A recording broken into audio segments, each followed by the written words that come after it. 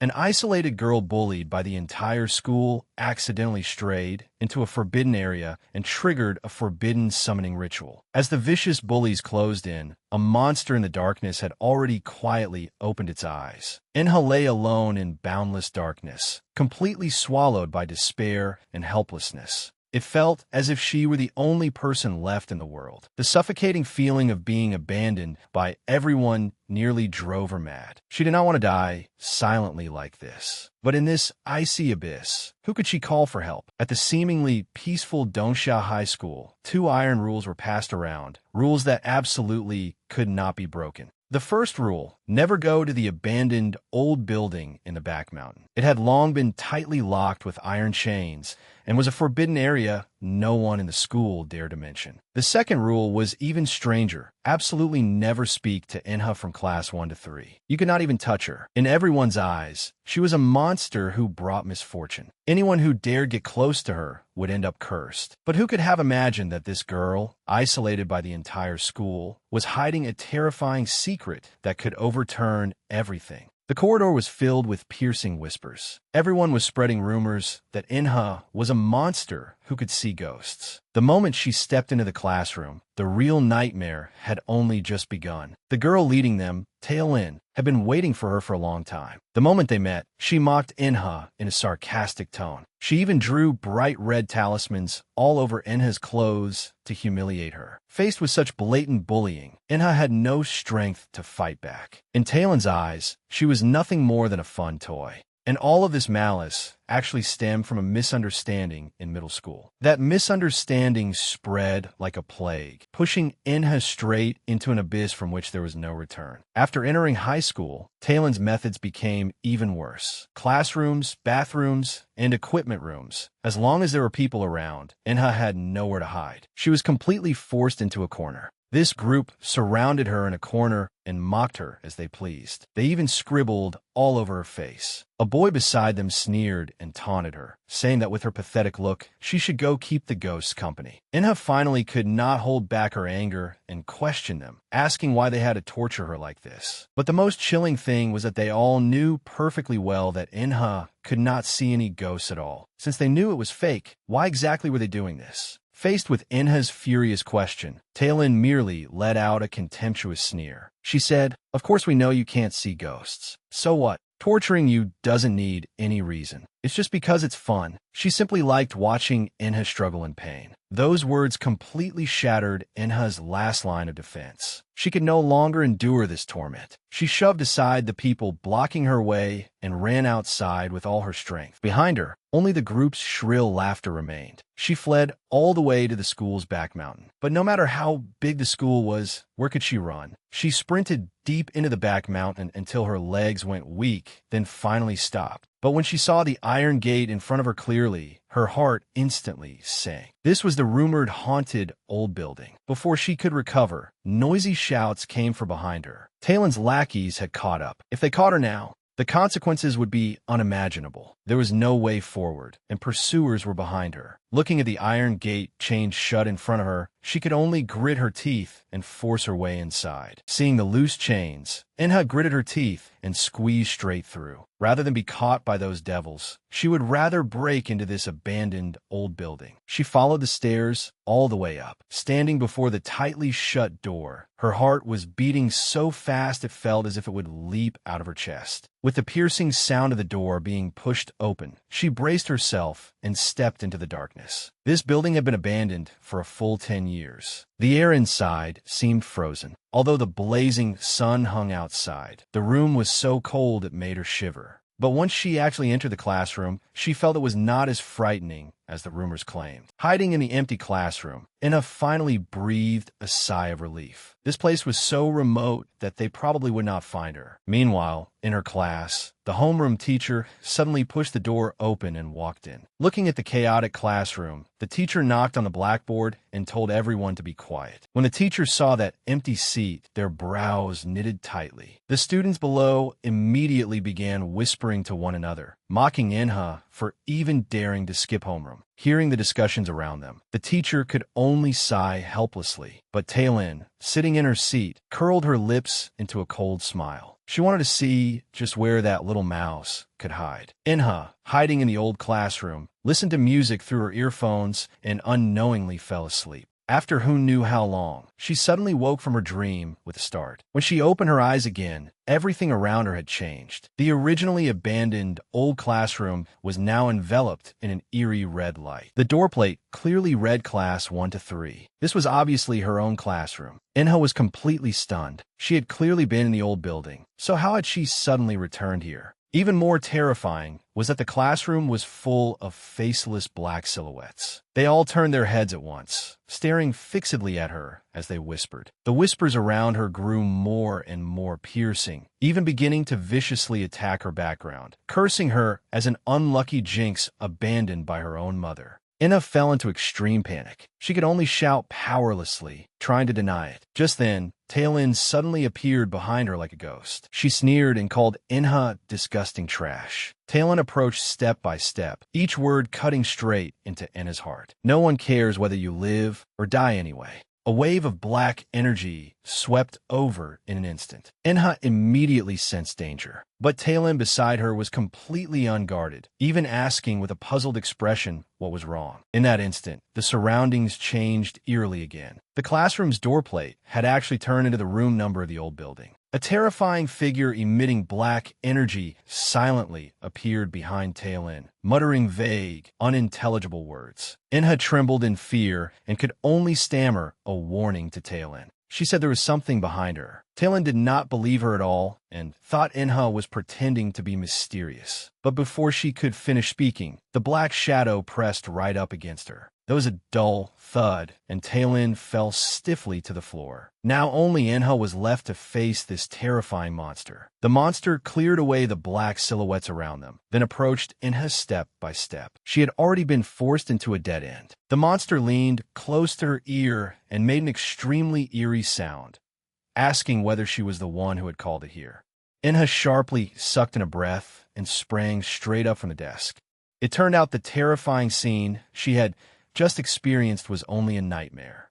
She took off her earphones and gasped for breath, still dazed. She had clearly only been resting in the old classroom, so how could she have had such a frightening dream? But when she looked up toward the door, she instantly felt as if she had fallen into an ice cellar. The doorplate clearly read Class 3 to 1. This was not the place where she had been earlier at all. This place was exactly the same as the one in her dream. Inna was completely confused. She had clearly entered another classroom. So why had she ended up here the moment she opened her eyes? Before she could figure it out, a strange noise suddenly came from nearby. Then, with a clatter, all the books in the storage cabinet fell scattered across the floor. Inha patted her chest to calm her racing heart and crouched down, preparing to put the books away. But the moment she touched one of them, she sensed something was wrong. It was a red notebook. On its cover were the words, "Invite the guest." Inna was puzzled. What exactly did that mean? Could it have been left behind by a former student? When she curiously flipped open the first page, she froze on the spot. Written there in large characters were the words "summoning ritual." The notebook said that the so-called invitation of a guest was actually a summoning ritual. As long as the summoned ghost was properly served, one could receive good fortune. But if the guest was dissatisfied, the person performing the ritual would be in mortal danger.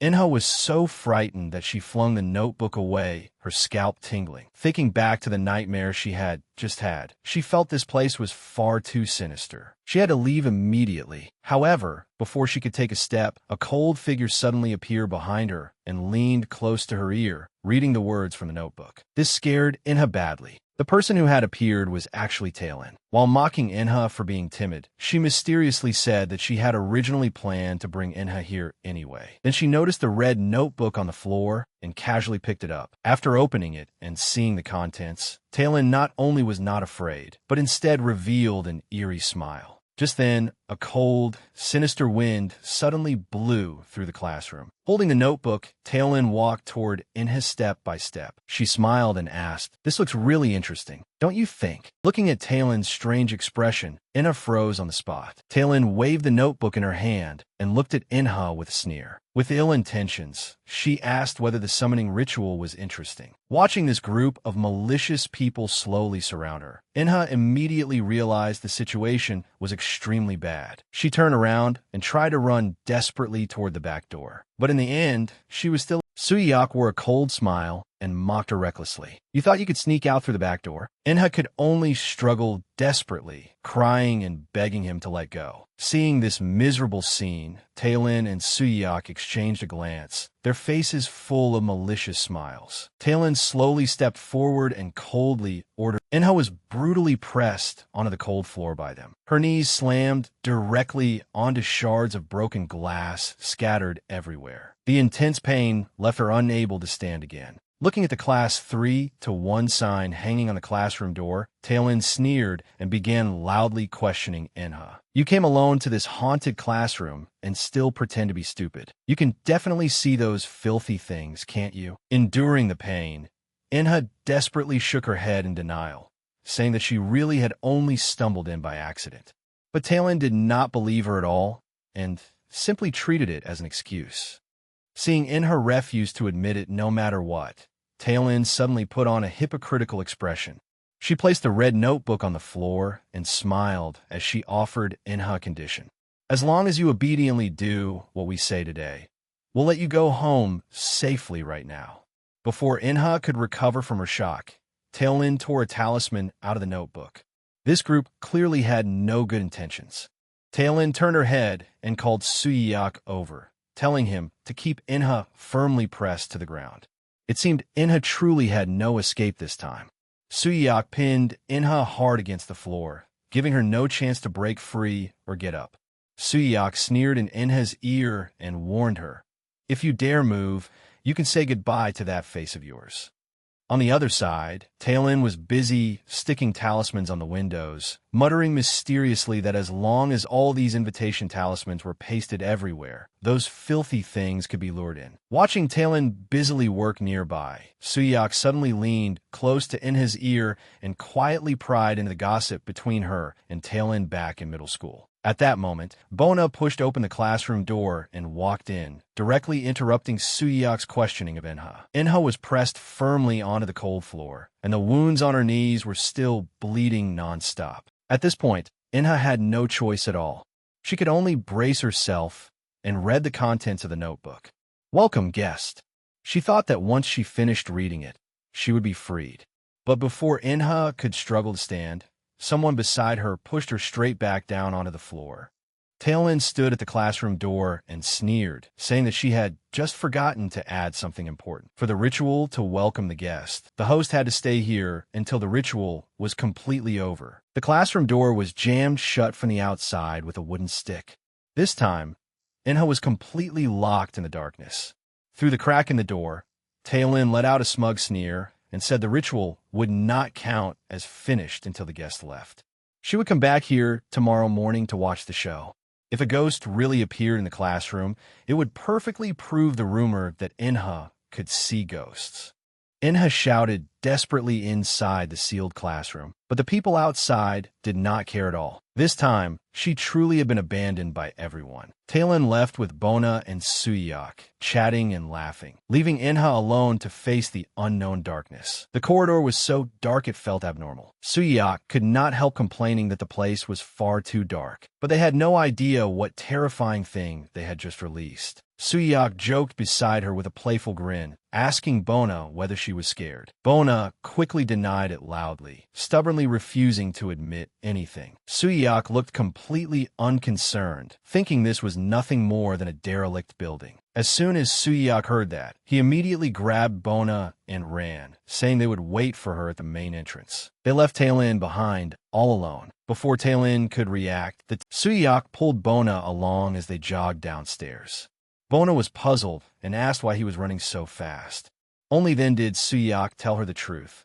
He was actually terrified too. Bona also admitted that her earlier behavior in front of Taelin had only been an act. Although they knew Inha could not cause any trouble, the eerie rumors about this old building really did make them uneasy. The two of them walked down the stairs, but as they went, Suyeok suddenly stopped. He stared fixedly at the endless darkness ahead, his voice trembling uncontrollably.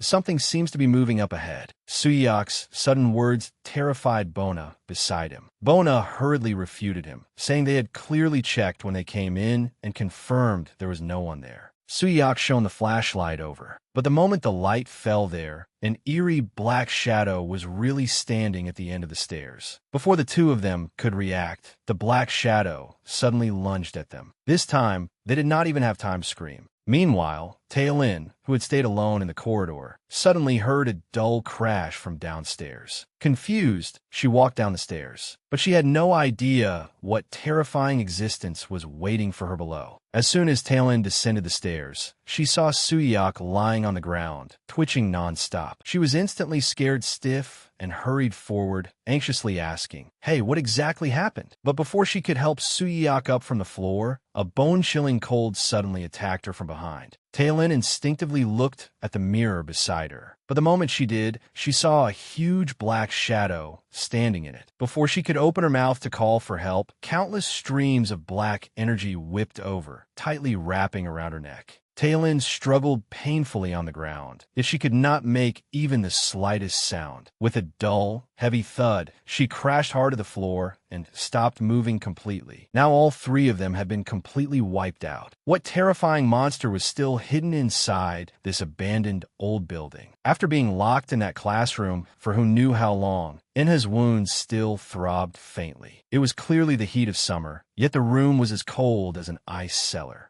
The wind howled outside the windows, sounding as though someone were whispering beside her ear. She could only desperately force herself to calm down, but the fear in her heart could not be suppressed at all. Tae-lin had said she would come tomorrow morning, but could that madwoman's words really be trusted? If no one came tomorrow, would she be trapped here and die alive? Just as she was nearly despairing, a strange movement suddenly came from the darkness. At first, she thought she had heard wrong, but the sound grew clearer and clearer, muttering intermittently in the air, "Blood, human." This was not the sound of wind at all. The area around the desks was suddenly crowded with eerie black shadows. Those horrifying rumors were actually all true. Inha hid in the corner, not daring to move at all. If these strange things discovered her, she would probably lose her life here today. More and more monsters gathered. Now, if she made even the slightest sound, she really would die. But at that moment, all the noisy sounds around her suddenly vanished. The deathly silence only made it even more terrifying. Before she could react, several pale, ghostly faces had already pressed right up in front of her. The entire room had long since been completely surrounded by monsters. Now she did not even have a chance to escape. Inna did not dare breathe loudly. She could only cover her mouth tightly with both hands, terrified of making even the slightest sound. But then something strange happened. The monsters surrounding the desks suddenly began to stir for no reason. Immediately after, a wisp of black smoke shot upward and scattered all the surrounding monsters. Before she could breathe a sigh of relief, a low voice suddenly came from the darkness. The moment that voice appeared, Inha froze completely. Wasn't this the terrifying voice she had heard in her dream earlier? Why had it really appeared here? Could that frightening thing from her dream truly have come into the real world? Seeing that black shadow draw closer and closer, even reaching out a hand toward her,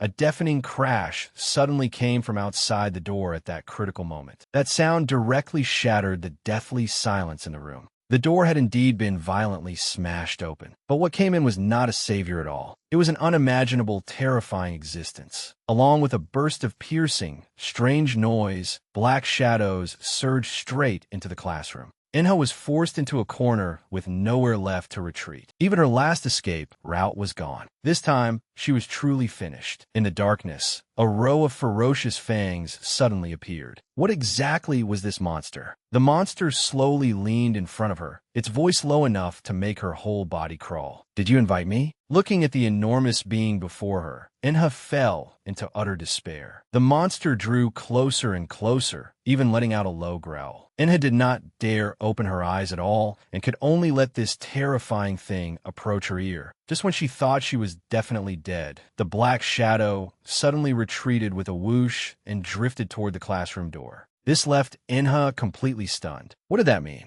Was it telling her to follow it out? Although she was terrified, staying here was also a dead end. Inha could only brace herself and slowly follow. But what exactly did this monster want to do? Accompanied by a piercing scraping sound, the monster slowly spat out a few words. It was actually calling Inha's name. The voice sounded extremely eerie, like it was coming from deep underwater. Inha froze completely. The monster stared fixedly at her and continued questioning her, asking why she had invited it. Was she also trying to use its power? Inha hurriedly denied it loudly, explaining that none of this had been her intention. It had all been forced on her by the bad students in her class who bullied her. But the monster did not believe her at all. It coldly spat out 3 words, impossible, because it was Inha's blood that had led it here. Inha hurriedly cried and argued that she had bled only because those people had beaten her and even locked her inside. In order to survive, Inha knelt directly on the ground and desperately begged for mercy, begging this terrifying monster to spare her. The monster spoke in a low voice. "It seems you aren't lying." Then it added that it had seen 3 people here earlier. Inha froze. 3 people. She immediately thought of Suyak, Bona, and Tailin. Could it be that those 3 had already met with disaster? Before she could think more about it, the monster continued, "But only you have that scent on you. The scent of someone abandoned." The monster suddenly split its mouth open and laughed, saying that it was quite fond of Inha. Before Inha could react, the huge black shadow flashed right in front of her. The monster murmured softly, You and I are actually the same." It could feel that bottomless loneliness from Inha. Facing this inescapable terror, Inha could only plead in despair, "Save me." This time, her fate was completely bound to this monster. The beam of a flashlight suddenly shone in, breaking the darkness inside the classroom. The security guard loudly questioned, "Who's there?" As he walked in, he muttered that he had come over because he saw a light in the window. He had not expected that, in the middle of the night, there would actually still be a student at school. Looking at Inha with her back to him, the security guard loudly asked, "Hey, what grade and class are you in?" But the other party gave no response at all. The security guard continued calling out in confusion, but when he moved the flashlight downward, he froze completely. Inha's feet were actually suspended in midair. The security guard was so frightened that his voice changed pitch. He stammered as he tentatively asked what was going on, but before he could figure it out, Inha's body suddenly went limp in midair, and she fell heavily to the floor, passing out on the spot. The security guard hurried forward to check on her, calling loudly and trying to wake her. But Inha had already completely lost consciousness. Inha opened her eyes in a daze and found herself lying in an unfamiliar place. She was still wearing last night's school uniform, and there was gauze taped over her knees. The terrifying memories of last night rushed back all at once. What exactly was that monster? After she fully woke up, she finally realized that she had been taken to the hospital near the school, not that gloomy old school building. It turned out the security guard had not only found her, but also discovered Talin's group, who had likewise collapsed inside the building. A doctor came over and asked her about being unable to contact her father, asking whether the emergency number had been written wrong. Inha could only quietly brush it off. Looking at Talin, whose face was covered in injuries on the nearby hospital bed, Inha was full of confusion. How had the 4 of them all fainted at the same time? Could the terrifying black shadow she had seen last night really have been only a nightmare?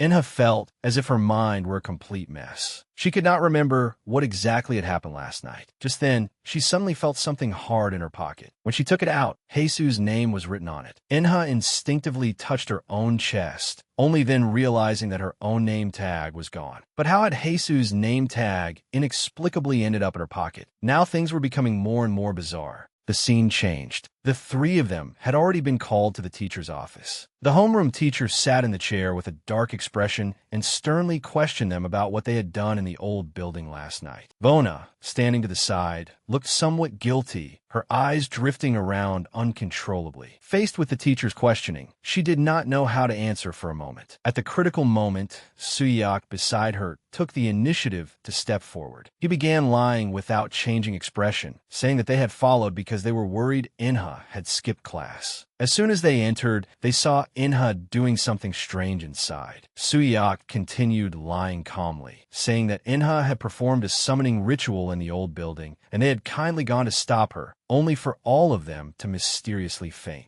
As soon as he said this, Enha anxiously refuted it loudly, saying it was all a lie and that they had clearly forced her to go. But the homeroom teacher did not want to hear these explanations at all. The teacher merely sighed and blamed Enha for going to the school's forbidden area. Even worse, Taelin's father had called that morning. The other party was a big-time lawyer and directly put pressure on the school, saying Taelin was still unconscious in the hospital and had even suffered a broken nose. The homeroom teacher aimed the blame straight at Enha, accusing her not only of skipping class and engaging in superstition, but now even injuring her classmates. Enha shook her head in grievance, saying that she was the true victim. But the homeroom teacher did not listen to her explanation at all, directly cutting her off and turning to show concern for Suyeok and Bona beside her. The homeroom teacher let Suyeok and Bona leave first, but kept Enha behind alone. Before leaving, Bona did not forget to gloat. Now Enha was completely isolated and helpless. Once only the two of them were left in the office, the homeroom teacher's attitude immediately changed. The teacher warned Enha that no matter what she had seen in the old building, she had to keep her mouth shut. It turned out this teacher was about to retire and did not want to cause trouble at the last moment. They only wanted Enha to stay silent and suppress the matter. After leaving the office, Enha felt extremely wronged. She was clearly the victim, yet she had to take all the blame. But before she could recover, Suyeok and Bona were actually waiting for her in the corridor. These two clearly had no intention of letting her go just like that. Suyeok blocked her directly at the stairwell and even roughly grabbed her, forcing her to answer what exactly she had seen last night. Bona also pressed her from the side, saying that she had seen a figure in the old building last night, but afterwards she could not remember anything no matter how hard she tried. Bona grabbed Enha and forced her to explain the details of last night. Everyone fainted, so why are you the only one fine? Could there really be a ghost? Enha could only shake her head helplessly, saying she did not know anything. This group clearly did not believe her. Bona waved the phone in her hand and smugly announced that Taelin had already woken up. Bona leaned close to Enha's ear and warned her that once Taelin returned to school, it would be Enha's doomsday. Rather than be tormented then, she might as well withdraw from school now.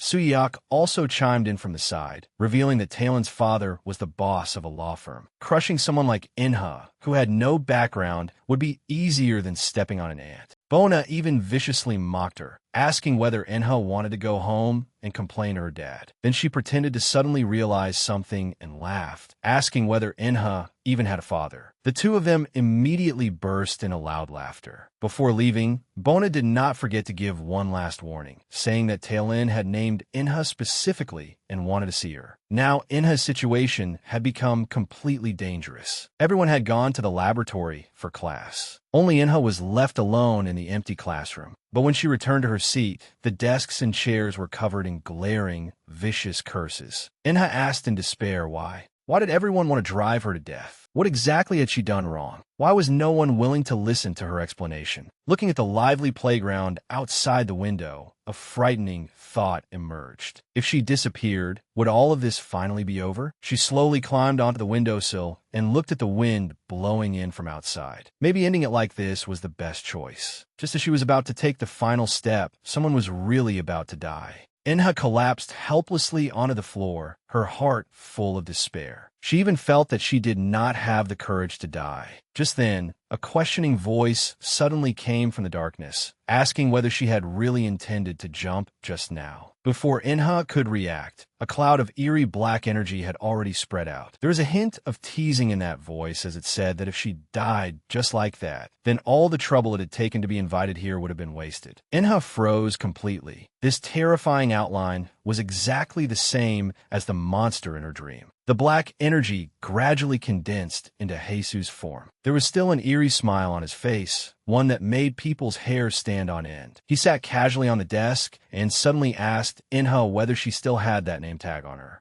Enha took the name tag out of her pocket. Jesus' name was clearly written on it. Jesus nodded beside her, admitting that it was his. Enha asked hesitantly, "Is this name tag yours?" Jesus was straightforward and directly admitted his identity. What exactly did this guy want? Why had he chosen to cling to her? Jesus suddenly leaned over from the desk and asked with ill intent whether she needed help being freed from her pain. Hearing the word freed, Enha froze completely. Heisu then stated his condition. As long as Enha invited him into the classroom again, those who bullied her would never be able to step into the classroom again. Enha still could not understand why it had to be her. Heisu only revealed an eerie smile and said that the two of them were actually the same kind. Looking at the pitch-black, ghostly hand Heisu extended toward her, Enha truly had to make a choice. Heisu even took the initiative to suggest that from now on, they would be friends. Heisu looked at the girl in front of him and asked with a cold smile what she planned to do. Enha could not make up her mind at all. Being friends with a ghost was pure madness. This guy was obviously even more dangerous than those bullies.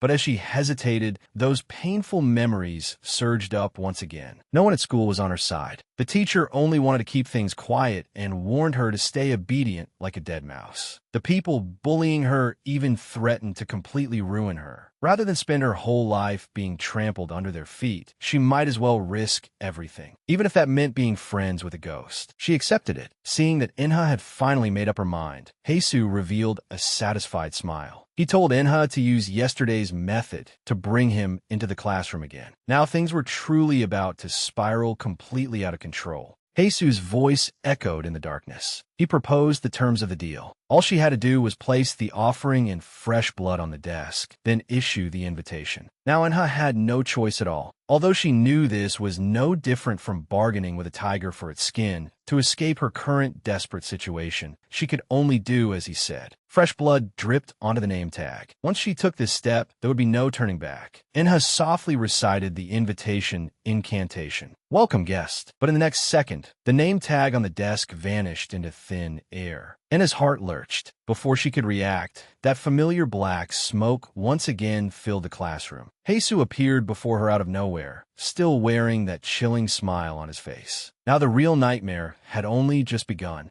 Heisu said in a low voice, "It finally succeeded." Then that pitch-black, ghostly hand slowly transformed back into a human hand. Heisu smiled at Enha and said, "Then let me formally introduce myself. Nice to meet you." Enha. Heisu leaned closer and said they should get along well from now on. Although Enha was terrified, a strange trace of hope rose in her heart. Perhaps this monster really could help her escape those bullies. But at that time, Enha never could have imagined what terrifying consequences this seemingly life-saving choice would bring her in the near future. Enha jogged all the way back to school. In truth, she was extremely uneasy, not knowing whether that monster would keep his promise. Standing at the entrance of the empty classroom, she took a deep breath. Behind this door, what awaited her? Salvation or an even deeper abyss? But when she pushed the door open, the classroom was completely empty. Nothing had been left behind. Enha was immediately at a loss. Yesterday, that guy named Heisu had personally promised that he would wait for her here. Could everything that had happened yesterday really have been an absurd hallucination born from being driven into a corner? Thinking of this, her whole body went weak. That made sense. How could there possibly be a monster who would come save her?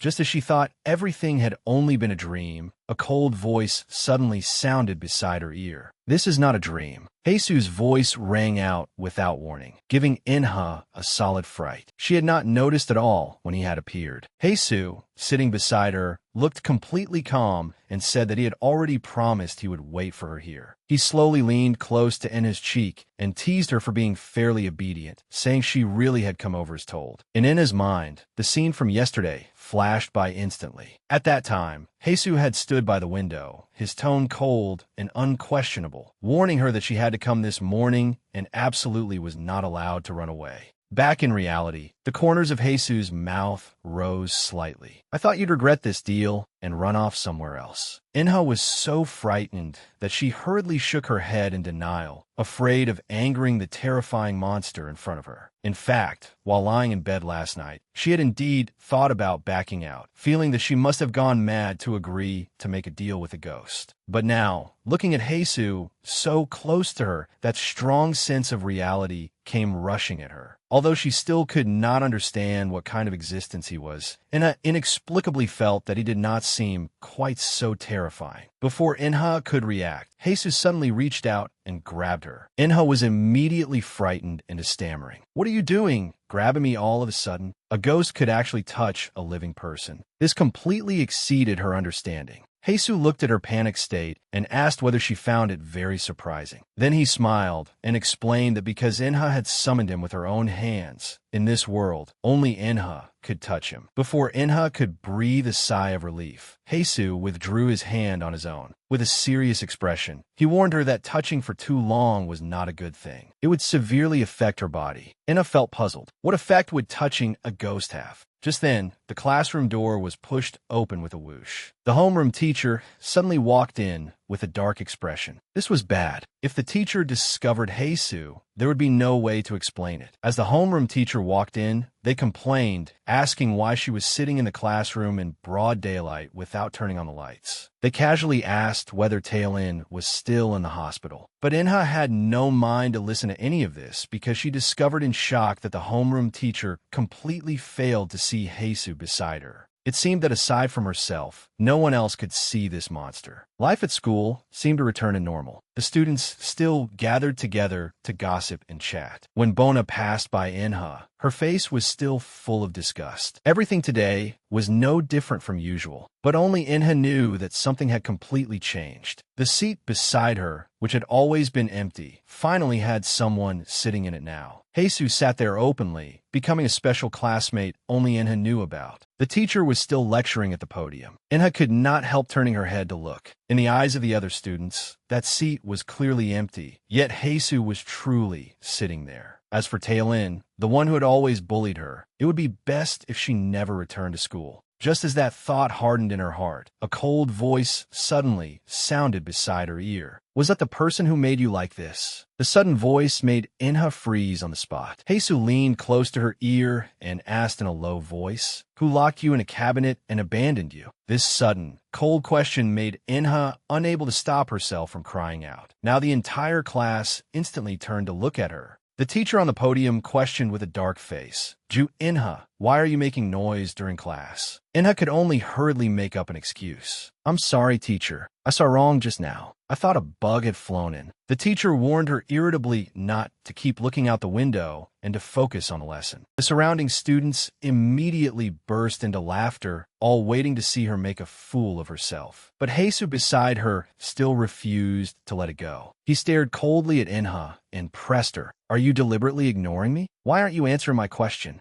In class, Inha did not dare speak at all. She could only write in her notebook to answer him. "Other people can't hear you talk. If I answer you out loud, they'll definitely think I'm crazy." Heisu looked at the neat handwriting in the notebook and somewhat awkwardly rubbed his nose, explaining, "Sorry. It's been too long since I communicated with living people. I forgot about that for a moment." Then he leaned closer and curiously asked, "Why do you keep using formal speech with me? Since we're already friends, you don't have to be so polite, right?" Inha wrote and scribbled on the paper, not knowing how to answer him for a moment. She could only silently erase the words she had written. Seeing her troubled yet cute appearance, Heisu could not help laughing softly. In this originally eerie atmosphere, there was instead a faint, indescribable lightness. This ghost named Heisu was even more unpredictable than Inha had imagined. She could not figure out what he wanted at all. The two of them walked all the way to the small woods on campus. Heisu suddenly smiled and asked, "This is the road to the old building, right? Why did you bring me here?" Inha quickly explained in a low voice, "I just wanted to find a place with no one around. That way it's easier to talk to you. After all, this guy had caused far too much trouble at school today." Heisu was full of curiosity about everything in the modern world. One moment, he pointed at the air conditioner and asked what kind of machine it was. The next, he stared at other people's phones without blinking. He even leaned close to the podium to examine it carefully and complained that the teacher he remembered had aged far too much compared with 10 years ago. So this was the world 10 years later. Inna spent the entire day watching him to prevent any slip-ups, several times nearly being noticed by her classmates for acting strangely. But Heisu was completely unconcerned and asked in return, "So what if we're discovered? Other than you, no one can see me anyway." Inha could only helplessly explain to him that she absolutely could not expose this secret. If the people at school found out she could see ghosts, those bullies would only torment her even more severely. Her days would become even harder than they were now. After hearing Inha's worries, Heisu merely smiled indifferently and advised her to simply forget all those annoying things.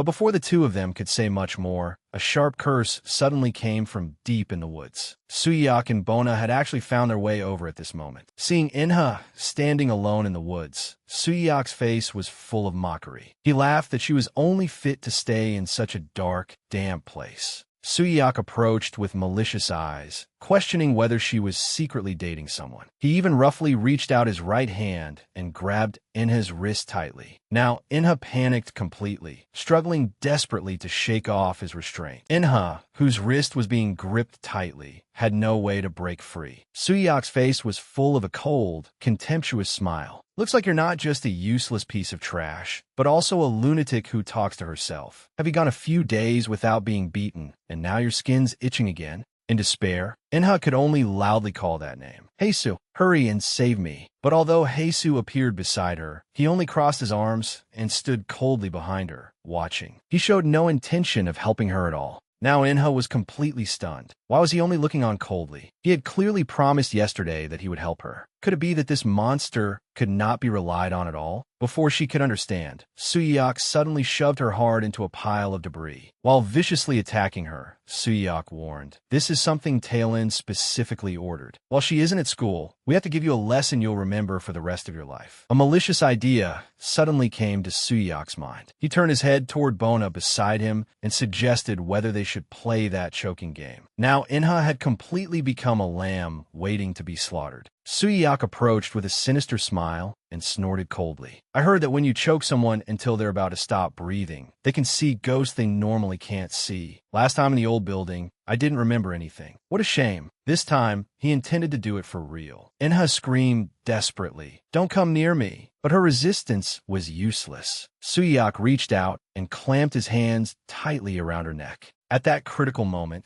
the light tube above them suddenly began flickering wildly. Then it went out completely, plunging everything into darkness. This sudden, eerie turn of events forced Suyak to stop temporarily. Bona complained fearfully from the side. Why did the lights suddenly break? Suyak was even angrier, cursing out loud. Of all times, he had been interrupted right when things were getting exciting. But they had no idea that in the endless darkness, a terrifying monster had already set its sights on them. Suyak was just about to continue his ruthless attack when the light above his head suddenly began flickering wildly again. The glaring brightness made it impossible for him to open his eyes. This sudden turn of events instantly made the atmosphere in the room unbearably eerie. Before Suyak could figure out what was happening, a drop of icy liquid suddenly fell onto his face. At that moment, Inha, lying on the floor, was already too frightened to speak. Her eyes were fixed tightly on the space above Suyak's head. Clearly, she had seen something extremely terrifying.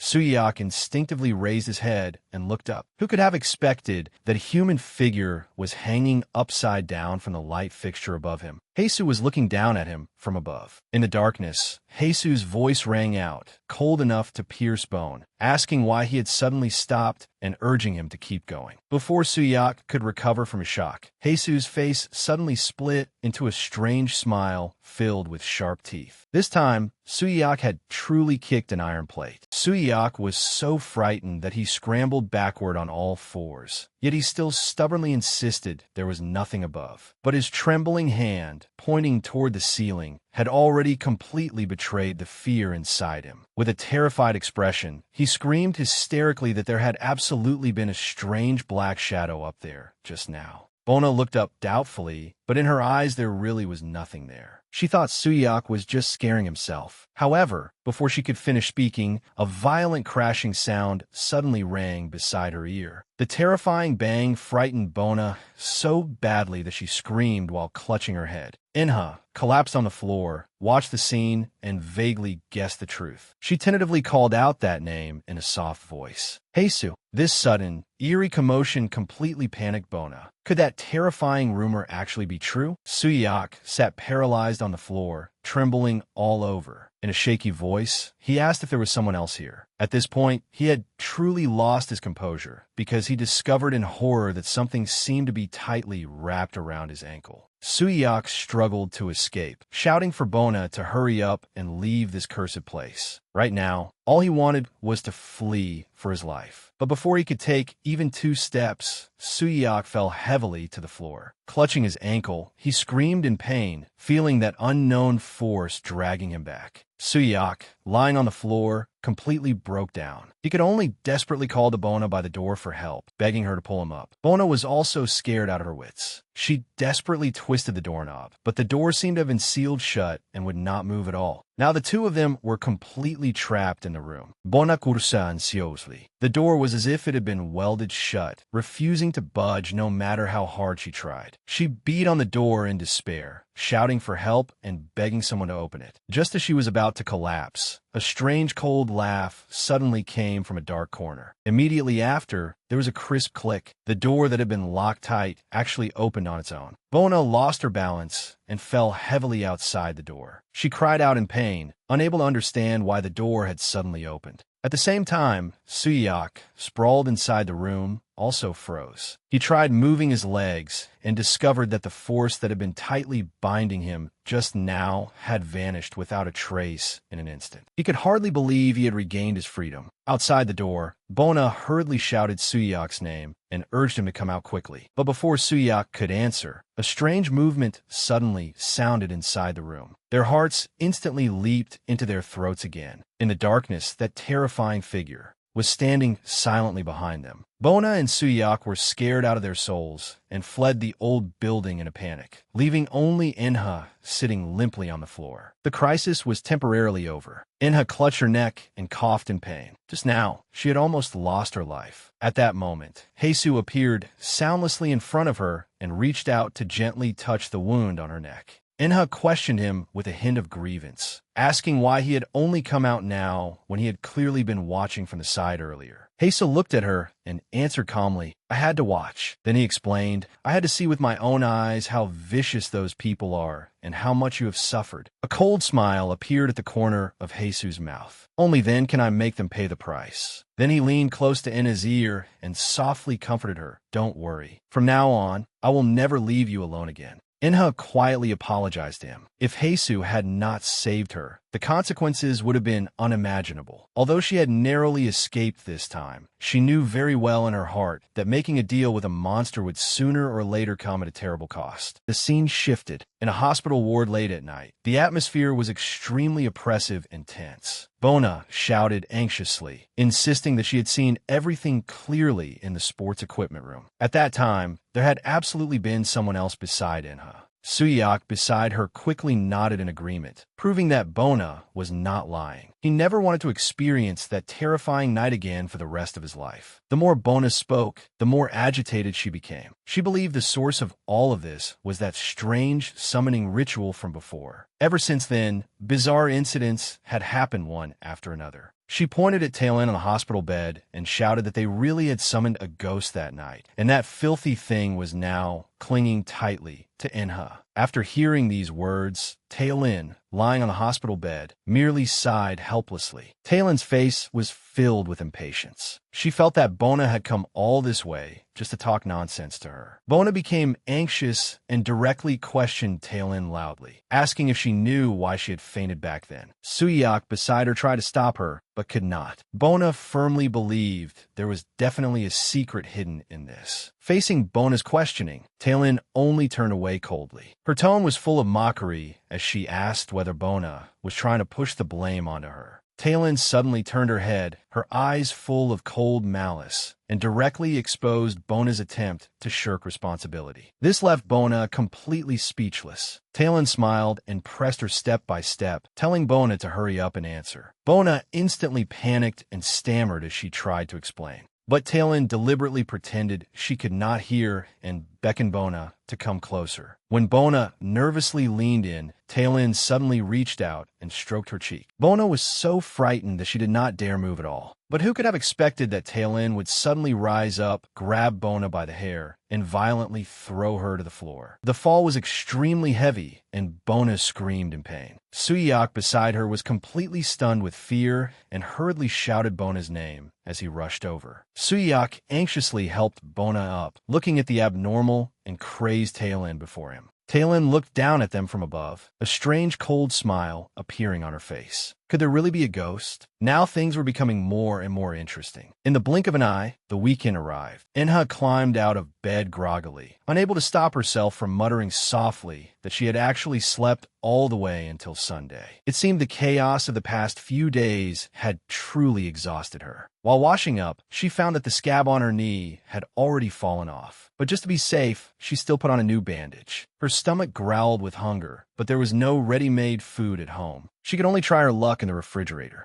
Her luck was not too bad. There was still a bag of bread she had brought back from school. But before she could be happy for long, she took a closer look and saw that the bread had already gone moldy and spoiled. To fill her stomach, Inha could only tear off the moldy parts and reluctantly stuff it into her mouth. She began calculating how to eat as little as possible and stretch her money. If she only ate this today and relied on school lunches to hold out, maybe she could make it until next month. She opened her phone, but the last time her father had sent living expenses was already a full month ago. In this empty house, she could only force herself to endure alone. At that moment, she suddenly remembered what Heisu had said to her before, that promise that he would never leave her behind again. She quickly shook her head, not understanding why she had suddenly thought of that monster. But thinking carefully, during their last meeting on Friday, Heisu's reaction had indeed been strange. He had smiled as he said goodbye to her, saying that he simply could not leave the school gates. Why exactly was that? Could he really be trapped in the school forever? Inha could not help wondering how she would feel if Heisu were by her side right now. That black shadow that had always lingered around her seemed to have become her only support. Drops of water fell one by one. Inha washed clothes in the narrow bathroom, but her mind was filled with the scene from that day in the equipment room. At that time, Heisu had personally told her that he would definitely make those people pay. Heisu had even warned that those who had bullied her would never be able to return to the classroom again. What exactly did that mean? What was Heisu planning to do to them?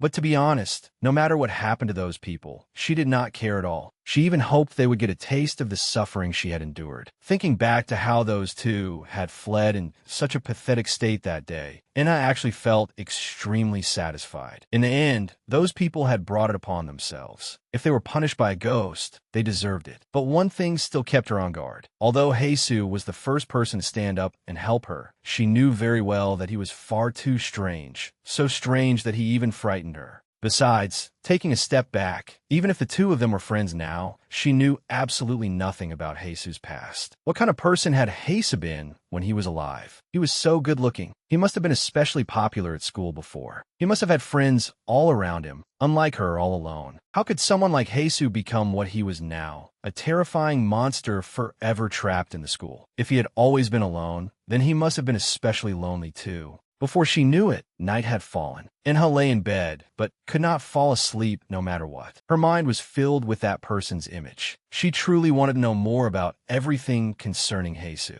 She wanted to know what he had gone through and why he was trapped in the school. Perhaps only after figuring these things out could the inexplicable unease in her heart truly settle. With these questions lingering in her mind, she gradually lost consciousness. If only that filthy thing could disappear on its own. Time passed second by second. In the silent corridor, the sound of a door opening suddenly rang out. Suyak sighed and walked in while forcing himself to stay calm. He looked around warily and muttered softly that there should be no one here. In his heart, he cursed Tailin 800 times over. Why did she have to make him do this kind of dirty, exhausting work alone? It turned out all of this had been arranged by Tailin in the hospital. Tailin had coldly ordered them to search Inna's desk on Monday. What wicked plan was that woman hatching this time? Tailin suspected that Inha had taken something unclean from the old building. She instructed Suyak that if he found anything strange, he should burn it right away. If there was nothing in Inha's desk, then he should create some evidence himself. Tailin's plan was extremely vicious. She wanted Inha to become the madwoman who cursed the entire class. Suyak carried a dead rat in his hand. The rotten stench made him feel like vomiting, but he still had to force himself to continue. The desk had already been arranged in advance and covered with all kinds of malicious curses. This time, Inha would not be able to clear her name no matter what. Although Suyak thought Tailin was a lunatic, at this point he could only do as she said. Next, he had to scatter bloodstains around the other desks. Suyak kept recalling Tailin's orders in his mind. She wanted him to make it all look like Inha had done it. Just as he was about to act, a chill suddenly rose at the back of his neck. He looked around warily, but the classroom was empty. There was not even a ghostly shadow. Suyak could not help cursing under his breath. He kept feeling that in the darkness, a pair of eyes was staring fixedly at him. He could only comfort himself by thinking he was being paranoid. But he had no idea that not far behind him, beside a desk, Heisu was sitting quietly, coldly watching his every move. A strange cold smile appeared on Heisu's face. These stupid people, whether in the past or now, had truly not changed at all. Heisu slowly reached out and picked up the dead rat on the desk. Now someone was about to be in serious trouble. Heisu murmured coldly to himself, "Then let's start with the first one." Who could have expected that Heisu had actually been watching him from the shadows all along? He whispered, "This is a gift for you." At 6:40 on Monday morning, in order not to arouse suspicion, Suyak planned to leave the classroom first and come back later. But who could have expected that so early in the morning, there would already be security guards on duty at the school gate? If he was caught red-handed, his entire plan would be exposed. He could only decide at the last minute to take a detour through the back of the school. The path in the mountains was very difficult to walk. Suyak was so hot that he took off his jacket and hat. But as he walked, he realized something was wrong. Logically, he should have gotten out long ago. Could he have gotten lost in these woods? The more Suyak walked through the back mountain, the more irritated he became. It was clearly not that far, so why did it feel like the road would never end today? At that moment, a strange noise suddenly came from beside his ear. The sound followed behind him at an unhurried pace. Suyak's scalp began to tingle. Could there have been a second person following him all this time? In this deserted wilderness, who exactly was behind him? He whipped his head around, but behind him there was nothing except the forest. Suyak could not help cursing himself for being useless. How had he scared himself like this again? But what had happened before in the gym storage room lingered like a shadow that he could not shake off. This place was far too evil. He did not want to stay even a moment longer, and only wanted to leave the woods as quickly as possible. He had no idea that danger had long since set its sights on him.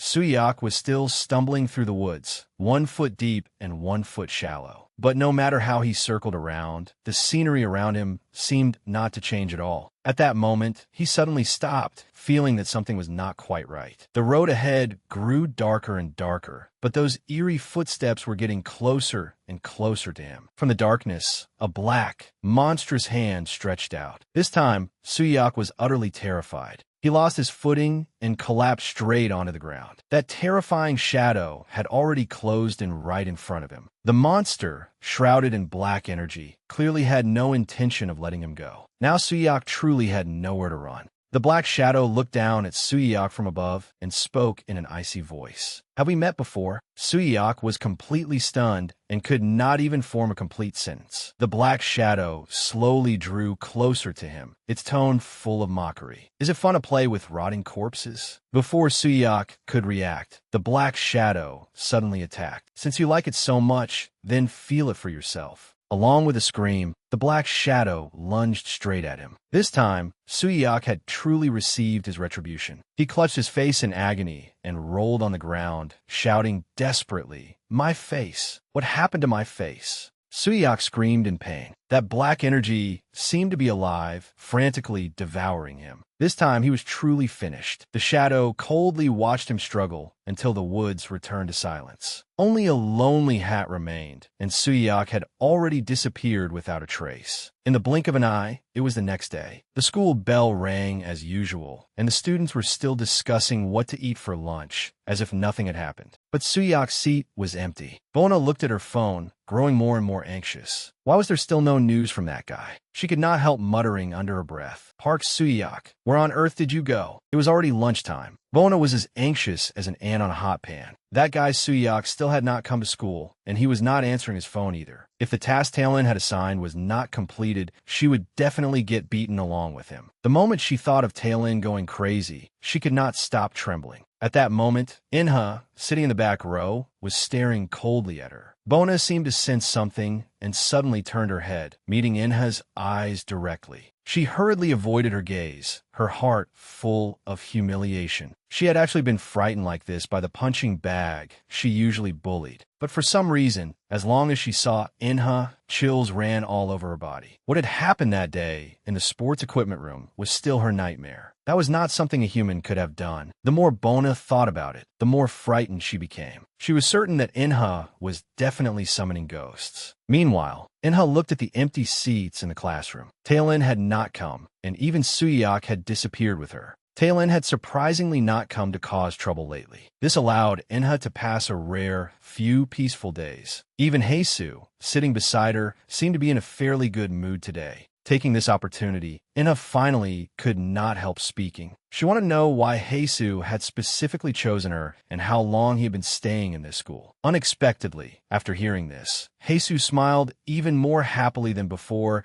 and directly asked if she was very curious about him. Before Inha could react, Heisu took the initiative to invite her. He said that after school, he would take her to the place where they first met. Inha could not help muttering inwardly. The place where they first met? Could it be the old building? Heisu spoke mysteriously at the time, saying that if she went there, he would let her know his true identity. But before she could think more about it, a strange foul smell suddenly drifted out from her desk drawer. Now things had become troublesome. In the blink of an eye, school was over. The setting sun dyed the school red. In the temporary student council room, the meeting had just ended. Everyone left one after another. Only a boy wearing glasses found an excuse to stay behind. He stood by the window, staring fixedly at Inha downstairs as she walked toward the old building, while tightly clutching a bracelet in his hand. That gaze was clearly directed at Inha. The boy with glasses stared downstairs. Why was she going to the old building again? And that thing was on her too. If things continued developing like this, they would truly become irreversible. What exactly should he do now? The setting sun completely sank below the horizon. Heisu led Inha and finally stopped in front of the abandoned old building. Heisu lightly waved his hand, and the tightly shut iron gate opened with a roar. Without the slightest hesitation, he stepped straight into the darkness. Seeing Inha standing in a daze outside the gate, Heisu turned his head and smiled faintly. "What are you waiting for? Hurry up and come in." His tone carried a hint of playfulness. "Haven't you always wanted to know who I really am?" Facing the unknown abyss before her, Inha felt the urge to retreat. But in order to uncover the truth, she still gritted her teeth and followed. Once she took this step, there would be no chance to turn back. Ever since the last summoning ritual ended, this was Inha's first time returning to the old building. Walking through the dim and gloomy corridor, she felt a thick sense of oppression spreading all around. She had personally witnessed evil spirits here before, and her heart could not help pounding violently. Would those filthy things appear again? Heisu, walking ahead, suddenly stopped and turned his head to look at her coldly. "Why are you falling so far behind? Are you afraid of ghosts?" Inha quickly shook her head and denied it, forcing herself to say she was fine. After hearing this, Heisu laughed again. His tone was gentle, yet chilling. "Don't worry. As long as I'm by your side, those filthy things won't be able to touch a single hair on your head." Hearing this promise, Inha could not help testing him and asked, "Among all ghosts, you're actually very powerful, right?" The smile on Heisu's face instantly disappeared. He slowly turned around and stared at Inha, a strange look flashing through his eyes. "You think I'm powerful?" The temperature in the corridor instantly dropped to freezing, and the atmosphere became so eerie it was suffocating. Inha was frightened by his gaze and hurriedly explained in a panic. After all, last time in the equipment room, Heisu had driven those two bullies away with ease. In her eyes, that was definitely top-level power. But Heisu laughed self-mockingly and said that he actually could not be considered powerful at all. He had merely existed in this world longer than other ghosts. After all, time itself was a form of power. Following his words, Inha continued asking, "Then why was this old building abandoned back then?" Heisu's eyes flickered, and he said that when he came here, the old building had already been abandoned for a long time. Hearing this answer, strong suspicion immediately rose in Inha's heart. This was obviously a lie. If he had always stayed here, how could he not know why it had been abandoned? He was definitely hiding a key secret. Although her heart was full of questions, Inha still forced herself not to press further. Now was not the time to tear things open. She could only take things one step at a time. The two continued forward along the corridor, and finally, a faint light appeared ahead. Heisu pushed open a dust-covered door and signaled for Inha to go inside. What terrifying truth was hidden behind this door? The sign on the door read, "Class 3-1." Inha was somewhat surprised. This was actually his senior year classroom. Heisu walked in first, his tone calm and without the slightest ripple. 10 years ago, I was a student in this class. Hearing this sentence, Inha felt as if she had been struck by lightning. a student from 10 years ago. She instantly realized what that meant and subconsciously took a frightened step backward. Heisu looked at her in amusement, not understanding why she had reacted so strongly. Inha stammered as she explained that she had always thought Heisu, like her, was a first-year student who had just entered school. But Heisu raised an eyebrow and asked back, "First year or third year, does it matter?" Now Inha was completely flustered. If Heisu was an upperclassman from 10 years ago, then had she been terribly rude by not using honorifics before? Her heart was tangled with conflict, and she did not know if it was too late to change the way she addressed him and call him her senior. Seeing her conflicted expression, Heisu could not help laughing out loud. He had not expected her to be worrying over such a small matter. Inha became a little anxious and quickly pointed at their name tags, explaining that because their name tags were exactly the same color, she had misunderstood. Heisu lowered his head and glanced at the tag on his chest, his tone full of indifference. "Age is completely meaningless. Besides, I'm already dead. What use is there in fussing over rules like that? If you suddenly changed and call me senior now, it would only make me feel uncomfortable." But Inha still felt a bit awkward inside. Heisu directly waved his hand and interrupted her. "Call me whatever feels comfortable to you.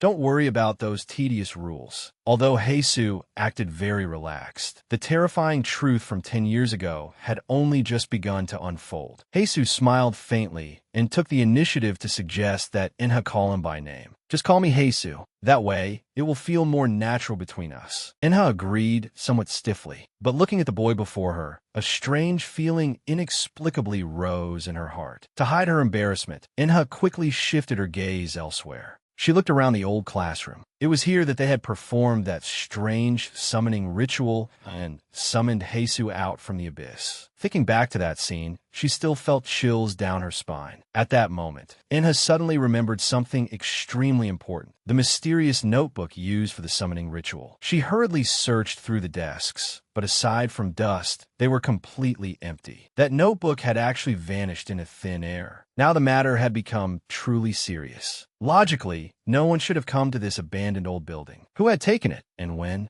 Inha subconsciously looked toward Heisu beside her. At that moment, he was quietly leaning against the podium, looking no different from an ordinary living person. But the vanished notebook was like a brand new, deadly mystery, quietly pulling them deeper into the abyss. Heisu suddenly raised his hand, pointed to a seat in the corner of the classroom, and said that was where that guy had once sat. Inha was confused and asked doubtfully who that guy was. Heisu's eyes instantly dimmed. He said that person had been his only friend at school. Hearing this answer, Inha was very surprised. She had always thought that someone as dazzling as Heisu would definitely have been extremely popular at school. But Heisu gave a self-mocking cold laugh and said that back then, his personality had been withdrawn and he had always kept to himself. Only that person had taken the initiative to approach him. Inha thought that person must have been gentle, so she casually asked where he was now. Heisu slowly shook his head and said he did not know where that person was, but he was probably living well somewhere. At this point, Heisu's tone suddenly became extremely low. He said he really missed that person, and even through countless icy nights, he had imagined the scene of the two of them meeting again. Seeing Heisu's abnormal reaction, Inha inexplicably felt her scalp tingle. She felt a chill rushing straight to the top of her head. Heisu continued speaking to himself. "If we met again,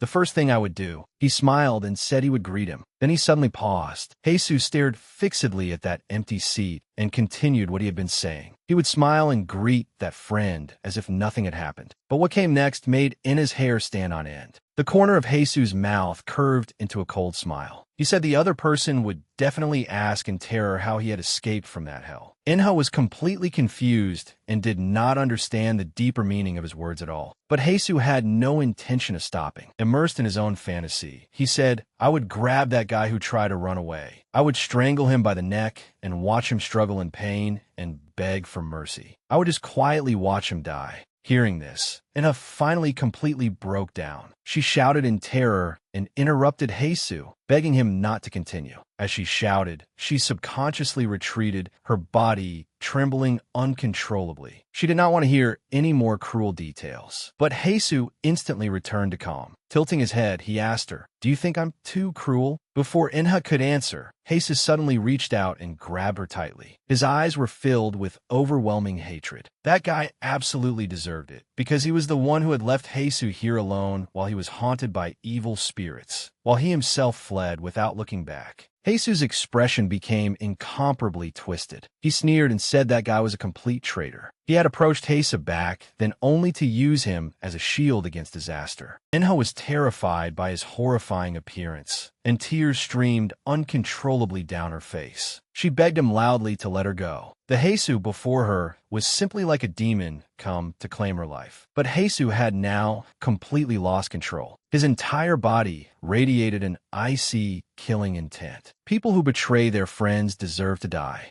Then he suddenly drew close to Inha's face and questioned her coldly in a voice devoid of warmth. "Do you think I was wrong to?" Looking at the hideous face so close before her, Inha was completely forced into a dead end of despair. Heisu pressed her coldly. "Do you think I was wrong to?" The Heisu before her radiated a terrifying pressure. Inha froze entirely. Her frantic heartbeat made it impossible for her to speak properly. Heisu leaned closer and closer, the corner of his mouth carrying a chilling smile as he asked why she was not answering. Inha shrank back in fear, stammering as she tried to deny it. Heisu stared at her for a while, and then the curve of his mouth suddenly widened as he laughed out loud. He said he had only been joking just now, and asked if Inha had really been scared. This sudden change left Inha completely stunned. That terrifying scene just now had actually only been a joke. Heisu put away his smile and apologized somewhat, explaining that because he had seen Inha trembling the whole time, he could not help wanting to tease her.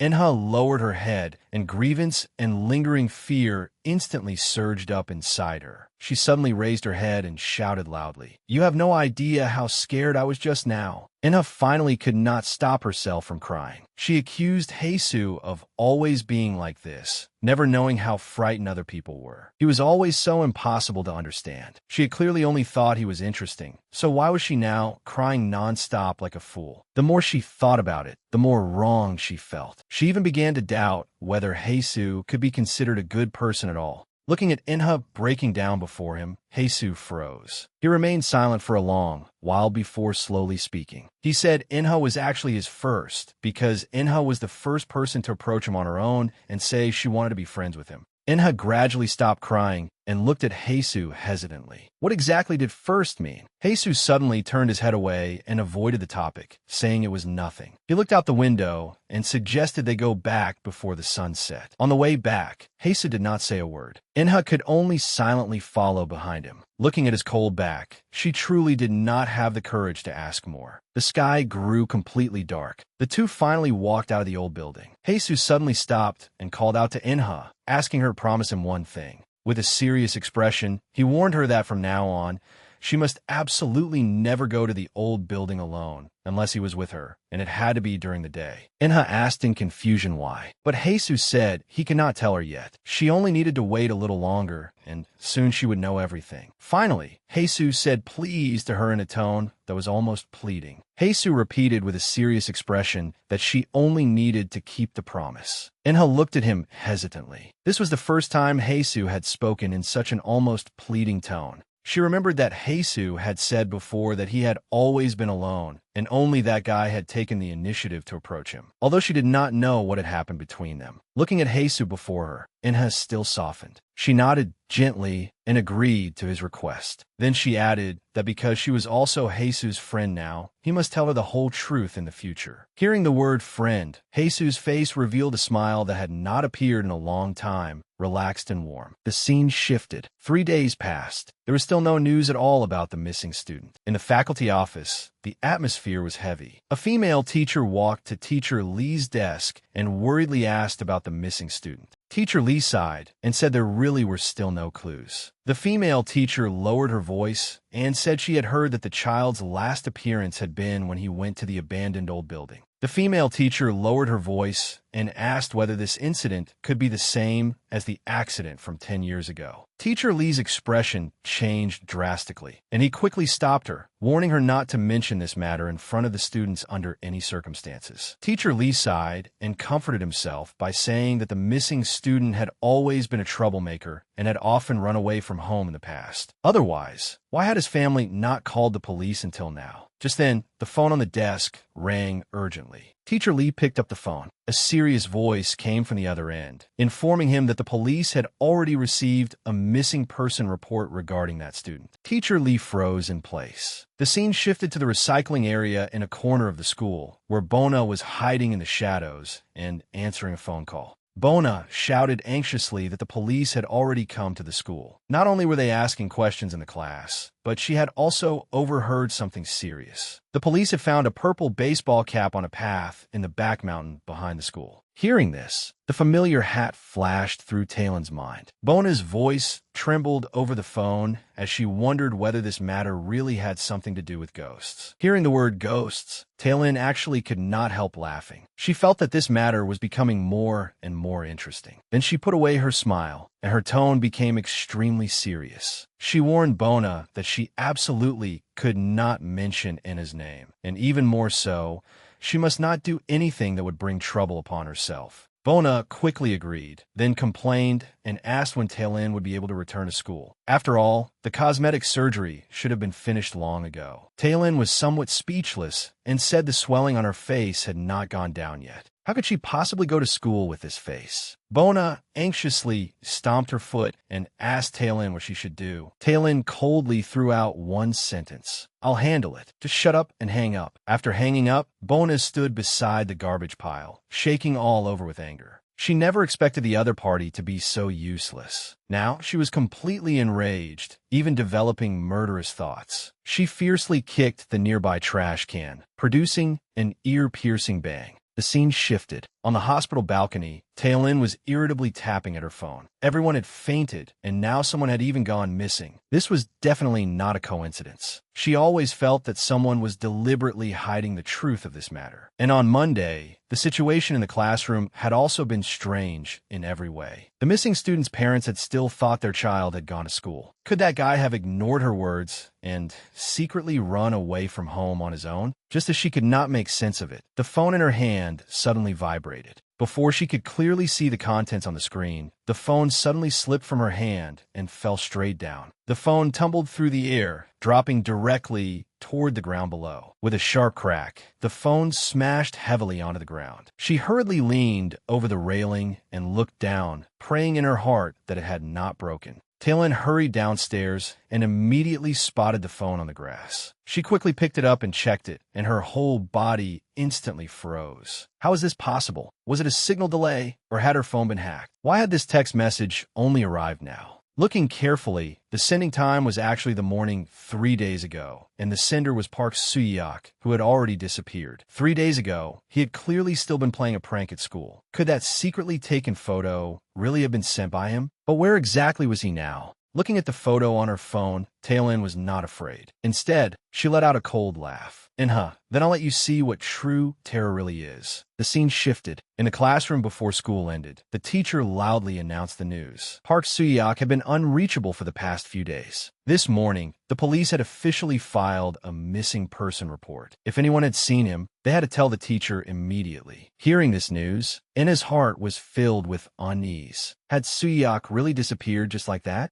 The dismissal bell rang, and the classroom instantly became chaotic. Everyone was quietly discussing this strange incident. After school, Inha was packing her bag in the classroom when she suddenly felt a piercing gaze from behind. When she looked up, she happened to meet Bona's hostile eyes. The other girl snorted coldly and turned to leave. Just then, Haesu appeared behind Inha like a ghost. Why was she glaring at you? Disgusting. This voice startled Enha. She quickly looked around. Fortunately, the classroom was already empty. Heisa looked at her and asked, "What's wrong? Do you have something you want to say?" Enha hesitated again and again, but still asked quietly, do you know where Suyak is?" Hearing this, Heisu's expression instantly turned cold. Heisu suddenly smiled and said in an extremely relaxed tone, "That pest?" Immediately after, Heisu's entire body was enveloped by a mass of black shadow, and an extremely strange smile appeared on his face. "I killed him. So what?" Enha was instantly stunned, but Heisu laughed wildly beside her. "Don't worry, no one will find his body." Enha could hardly believe her ears. "You killed him?" But Heisu found it completely natural. "Why are you so surprised? Didn't I promise you? I said I would free you from your pain." A chill rushed straight to her head. Heisu slowly leaned close to her ear and whispered, "Now there are two left." Just as Enha was about to collapse, a shout suddenly rang in her ear. "Enha!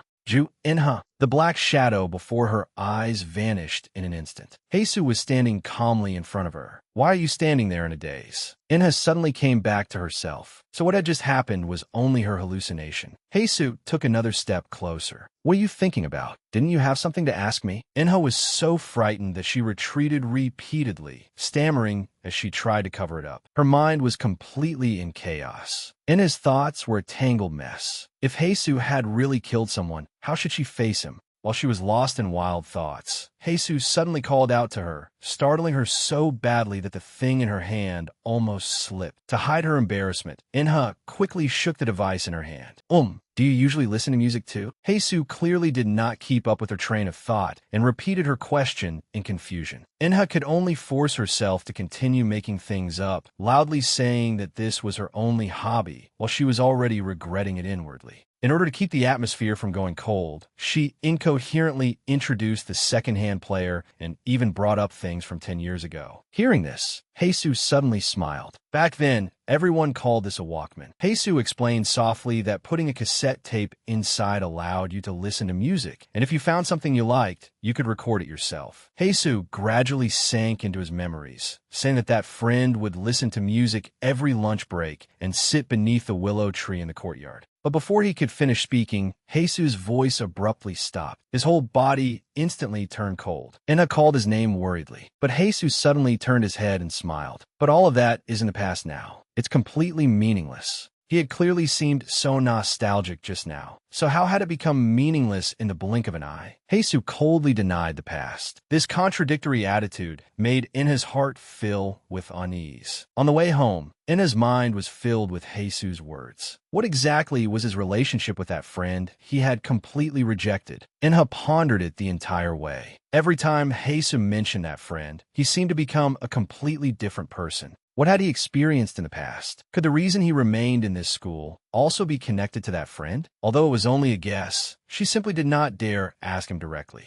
That scene just now had indeed frightened her badly. But in her heart, she still did not want to believe that Heisu would really kill someone. Even if he sometimes looked very frightening, he was definitely not a bad person. Enha secretly made up her mind. Tomorrow, she would definitely ask him clearly. At that moment, however, her stomach growled disobediently. After extreme tension, her sudden relaxation left her so exhausted she could barely climb the stairs. She only wanted to hurry home and eat something. Enha finally made it home with her mind full of thoughts about the canned food in the refrigerator. But as soon as she pushed the door open, there was actually someone hiding inside the room. "You still haven't moved out?" Enha looked closely and was completely stunned. This unexpected visitor was actually Tailin. Tailin swaggered out and looked around with a cold smile. "This is my second time coming to your house. Even a moldy smell inside is exactly the same. Want to have a chat?" But no matter how one looked at it, her icy eyes did not seem like she had come to reminisce. Enha's heart instantly leaped in her throat. Seeing Tailin suddenly appear in her home, Enha was so frightened that she took several steps back. "How did you get in?" Tailin, however, smiled indifferently and teased Enha for being so touching as soon as they met, even shamelessly calling herself a guest. The scene of being bullied 1 year ago instantly surged into Enha's mind. Tailin leaned against the doorway and continued mocking her, bringing up the cruel thing she had done before when she locked Enha in the bathroom. These words struck directly at Enha's pain. She pointed at the door and shouted angrily,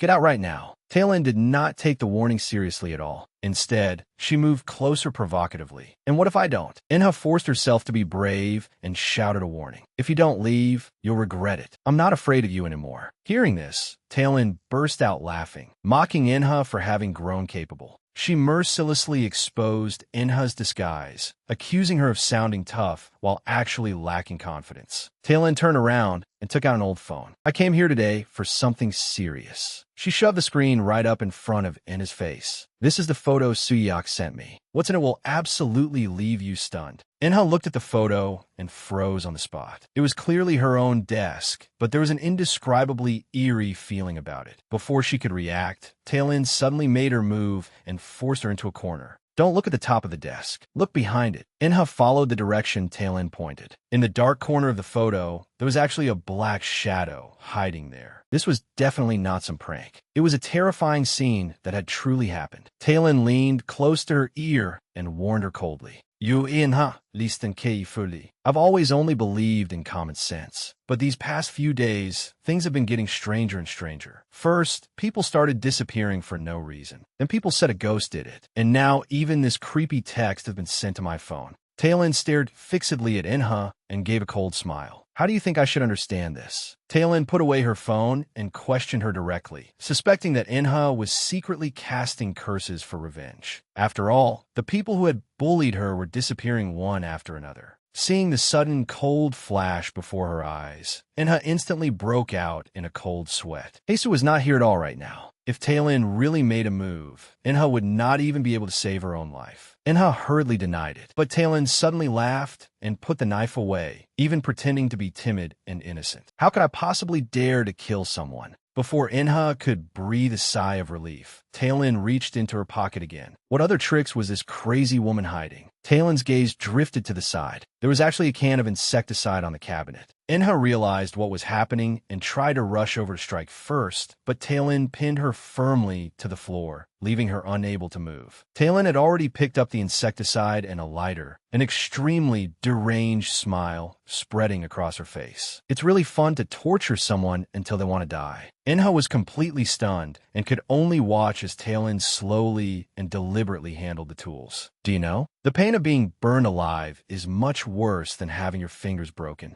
Much, much worse. With a flick, the lighter was ignited. The weak flame lit up Taelin's cold face. That pain is multiplied many times over. Now Inha was truly driven into a dead end. Seeing the flame about to burn her face, Inha was so frightened that she shut her eyes. But Tailin suddenly extinguished the flame, put away her smile, and said that the real reason she had come today was to talk. As she fiddled with the can, she slowly analyzed the situation. Although she did not believe Inha had the ability to cast any kind of curse, the strange events lately were definitely connected to Inha. Then Tailin asked whether Inha hated Suyak. Before Inha could answer, she dropped a bombshell. I can hand Suyak over to you. You can do whatever you want with him. It turned out that, in Taelin's eyes, Suyak was nothing more than a tool that could be discarded at any time. She even leaned close to Inha's ear and began revealing all the bad things Suyak had said behind her back. What exactly was this woman trying to do? Tailin gave a contemptuous cold laugh. Suyak's mouth is like a filthy rag. If you heard the things he said, you'd be so disgusted you wouldn't be able to speak. Then she threw out another piece of bait. As long as you say the word, I can take care of Bona too. I can even make sure no one at school ever dares mess with you again. Those words left Inha completely confused. She questioned the other girl warily. What are you trying to say? But Tailin suddenly brought up what had happened back in middle school, asking whether Inha had been forced into her current state because of the trauma from back then. Then her tone changed, and she said the source of everything was actually Inha's lie. Inha hurriedly denied it and tried to explain who had started things back then, but Tailin cut her off coldly. If you want revenge, then do it thoroughly. Watching you get bullied before was boring, but lately things have been getting more and more interesting. I want to see just how far you can go. Tailin pressed the cold can of insecticide against Inha's face. It would be such a shame if this pretty face were ruined. You understand what I mean, right? Inha could only grit her teeth, lower her head, and agree. She knew very well that a lunatic like Tailin was capable of anything. Seeing Inha submit, Tailin smiled proudly and warned her that from now on, she had better behave. Before she knew it, the sky had gone completely dark. After that ordeal, Inha was already exhausted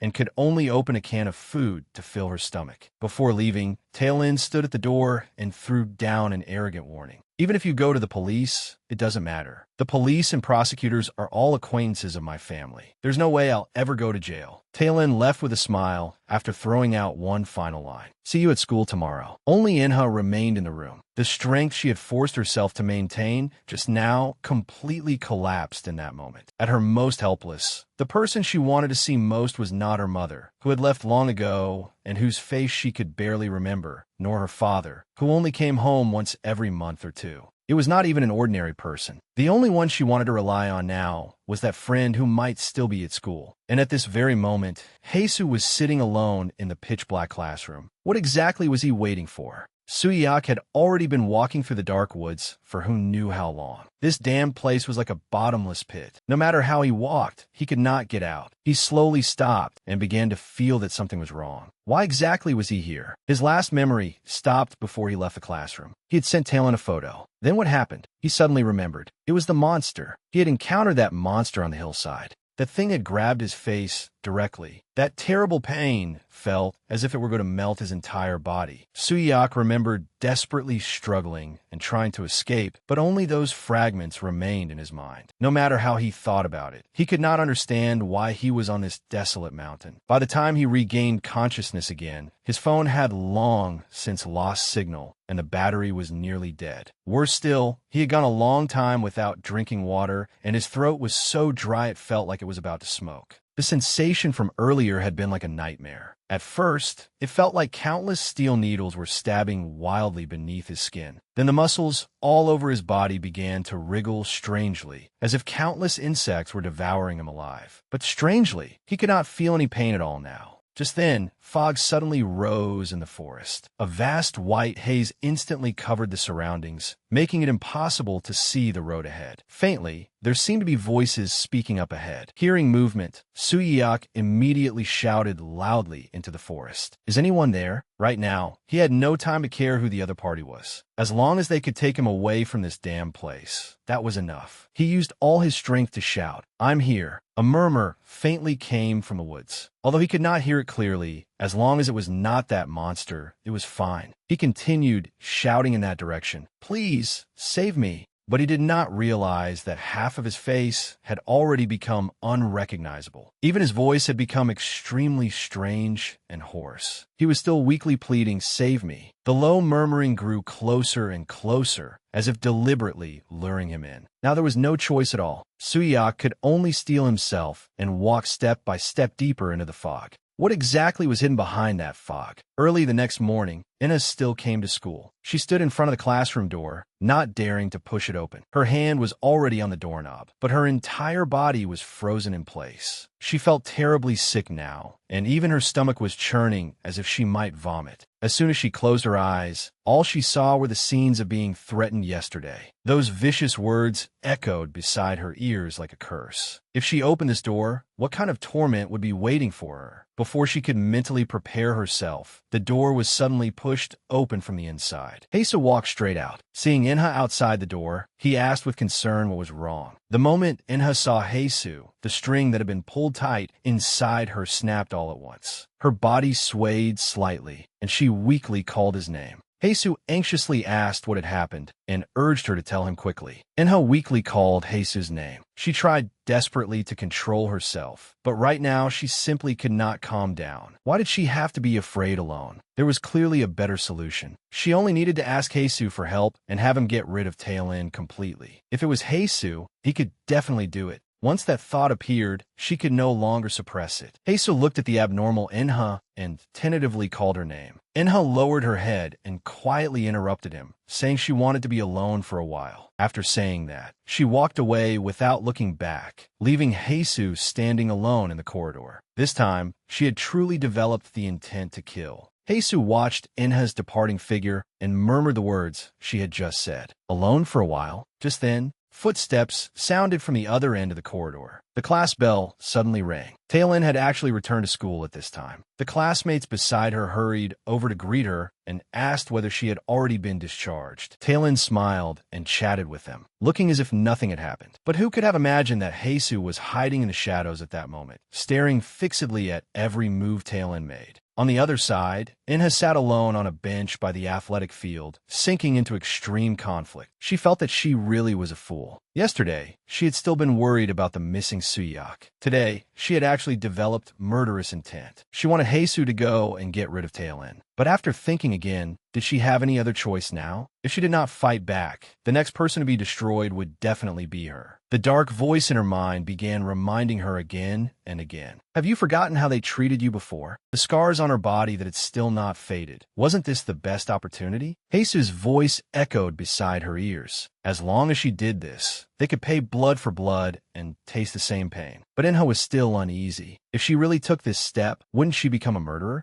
No, she could not think that way. She was clearly the victim. Why should she be the one trembling in fear here? In any case, Heisu was by her side now. There was nothing to be afraid of. As long as she said the word, Heisu would do anything for her. After all, they were friends. Inha was just about to convince herself when a burst of footsteps suddenly sounded beside her. Someone was walking toward her. Who exactly was this person? Inha abruptly turned her head to see who had come. The person was Jianwoo, wearing glasses. He fiddled with the prayer beads in his hand and muttered to himself, "The beads aren't reacting. Looks like that thing didn't follow you this time." Jianwoo continued, "After all, that thing has been by your side the whole time." Inha's heart jolted. That thing. She noticed the blue name tag on Jianwoo's chest. It said Choi Jianwoo. He was a second-year senior. But why would he know these things? Jianwoo suddenly lowered his voice and asked, "What exactly did you do in the old building before?" Inha was completely stunned. How could he possibly know about that? Jianwoo's expression was serious as he said that he did not know when that thing would come back again, so he had to keep it short. He stared at Inha and warned her, "From now on, you have to stay away from that thing immediately." Jianwoo then warned that the thing was far more dangerous than she imagined. If she continued keeping it by her side, she might not even be able to keep her life. Inha was completely stunned and could not believe her ears. She kept asking, "What exactly are you talking about?" Jianwoo sighed and said that the thing had already latched onto her, and she had to get away from that guy as soon as possible. Inha's mind was in complete chaos, and she simply could not accept this fact. She could not listen anymore and turned to run. Jianwoo shouted behind her, "Wait!" Inha suddenly stopped, but she did not turn back. Jianwoo tried to stop her from behind, saying she could not keep walking forward. It might have been because she was in so much pain that the ghost had taken advantage of her weakness and clung tightly to her. With a grave expression, Jianwoo warned, "The more deeply you rely on that thing, the greater the price you'll have to pay in the end." Inha stopped and turned around, asking coldly, "Senior, what gives you the right to suddenly tell me all this?" Jianwoo panicked at once and quickly explained that he was a second year. Then Jianwoo tentatively asked her, "Do you know me?"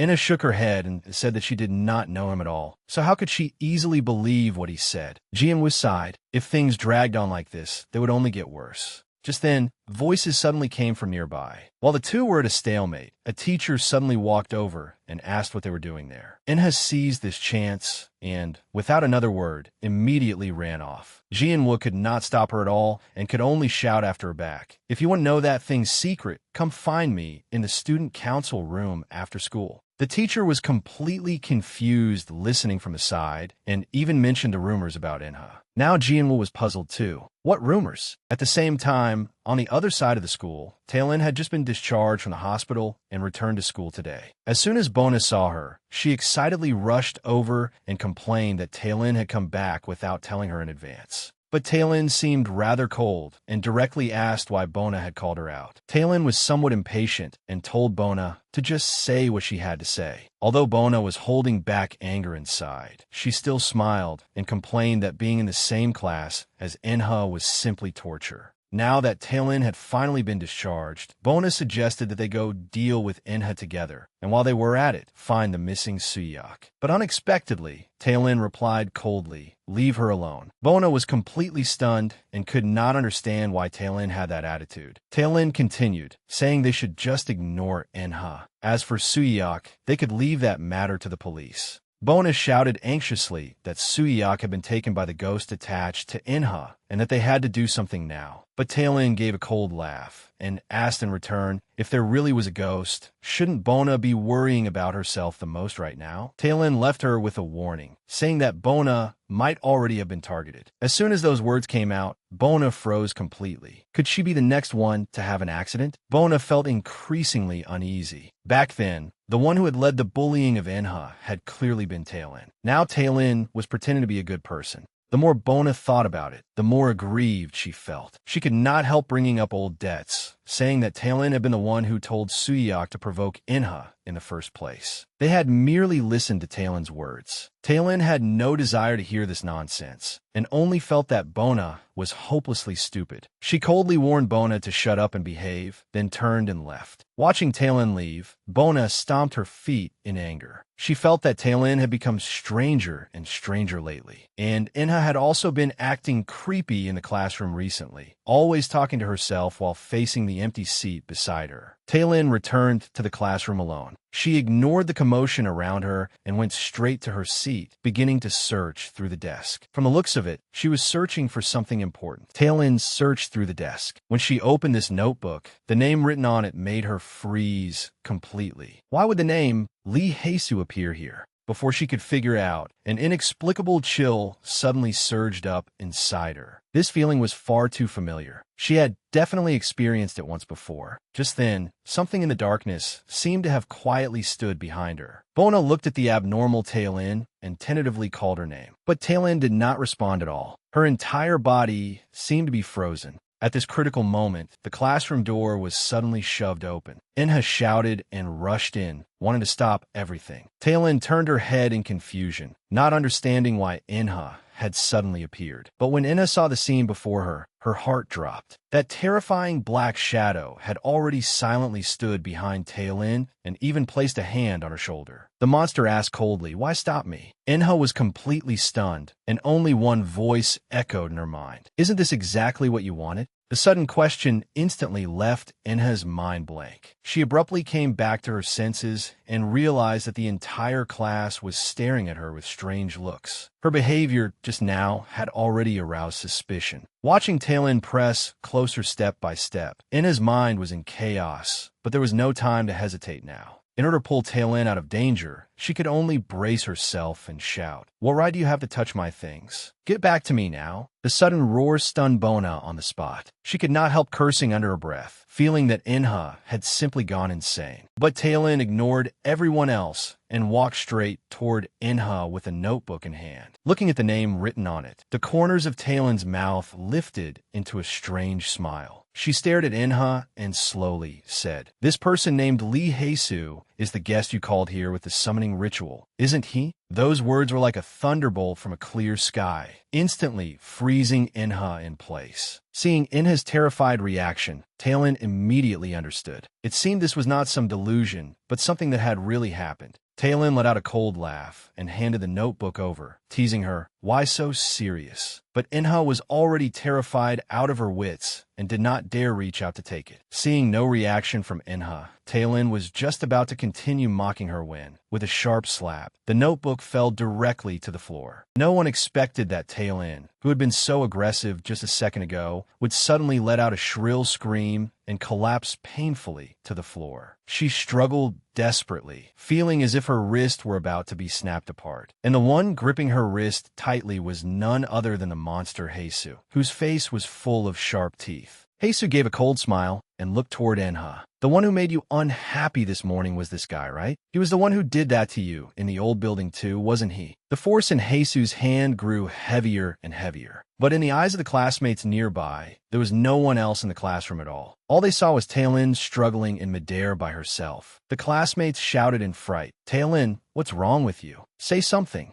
Seeing that the situation was about to get out of hand, Inha completely panicked. Just then, the classroom door was suddenly pushed open. The teacher walked in and announced the start of class. telling everyone to hurry back to their seats. But the commotion in the back row could not be hidden at all. Tae-lin was still struggling in pain. The teacher frowned and questioned them. "What are you doing back there?" A girl nearby hurriedly tattled, "Teacher, it's not like that. It was Ju In-ha." Before she could finish speaking, the teacher sharply interrupted her. "What about Ju In-ha? Don't keep bullying a classmate who's trying to study. Hurry back to your seats." Now the classroom erupted completely. The students began whispering among themselves, discussing In-ha's strange behavior in low voices. Everyone thought she was gloomy and eerie, even a little frightening. In-ha's situation at school became even more difficult. The whispers around her reached her ears. Everyone said not to get involved with her. This made In-ha's heart completely collapse. At this moment, Hae-soo increased his strength again, tightly gripping Tae-lin's neck. Tae-lin struggled in agony, but not even the slightest sound could come out. Yet the classmates nearby could not see the monster at all and were still complaining that they were too noisy. Some even thought they were putting on an act on purpose. Hae-soo tilted his head, revealing a mouthful of sinister sharp teeth, and suggested coldly, "Since these people are so noisy, why don't I just kill them all?" Hearing those words, In-ha was completely stunned. She suddenly realized that the situation had completely spiraled out of control. If she did not stop this monster, this place would immediately become a sea of blood. Blood-red images flashed through In-ha's mind. If he really acted here, the consequences would be unimaginable. She screamed desperately in her heart. She absolutely could not let that happen. Looking at the monster before her, In-ha could only beg frantically in her heart, pleading for Hae-soo to let Tae-lin go and not do anything here. Hae-soo stared fixedly at her. No emotion could be read from that face covered in sharp teeth. After a moment of confrontation, he actually released his hand, but Tae-lin's wrist had already been corroded by black energy. The intense pain made her unable to stop herself from cursing. She was completely panicked, shouting incoherently that they had to call an ambulance. Before everyone could react, Hae-soo had already turned and walked out of the classroom. Looking at his departing figure, In-ha knew this matter was definitely not over. Hae-soo transmitted his cold voice to In-ha. "I really don't understand you. Sometimes you're quite bold, and sometimes you're naive to the point of stupidity." After he finished speaking, the black energy wrapped around Tae-lin instantly retreated completely. Tae-lin anxiously shouted at Bona beside her, "Can't you see my wrist?" But when she lowered her head to look, she was instantly dumbfounded. The area that had been corroded by black energy was actually completely intact. The teacher and classmates nearby were utterly confused. The teacher asked in bewilderment, "What about your wrist?" "Nothing happened just now." Tae-lin was utterly stunned. It had clearly hurt so badly just now. How could it suddenly vanish without a trace? Could everything just now have been an illusion? And the culprit, Hae-soo, was currently standing in the corner with a cold smile. He had only wanted to give Tae-lin a warning. Things were becoming more and more bizarre. Hae-soo gave a cold laugh and said, "For In-ha's sake, I'll let them go this time." In-ha froze for a moment. Was it only this time? Hae-soo leaned close to her ear and whispered, "As long as you say the word, I can get rid of everyone at any time. But the price is that you must trust only me." This was not a negotiation at all, but a naked threat. After he finished speaking, that strange black smoke instantly dispersed. In the blink of an eye, it was time for school to end. In-ha walked out of the school gate with a heavy heart, always feeling that someone behind her was watching her. She instinctively looked back and saw Hae-soo standing not far away, smiling and waving as if nothing had happened. In-ha abruptly stopped, looking at this person before her, who seemed like someone completely different. She felt a chill in her heart. What exactly was this guy trying to do? In-ha was dazed and muddled, and she could not even remember how class had gone. After Tae-lin went to the infirmary, she left early. At that time, the atmosphere in the classroom had been suffocating. If the teacher had not suddenly pushed the door open and come in, Tae-lin might have lost her life today. And that missing Suyeok had probably already met with disaster too. To a monster like Hae-soo, killing people was like crushing ants. Once he had the thought, no one could escape. Yet, such a terrifying guy had actually said he would help her get rid of everyone. This was not kindness at all, but an abyss that made chills run down one's spine. If they were really friends, how could things have become like this? To be honest, she actually knew nothing about Hae-soo at all. Just then, Jian's earlier warning echoed beside her ears. If she wanted to know that monster's secret, she should go to the student council room after school. Should she go or not? In-ha struggled fiercely inside. But once she thought of Jesu's terrifying methods, she knew she had no way out. She finally made up her mind. Since she could not escape, she had to investigate everything about Jesus thoroughly. Standing on an empty street, Inna's mind was filled entirely with that monster's name. She knew clearly that she had nowhere left to retreat and had to uncover Jesus' true identity. The setting sun stretched her shadow out very long. This time, she chose not to run away anymore and turned to walk back into the school. The campus at this moment was so quiet it felt strange. Following the mottled signs, she finally found the floor where the student council room was located. Behind this tightly closed door might be hidden all the answers. The student council room was on the 4th floor of the school building. If that monster Jesus was still in the classroom, he should be staying on the 3rd floor. As long as she carefully avoided him, it would be fine. Inha held her breath and walked upward step by step. In the empty corridor, only the red glow of the setting sun slanted in, making the silence feel somewhat frightening. Even if she was unfortunately spotted later, she could make the excuse that she had come back to get something. The most important task now was to deliver the note in her pocket. Finally, she stood in front of the student council room door. As long as she could hand this to Jianwoo, perhaps she could find a way to deal with the monster. Trembling, she placed her hand on the doorknob and gently pressed down. But no matter how hard Inha tried, the cold doorknob did not move at all. She froze on the spot. This was clearly the student council room. Why was it locked so tightly? Had Jianwoo already left school? Inha looked at the note in her hand and fell into hesitation. If she pushed it directly through the crack under the door, it would be terrible if someone else found it. Even more frightening, that monster could come after her at any time. Just as she was caught in a dilemma, a tall black shadow suddenly descended silently behind her. The sudden incident nearly made her scream. "I knew you would definitely come."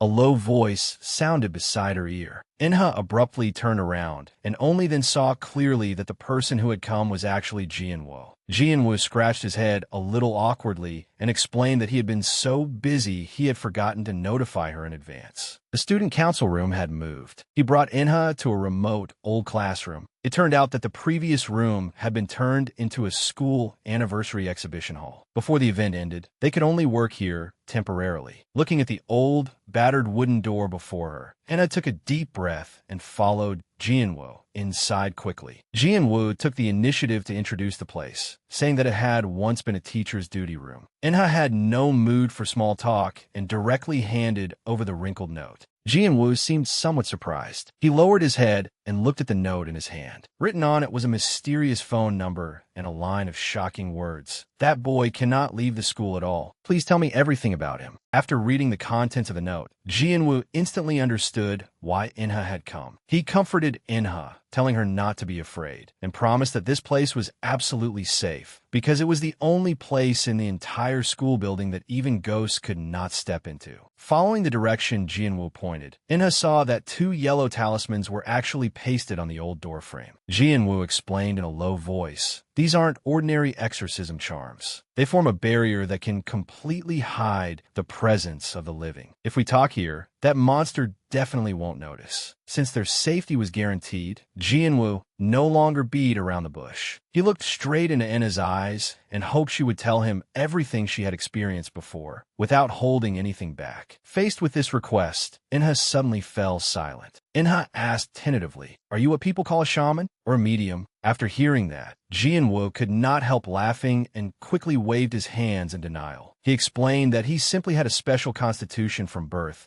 and could see some filthy things that ordinary people could not. Moreover, he was actually very timid. Back when he was deciding whether to apply to this school, he had agonized over it for several months. Then Jianwoo's expression gradually became serious. He solemnly warned Inha that this school was absolutely strange. In particular, the old building she often entered and exited was practically the most dangerous forbidden zone in the school. Hearing this, Inha's heart skipped a beat. What secret was hidden in that abandoned old building? Jianwoo deliberately lowered his voice and asked whether she knew the real reason the old building had been sealed off. Then he enunciated 2 words, "human lives." Jianwoo added with a grave expression that not only had people died there before, but every single one of them had died in an extremely gruesome state. This cruel truth caught Inha completely off guard. She had never heard even the slightest rumor about it at school before. Jianwoo sighed and continued explaining that, In order to protect its reputation, the school had used every means possible to keep the news tightly sealed. But among the students in private, the terrifying rumors had actually never stopped. Looking at Inha's shocked face, Jianwoo said he understood. After all, she usually kept to herself at school, so it was normal that she had no access to this kind of gossip or inside information. Jianwoo then asked whether she had heard the haunting rumors about class 3-1. He paused, then revealed an even more shocking piece of inside information. The ones who had died tragically in the old building back then were precisely all the students of that class, along with their homeroom teacher. If no one from that entire class had survived, did that mean Haesu was also one of the dead from back then? If so, that would reasonably explain why Haesu had always refused to reveal the real reason the old building was sealed off. But after thinking carefully, Inna still felt there were many suspicious points. That night, when she was locked in the cabinet, she had personally seen an extremely large number of ghosts. Could those densely packed, terrifying black shadows all have been the victims from back then? Inna suddenly realized a fatal problem. If all the students from that class who died back then had turned into vengeful ghosts, then merely sealing off the old building would not solve the hidden danger at all. Jianwoo keenly sensed her thoughts and asked whether she had thought of some clue. Immediately afterward, Jianwoo revealed an even worse piece of bad news. The filthy things that originally only wandered near the old building had, starting about a week ago, actually spread into the main school building. Not only that, but Jianwoo had also recently been seeing many strange faces on campus that he had never seen before. Hearing the sensitive time point of 1 week ago, Inna's heart suddenly clenched. That day was exactly the day she accidentally summoned Haesu. Jianwoo turned and began organizing the timeline on the blackboard. He pointed out that 1 week ago, the students bullying Inha had forced her to play the summoning ritual in the old building. As a result, through a twist of fate, they had released that terrifying monster. And today, a student had already nearly lost her life because of that monster. At this point, all the scattered clues connected together. Inha finally became completely clear-headed. Haesu's level of danger far exceeded what she had imagined at first. But who would have thought that Jianwoo would suddenly take all the responsibility onto himself? He painfully claimed that all of this was his fault. Inha was somewhat stunned for a moment and could not understand why he would say that. With his head lowered, Jianwoo explained with deep regret that he had actually noticed Inha frequently going in and out of the old building long ago. But at the time, because he was extremely afraid and did not want to get involved with those strange, filthy things, he selfishly chose to pretend he saw nothing. He had never thought deeply about why Inha had to go take such life-threatening risks alone, until all kinds of vicious rumors targeting Inha spread through the school. Only then did he finally realize how serious the matter was. The more Jianwoo spoke, the more guilty he felt. If he had stepped forward to help earlier, if he had not been a weak coward hiding away, then Inha would not have had no one to rely on in her most isolated and helpless moment. He looked at the girl before him, his eyes filled with deep guilt, and kept murmuring, "I'm sorry." Then Jianwoo's expression darkened completely. He warned that, based on how the situation was currently worsening, it was only a matter of time before those who had once bullied Inha lost their lives. But the most fatal threat at present was actually not those bullies at all. It was someone else. Jianwoo suddenly changed the subject and asked Inha whether, apart from that terrifying monster, she had witnessed any other ghosts recently. Inha shook her head blankly, saying that ever since she had been forced to perform the summoning ritual that day, she indeed had not seen anything else besides him. Hearing this answer, Jianwoo's expression instantly became extremely grave. He muttered in a low voice that he had felt something was off from the very beginning. Inha was very confused and did not understand what exactly he meant by that sense of unease. Jianwoo stared fixedly into her eyes and asked a fatal question that sent chills down her spine. "Why have you always been referring to that monster as if it were a person?" The sudden question instantly left Inha's mind blank. With a grave expression, Jianwoo pressed her. "In your eyes, what exactly does that monster look like?" Inha could not answer at all for a moment. Jianwoo sighed deeply. It seemed his guess was right. In Inha's eyes, that monster looked exactly like a human. Jianwoo turned around and wrote on the blackboard, beginning to tell her about his painful past. He had been able to see those filthy things since he was little. Because he had been too naive back then and believed the lies of an evil ghost, he ended up getting the most important person beside him killed. From then on, he thoroughly understood that ghosts approaching the living always had ulterior motives. The monster clinging to Enha definitely did not have good intentions either. Jianwu stared fixedly at Enha, his eyes full of seriousness and warning. No matter how gentle that monster is to you, his essence is still that of a terrifying evil ghost. Jianwu drew a twisted black shadow on the blackboard and said in a low voice, "But in my eyes, that ghost has always looked like this." Enha looked at the blackboard and was completely stunned. The monster Jianwu had drawn was exactly the terrifying appearance Heisu had when she first saw him. It turned out that from the very beginning, what Jianwu saw was Heisu's true face. With a stern expression, Jianwu warned her, "That thing is only pretending to be a normal person. It may even use sweet words to deceive you, such as promising to help you get rid of everyone you hate. But you must never believe that he is sincere."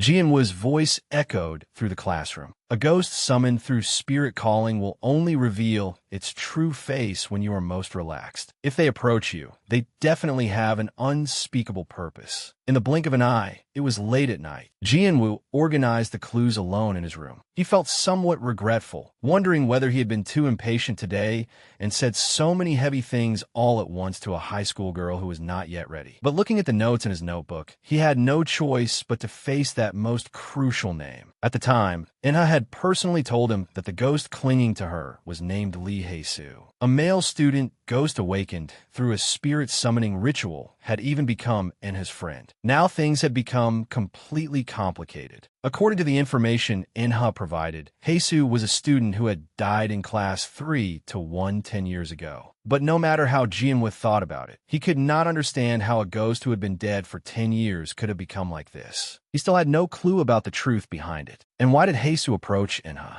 Could it be that this guy had been aiming for Talon's group from the very beginning? But that did not make sense at all. There was absolutely no connection between them. Or was it because of the sentence written on the note? Perhaps Heisu actually wanted to leave this school. However, in Jianwu's view, as long as Enha carried the protective prayer beads, there should not be a major problem. But when he reached into his pocket, he realized something terrible. His protective spiritual tool was not on him. At this very moment, Enha was sitting alone in a park late at night. She had no idea that danger was already quietly approaching. Looking at the string of prayer beads on her wrist, Enha's mind brought back the scene when Jianwu handed it to her. At that time, Jianwu had passed the prayer beads over with a serious expression and said, "Take this." Enha looked at the bracelet in confusion. Wasn't this just an ordinary bracelet? But Jianwu shook his head and said that it was no ordinary object. It was a treasure left to him by his grandfather. Although it was extremely precious, Enha needed it more now for protection, because wearing this string of prayer beads would allow her to detect the filthy things around her.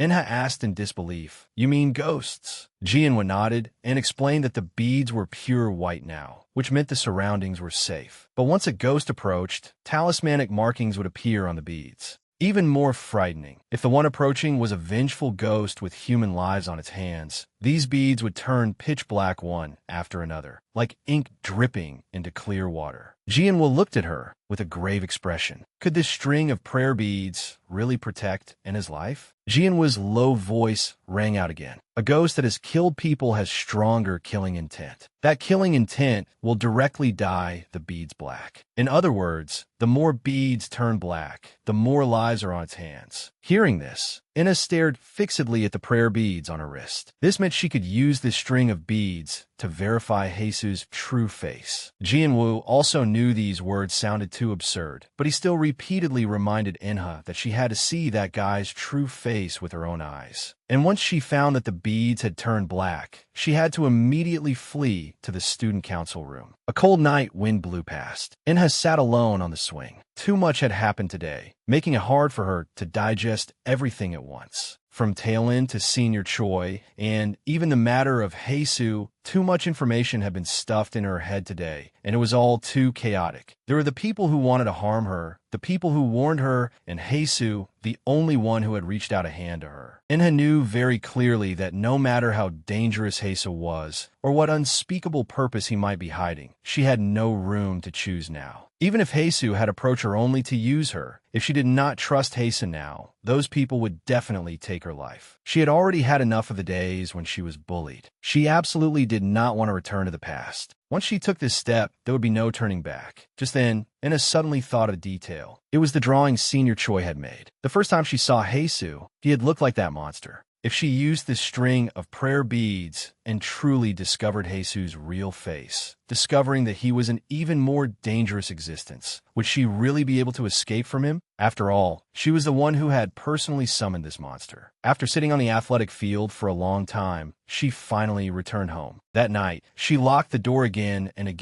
did not dare close her eyes at all, afraid that something would suddenly break in. Looking at the name tag on the table with Heisu's name written on it, she suddenly realized with a shock, had she already had no way out for a long time? The rain outside grew heavier and heavier, while the secrets of this school seemed to have only just begun. The heavy rain from last night not only had not stopped by daytime, but had grown even heavier. Inha walked toward the school among the crowd, but her mind was not on the road at all. Around her wrist were the prayer beads Jianwoo had given her. This was her only lifeline. As long as a filthy thing approached, the beads would react. Jianwoo's warning still echoed beside her ears. As soon as the beads turned black, it meant a vengeful ghost that had killed people was targeting her. Inha was on edge the whole way, afraid that the prayer beads would suddenly change color. But the more one feared something, the more likely it was to happen. She abruptly stopped in her tracks. Just wearing this string of prayer beads made Inha so nervous that her whole body tensed. She tried hard to calm herself down. She only needed to return to the classroom and secretly take a look. She absolutely could not let Hasten notice. She had to confirm exactly how many of the beads would turn black. This time, she had completely made up her mind. The heavy rain poured down mercilessly. Inha walked step by step toward the school building among the crowd. She had no idea that the discovery to come would completely overturn everything. As the rain came crashing down, Inha was lowering her head and walking when a strange whisper suddenly came to her ears. That sound made her abruptly stop. Had she heard wrong? She warily looked back, but all she saw were classmates holding umbrellas. There was nothing unusual. It seemed she had been too nervous lately and had started becoming suspicious of everything. As long as the prayer beads did not react, it meant she was safe for the time being.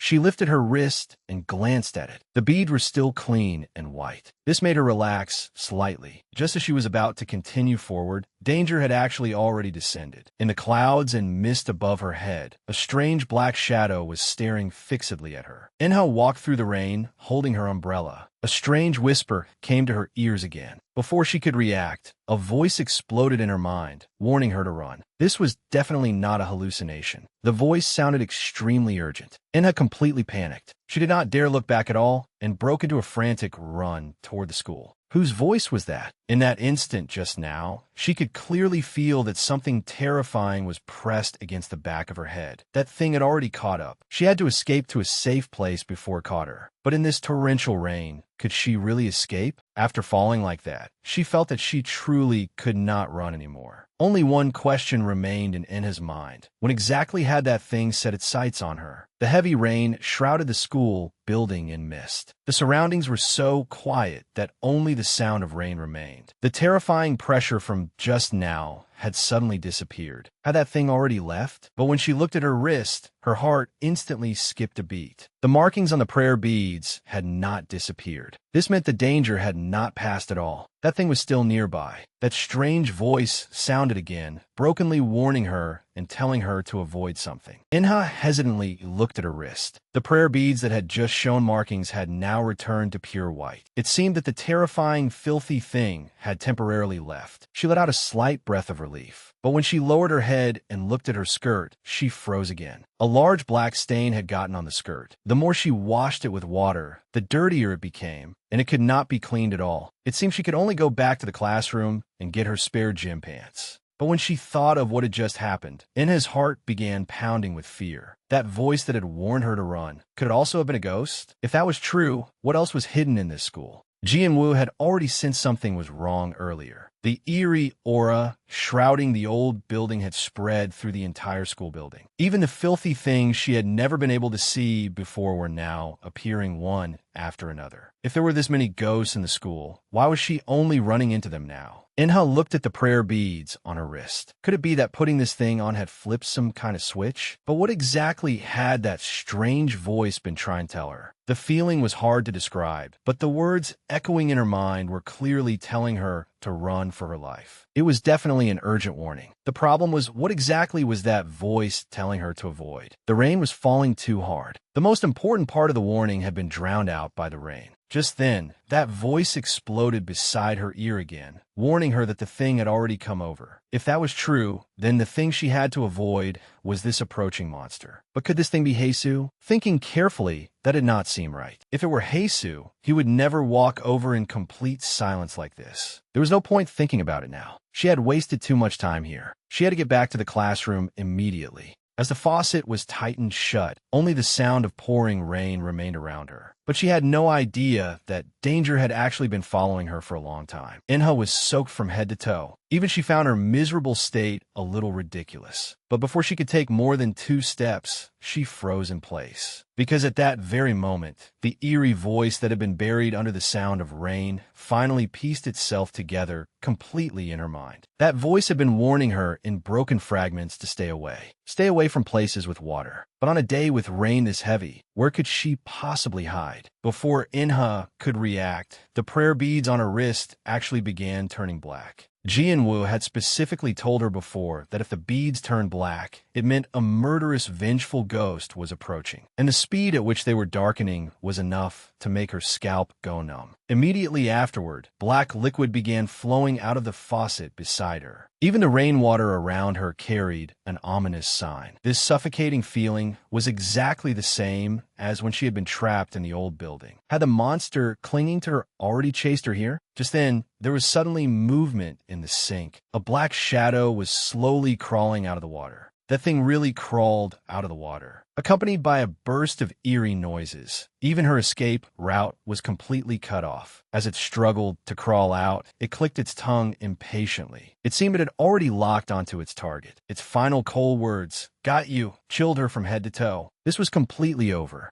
Now it was too late to run. Her legs would not obey her at all. The monster that crawled out of the water kept muttering that it would take her to the pond with it. This time, Inha completely panicked. Even worse, the prayer beads on her wrist suddenly reacted. The runes on them appeared one after another. That meant the vengeful ghost was already right in front of her. She no longer even had a chance to escape. Inha wanted to flee into the school building, but the nearest door happened to be locked tight. Now even her only way out was gone. The heavy rain was still pounding down nonstop. She had to find another path immediately. If she took a detour toward the slope by the parking lot, she should be able to find another door leading into the main building. As long as she could get inside, she would be safe. There was no time to hesitate now. She had to move immediately. But could she really escape smoothly once she took this step? Now she did not even have time to hesitate. The voice in her head was urging her more urgently than anyone. But the moment she turned around, the thing she feared most still happened. That monster had no intention of letting her go. It charged after her from behind, clinging close. Its speed was so fast, it gave her no way to survive. If she was caught now, she would truly lose her life. This was completely over. That icy hand still seized her from behind. Its strength was astonishing, dragging her entire body backward. If that thing dragged her back, she would really die here today. She absolutely could not let it catch her. Inha had to make a choice immediately. At the brink of life and death, she could not worry about anything else. She threw off her school bag and charged forward with all her strength. Now there was truly no chance left. That black hand clamped directly around her ankle, leaving her no room to break free. Inha screamed, and her whole body slammed heavily onto the rain-soaked ground. That fall was not light. She gritted her teeth through the pain, but before she could recover, that force dragged her backward. She desperately tried to grab onto something, but around her there was nothing except cold rainwater. She could not reach anything. This time, she really was going to be dragged into the abyss. This was her final struggle. As long as she could grab the tree beside her, she would still have a thread of hope. The monster behind her had no intention of letting go. Its strength was terrifying, pulling her straight into the darkness. Inha could only resist with all her might, shouting at it to get lost. But this kind of struggle had no effect against the monster. Just as she was about to fall into despair, the movement behind her suddenly stopped. What on earth was going on? Now Inha was completely stunned. She had clearly heard movement, but it felt like she had not kicked anything solid at all. That kick was like stepping into empty air. Even more terrifyingly, that thing actually opened its mouth and laughed. This was serious trouble. Physical attacks did not work at all. Was she really going to die here today? Looking closely, she finally realized that this ghost had no physical body at all. Inha recognized it at once. Was this not the monster that had clung to her in the old building before? As the monster approached, it muttered in broken words, telling Inha not to be afraid, saying it would take her to the pond with it. Now Inha had nowhere left to retreat. She could only desperately shrink backward. Inha shouted in collapse that she absolutely would not go. But against a monster with no physical body at all, her refusal seemed so powerless. At that critical moment, a figure suddenly appeared through the rain. It was Heisu. Why would he appear at a time like this? Now things became even more complicated, but Inha could not care about anything else right now. She was desperately trying to shake off the filthy thing on her. Inha screamed in collapse for the monster to get away from her, but physical attacks were useless against this thing. She could only call for help in despair, hoping that at this moment, someone could come help her. Anyone would do. But all around her, aside from the sound of rain, there was no response at all. That eerie black shadow had already wrapped tightly around her. Now she truly had no way to escape. That force was impossible to resist. Inha was dragged straight over. At that critical moment, the prayer beads on her wrist snapped apart. The life-saving prayer beads shattered all over the ground, just like that. Now her only line of defense had completely collapsed. How was she supposed to deal with what came next? The heavy rain was still pounding down. She had nowhere to hide. The monster muttered in broken words, "Don't run. Come with us. Let's be together forever." The monster's true form was fully exposed. But before it could succeed, its body suddenly began twisting violently, letting out sounds of pain. That clinging black shadow was actually torn apart directly. It seemed someone had acted to save her. Inha was completely dazed. She sat blankly in the rain. What had just happened had been too fast. She had not reacted at all. The feeling of surviving death left her unable to speak for a long time. But when she saw the person before her clearly, she froze completely. It was actually Heisu. He looked at Inha and asked, "Inha, are you all right?" But his left hand, wrapped in black shadow, looked wrong no matter how she looked at it. Heisu asked with concern, "You're not hurt, are you?" Heisu then explained that he had not sensed Inha's presence at all just now, which was why he had come late. Inha quickly shook her head and thanked him, saying she was not injured. But looking at the prayer beads scattered on the ground, she knew better than anyone how dangerous it had been. Heisu blamed himself a little, saying he had been careless because of the rainy weather and had failed to prepare defenses in advance. Then Heisu asked another question. Had that monster said anything to her just now? He also warned her never to take a ghost's nonsense seriously. This attempt to cover things up only made him seem even more suspicious. What secret had that monster revealed to make Heisu so nervous? Heisu casually shook something off his hand, but in Inha's eyes, that scene was extremely abnormal. That had been a terrifying monster. How could an ordinary person possibly deal with such a thing barehanded? The way he disposed of that monster suddenly reminded her of something from the past. That man had once asked her, "In your eyes, does that thing still ultimately look like a human?" Inha lowered her head and cautiously asked, "Heisu, can I ask you something?" Heisu was quite generous and told her to ask whatever she wanted. But Inha's heart was pounding because she had actually never forgotten what had happened back then. She should not have asked that question. Although he had saved her again this time, allowing her to breathe a little easier, the curiosity that had always been suppressed in her heart still made her blurt out. Heisu paused and said nothing.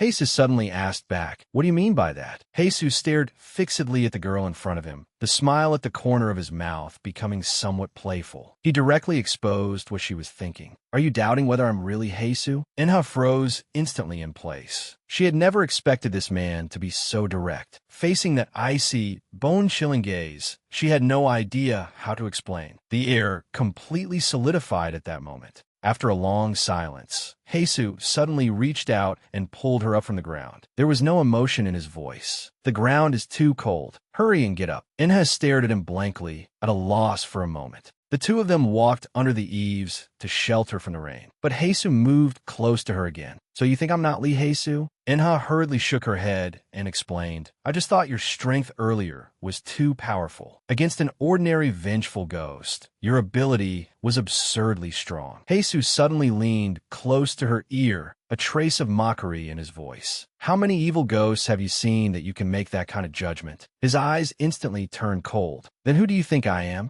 Inha was left speechless by the question. The Heisu in front of her was even more terrifying than the monster from earlier. She even began regretting why she had spoken too much. But now, she could only face this frightening man alone. Seeing her frightened expression, Heisu suddenly laughed. Why is it that every time I open my mouth, you look so terrified? Inha opened her mouth, wanting to explain, but she was too nervous to make a sound. Heisu cut her off directly. There are too many things you want to know, but right now, you don't need to know any of it. That warning made the atmosphere even stranger. What exactly was this man hiding? Heisu looked deeply at her. I'm on your side. Isn't that enough? Inha froze completely in place, unable to answer. Heisu said nothing more. He turned around and signaled for her to follow. It was time to go back. There was no point staying here. Inha could only follow behind him silently. Looking at the shattered prayer beads on the ground, she knew the road ahead would be even more difficult. The storm continued washing over the windows. Inha arrived at the student council room. As soon as she entered, she hurriedly lowered her head and apologized.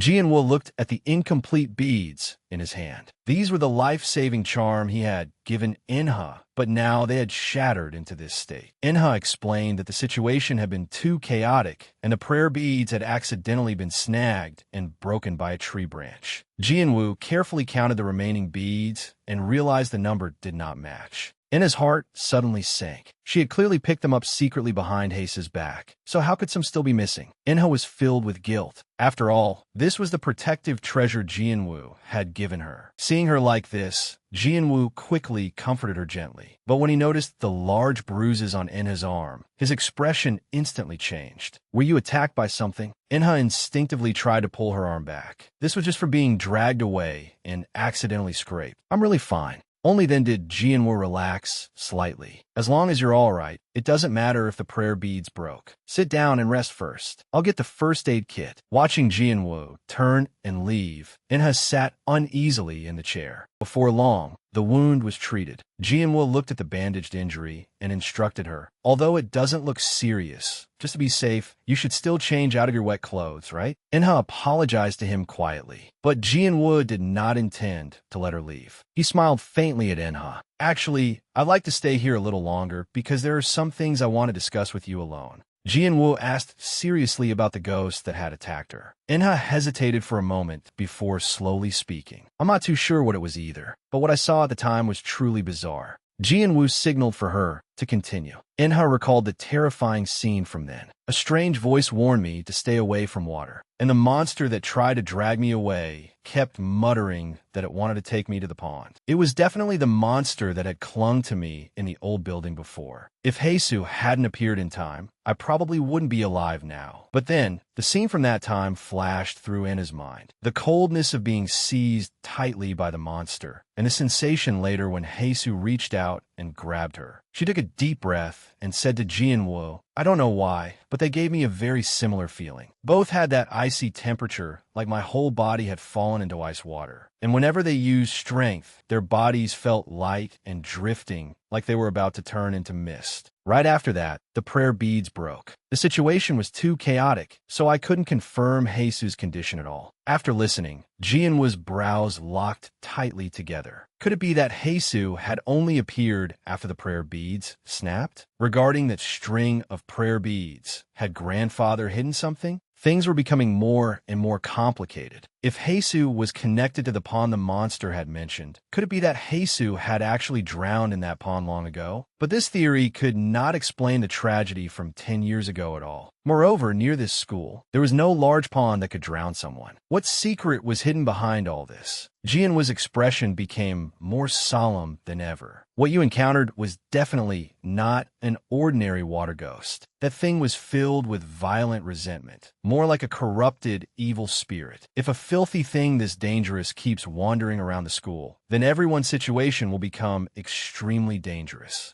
Jianwoo looked at Enha seriously. You must remember what I'm about to say next. The rain outside the window was growing heavier and heavier. Jianwoo urged Enha to take the remaining prayer beads and go home quickly. The current situation had already exceeded their control. Although there was no way to directly test Heisu's identity right now, the fact that he could deal with that evil spirit with one hand meant his strength definitely could not be underestimated. Jianwoo also mentioned that the people who had bullied Enha before were in the same class. If Enha and them clashed again, no one could predict what frightening thing Heisu might do. Jianwoo told Enha to go home and rest properly first, and specifically warned her that she absolutely must not let Heisu know she had come to the student council room. After that, he gave Enha his contact information. If you run into danger, call me immediately. Enha looked at the new number on her phone screen. The name Jianwoo had become her only support. But looking at her empty contact list, she knew very well that there were far too few people around her she could trust. If it were an ordinary person, they would have avoided this kind of trouble long ago. But Jianwoo not only did not blame her for breaking the precious prayer beads, he was instead wholeheartedly worried about her safety. Why was he treating her so well? Could Jianwoo also be like Tailin and the others? Thinking of the bullying she had suffered at school before, a chill could not help rising in Enha's heart. No, Jianwoo was different from them. She really wanted to believe that. In this cold world, Jianwoo was the only person willing to stand beside her. Enha stayed alone in her room, her mind in chaos. Heisu had saved her so many times. Was that still not enough to prove his sincerity? But those questions were like a thorn lodged in her heart. Why exactly did Heisu keep helping her again and again? Was he really worthy of trust? If there was truly no ulterior motive, why could he not simply tell her the truth? Even though Jianwoo kept warning her that Heisu was dangerous, her heart had actually begun to waver. This time, who should she believe? Although her heart was full of confusion, she truly longed for salvation. Late at night, the rain outside still showed no sign of stopping. Enha forced herself to sleep with a stomach full of questions. Just then, a burst of rapid phone vibrations suddenly broke the silence. The screen gave off a faint glow in the darkness. At this strange hour, who was calling? Could the danger Jianwoo had mentioned have already come to her door? In the middle of the night, her phone suddenly vibrated wildly. The screen showed an unknown caller. Enha was awakened by the noise. Drowsily, she picked up her phone. It was already past 2 in the morning. Who would call a time like this? When she moved closer and looked carefully, the screen actually displayed that the number had been blocked. Now she was fully awake. She muttered softly, "Who on earth is this?" Enha looked at the blocked number and, in the end, still pressed the answer button. She brought the phone to her ear, but there was no sound at all from the other end. The silence was so close it made her skin crawl. Just as she thought it was a prank, a strange movement suddenly came from the phone. In the middle of the night, what exactly was the other person trying to convey? Enha cautiously asked, "Hello?" But from the other end of the phone, heavy breathing really came through, one breath after another. In the silent late night, it sounded especially eerie. The more Enha listened, the more wrong it felt. The other person said nothing. Could she have run into some kind of pervert? She was just about to hang up when a hoarse voice suddenly came from the other end. The instant she heard that voice, Enha froze completely in place. She would never mistake that voice. A weak call came from the other end, asking if she could hear him. Enha was dumbfounded. That voice was actually Suyeok, who had been missing for so long. At this moment, Suyeok was hiding in the dark, his face covered with large, eerie black spots. He pleaded desperately into the phone, "Please, save me."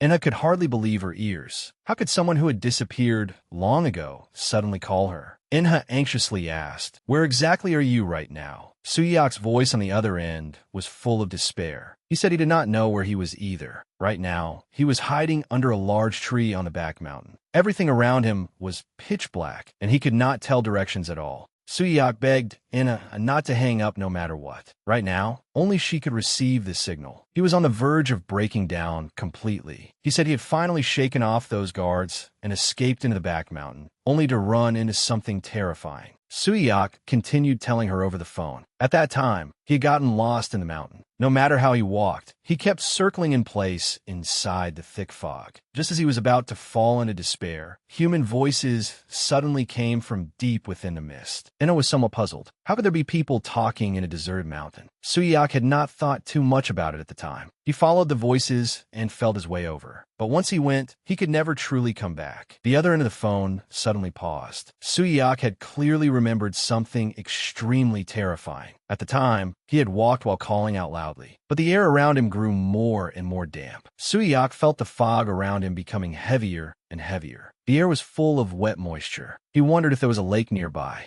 At that moment, movement suddenly came from the woods ahead. In this pitch-black wilderness, there really seemed to be someone there. Suyak felt as though he had grasped a lifeline and quickly shouted for help in that direction, saying he was lost in the mountain. As he shouted, he moved closer, completely unaware what kind of monster was waiting behind the dense fog. On the other end of the phone, Suyak's voice trembled violently. He said he had been completely stunned at the time. Just then, a long, drifting voice came from the woods beside him. The other party coldly called for him to come over. Before he could react, a terrifying face suddenly poked out from behind a tree. It was not human at all. The monster stared fixedly at him, muttering, "Let's go together." Now Suyak had completely lost his way out. A shrill scream suddenly came through the recording, making the listener's heart go cold. Suyak explained intermittently over the phone that he had been so frightened his soul nearly left his body. He could only sprint desperately through the woods. In the end, he really could not run anymore. He could only collapse under a large tree and gasp for breath. But before he could even steady his breathing, he discovered a black shadow vaguely standing deep in the thick fog behind him. He had nowhere left to run.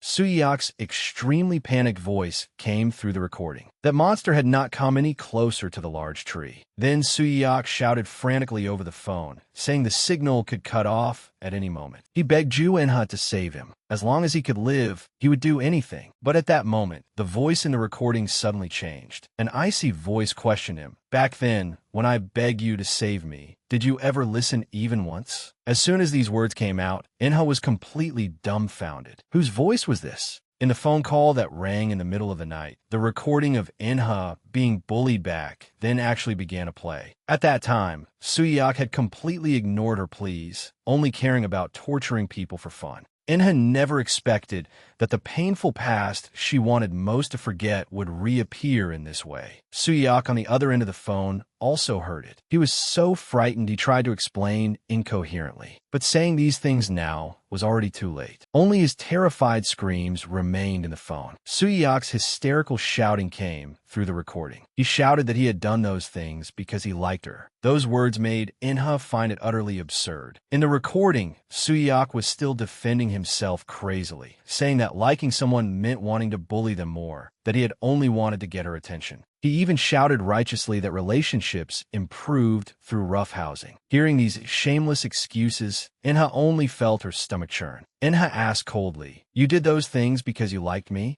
But Suyak on the other end of the phone could no longer care about any of that. He begged Enha hysterically to call the police for him or call an ambulance to save him. Enha only replied coldly, asking, "Since you still have the strength to make a call, why don't you call them yourself?" Before Suyak could react, the call was cut off directly. His last hope was completely destroyed. Suyak was still shouting frantically into the phone, asking if Enha was still listening. But when he lowered his head and looked, the phone screen actually showed there was no SIM card inserted. Immediately afterward, the screen went completely black. Even his final chance to ask for help was gone. Just then, movement once again came from the woods behind him. That terrifying thing had already followed him over. The strange sounds in the middle of the night left Enha frozen on her bed. She did not dare keep listening at all. She yanked the blanket over herself and covered herself tightly. In her heart, she kept comforting herself, telling herself that all of this was just an illusion. But the phone on the floor was still flickering nonstop. That sound was like a death warrant. Enha could only shut her eyes tightly and pretend she knew nothing. But the real danger had already found its way to the door.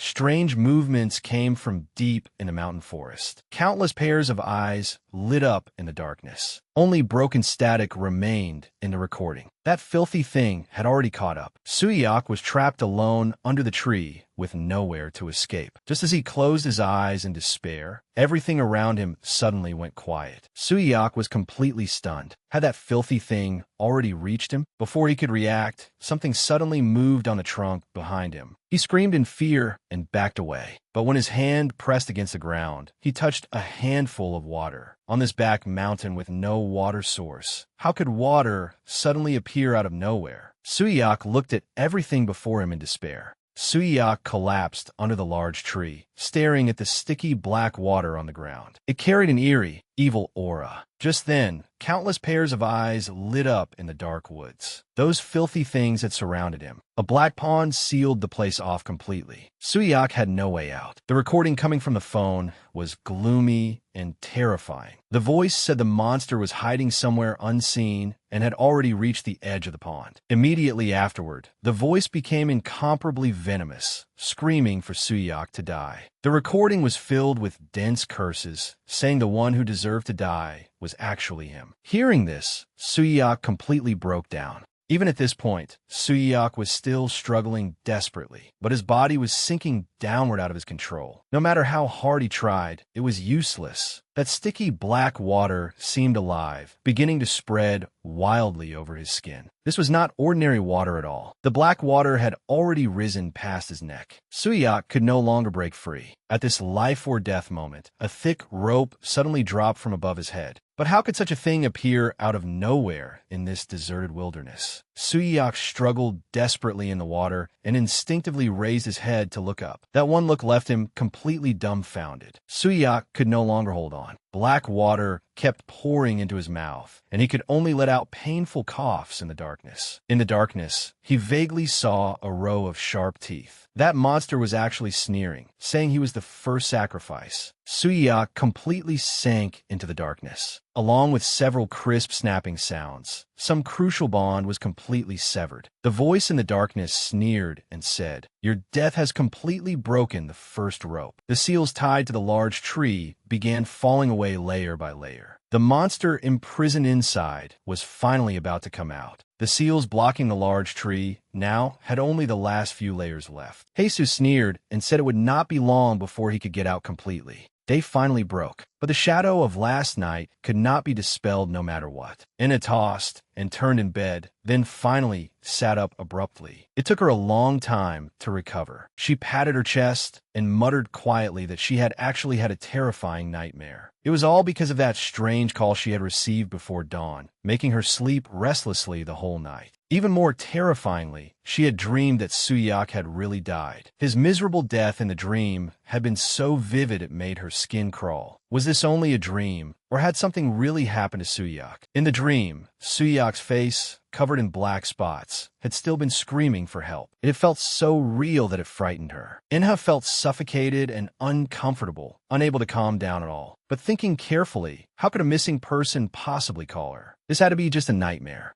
By daytime, Inha went to school as usual. Looking at the clear sky, she could only silently comfort herself. It was not raining today, so surely nothing would happen, right? But when she just walked near the back mountain, Inha froze completely. The small path leading to the back mountain had actually been sealed off tightly with police tape. Quite a few police officers had also arrived at the scene. Had last night's nightmare really become reality? At the time, in order to avoid the school security guards, Suiyak had deliberately taken a detour through the path on the back mountain. After that, he had completely lost contact and had desperately forced herself to calm down. She absolutely could not scare herself right now. She had to hurry back to the classroom. After all, there were many people at school. The classroom should be the safest place. Inha jogged all the way to the door of class 1 to 3. Before she could push it open, she heard a noisy commotion inside. Everyone seemed to be whispering and discussing something. But the moment she pushed open the door, the classroom fell silent all at once. Everyone's gaze fell on her in unison. The atmosphere was obviously wrong. Had something major happened? As soon as Inha entered the classroom, she noticed Taelin's condition was off. Her hands were wrapped in bandages. Her whole body was trembling badly, as if she had just gone through something terrifying. Inha returned to her seat and discovered that Heisu's seat was actually empty. Her heart murmured uneasily. Why had Heisu not come today? The things Heisu had said to her yesterday had sounded like a final farewell. Just then, the homeroom teacher pushed the door open with a dark expression and came in. The teacher slapped the desk and told everyone to return to their seats immediately. The classroom, which had been noisy, quieted down all at once. The teacher stood at the lectern and sighed, saying there was an important matter to announce today. Seeing the teacher's grave expression, everyone's heart sank. Could it be that Suyak's situation could no longer be hidden? The teacher sighed and delivered the worst news. This morning, Suyak had been found dead on the mountain path behind the school. Hearing this news, Inna's whole body stiffened. That strange call for help last night had actually all been real. The teacher sternly warned everyone that the police were investigating right now. After school, no one was allowed to go to the back mountain. Everyone had to go straight home, but the students below had already begun whispering. Someone mysteriously revealed that one of their relatives worked at the police station and had heard that Suyak died in a particularly horrible state. His whole body had been covered in black spots, like a rotten banana. The people beside them not only did not feel afraid, they even began gloating and mocking him, saying that he had always loved putting on airs, so he deserved to die. Listening to these grating discussions, Inna's heart fell into chaos. Suyak's death was probably only the beginning. Hearing the news of Suyak's death, Taelin beside her became completely wrong. The surrounding voices grew louder and louder. Everyone was gloating. A boy in the back row could not help laughing out loud. He joked that with that guy dead, the classroom was much quieter. He even joked about whether Suyak had been cursed by Inha. As soon as these words came out, Taelin could no longer hold back. She abruptly stood up, pointed at the people gossiping, and cursed at them, telling them to shut their filthy mouths immediately. If anyone dared say one more word, they should not expect to walk out standing today. The teacher at the lectern was also stunned and quickly shouted at her, warning Taelin to watch herself. After all, the teacher was still standing there. Inha watched from the side, dumbfounded. Who could have imagined that Taelin, who is usually silent, would actually challenge the entire class for Suyak's sake? Now the situation had completely blown up. Just as the classroom was descending into chaos, the back door was suddenly pushed open. But after seeing who had arrived, Inha froze completely in place. Who could have expected Heisu to return to school at this moment? Not only did he not return to his seat, he instead walked openly up to the lectern. Heisu looked at Inha below the podium, a meaningful smile appearing on his face. He asked softly, "Well, are you satisfied with the gift I gave you?" Hearing this, Inha was completely stunned. So Suyak's death was actually the gift Heisu had given her. Before Inha could react, Heisu had already started walking, step by step, toward her seat. Now things were seriously bad. Heisu sat directly on the desk in front of Inha. Heisu smiled and asked, "Don't you feel happy?" There was an eerie, damp smell on him, exactly like the sound of water in last night's phone call. Now everything matched up. Inha lowered her head in fear, afraid he would see through her. Heisu tapped the desk with his foot and ordered coldly, "Look at me." Heisu leaned close and said with a smile, "If it were me, I'd be overjoyed right now. After all, that disgusting pest will never appear again. Right?" Then Heisu turned his head and looked toward the back of the classroom, at those still arguing loudly. Heisu sneered and said, "As for those noisy insects, I'll deal with them soon too. Just wait and see." Hearing this, Inha felt cold all over. This guy was not joking at all. The next ones to suffer would probably be them.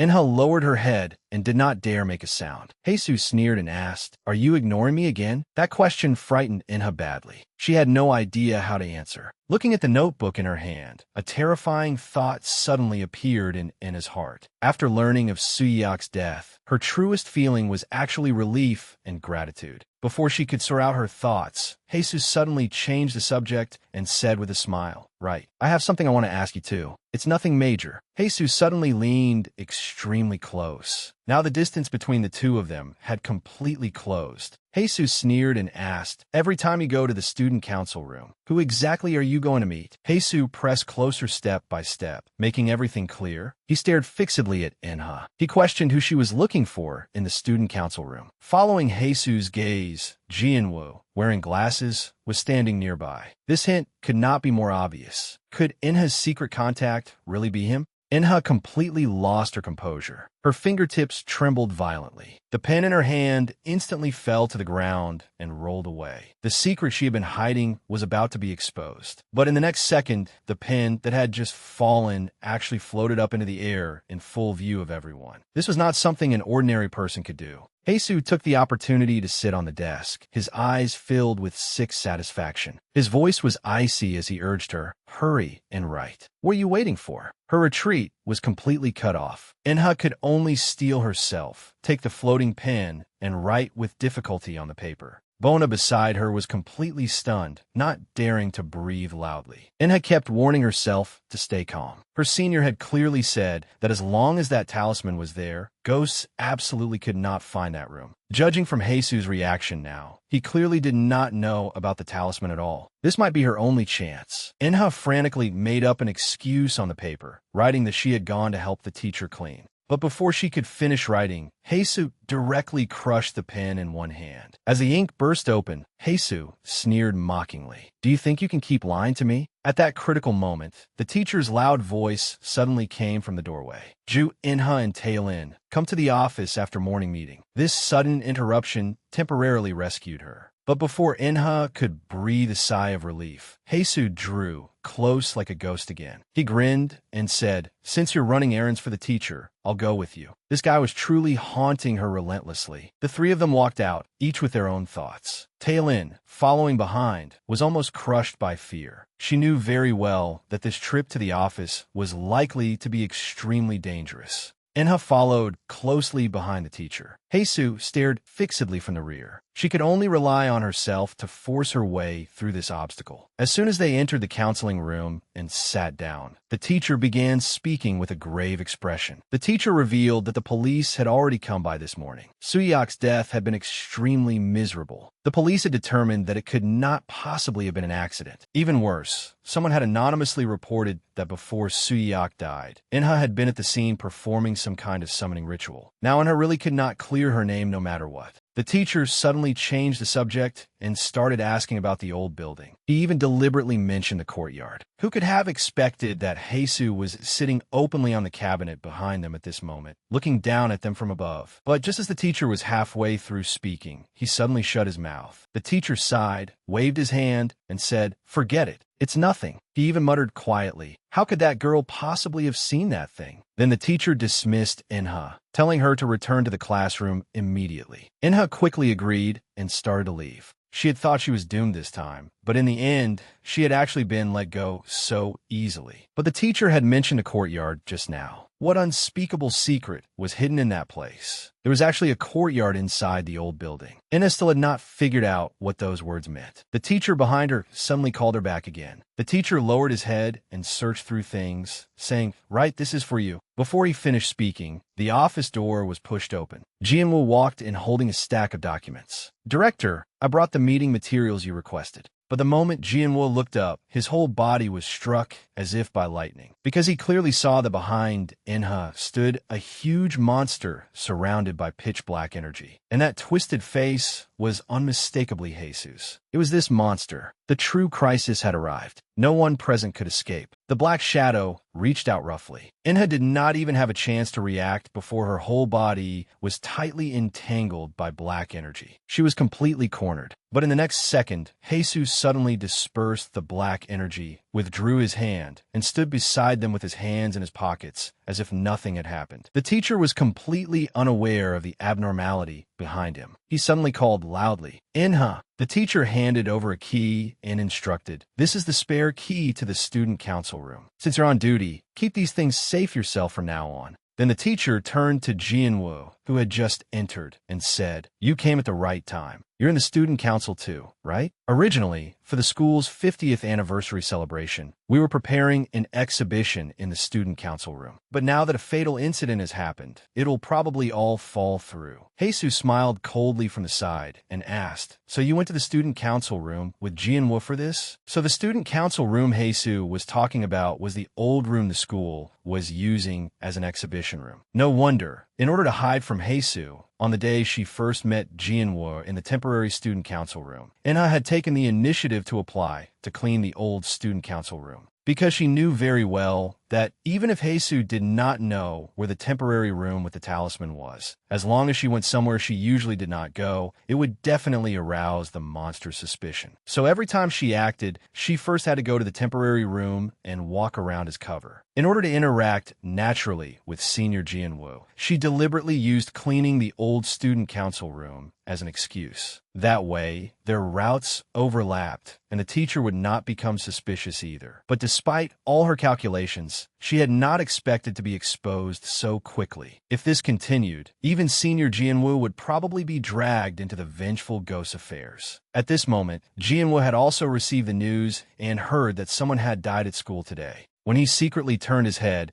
he was horrified to discover that the terrifying black shadow was still following behind Inha. Jianwoo regretted it completely. He blamed himself for being too careless and actually losing the most important protective treasure. That thing behind her acted without hesitation at all. If the next plan went wrong, he and Inha would both be finished today. Inha suddenly stopped and called out to him, "Senior, I'm going to the restroom first. You go ahead." Watching Inha quickly walk away, Jianwoo wanted to go after her, but he could not make it in time. Now he felt even less certain and could only stand there anxiously. As a result, before Inha had gone far, Haesu appeared like a ghost, blocking her path without warning. Haesu raised an eyebrow and teased, "Aren't you going the wrong way? This doesn't look like the girls' restroom." The ultimate test had arrived. Could this method Inha had come up with on the spot really work against Haesu? At this point, she had no retreat. She could only force herself to face him. Inha stammered, "Actually, I want to go with you." Inha took a deep breath and revealed her final trump card. In her heart, she prayed desperately that this move would work. Haesu, standing opposite her, froze instantly, clearly shocked by those words. He stepped back in disbelief, asking in a low voice, "What you just said, is it true?" Everything depended on this one move. Inha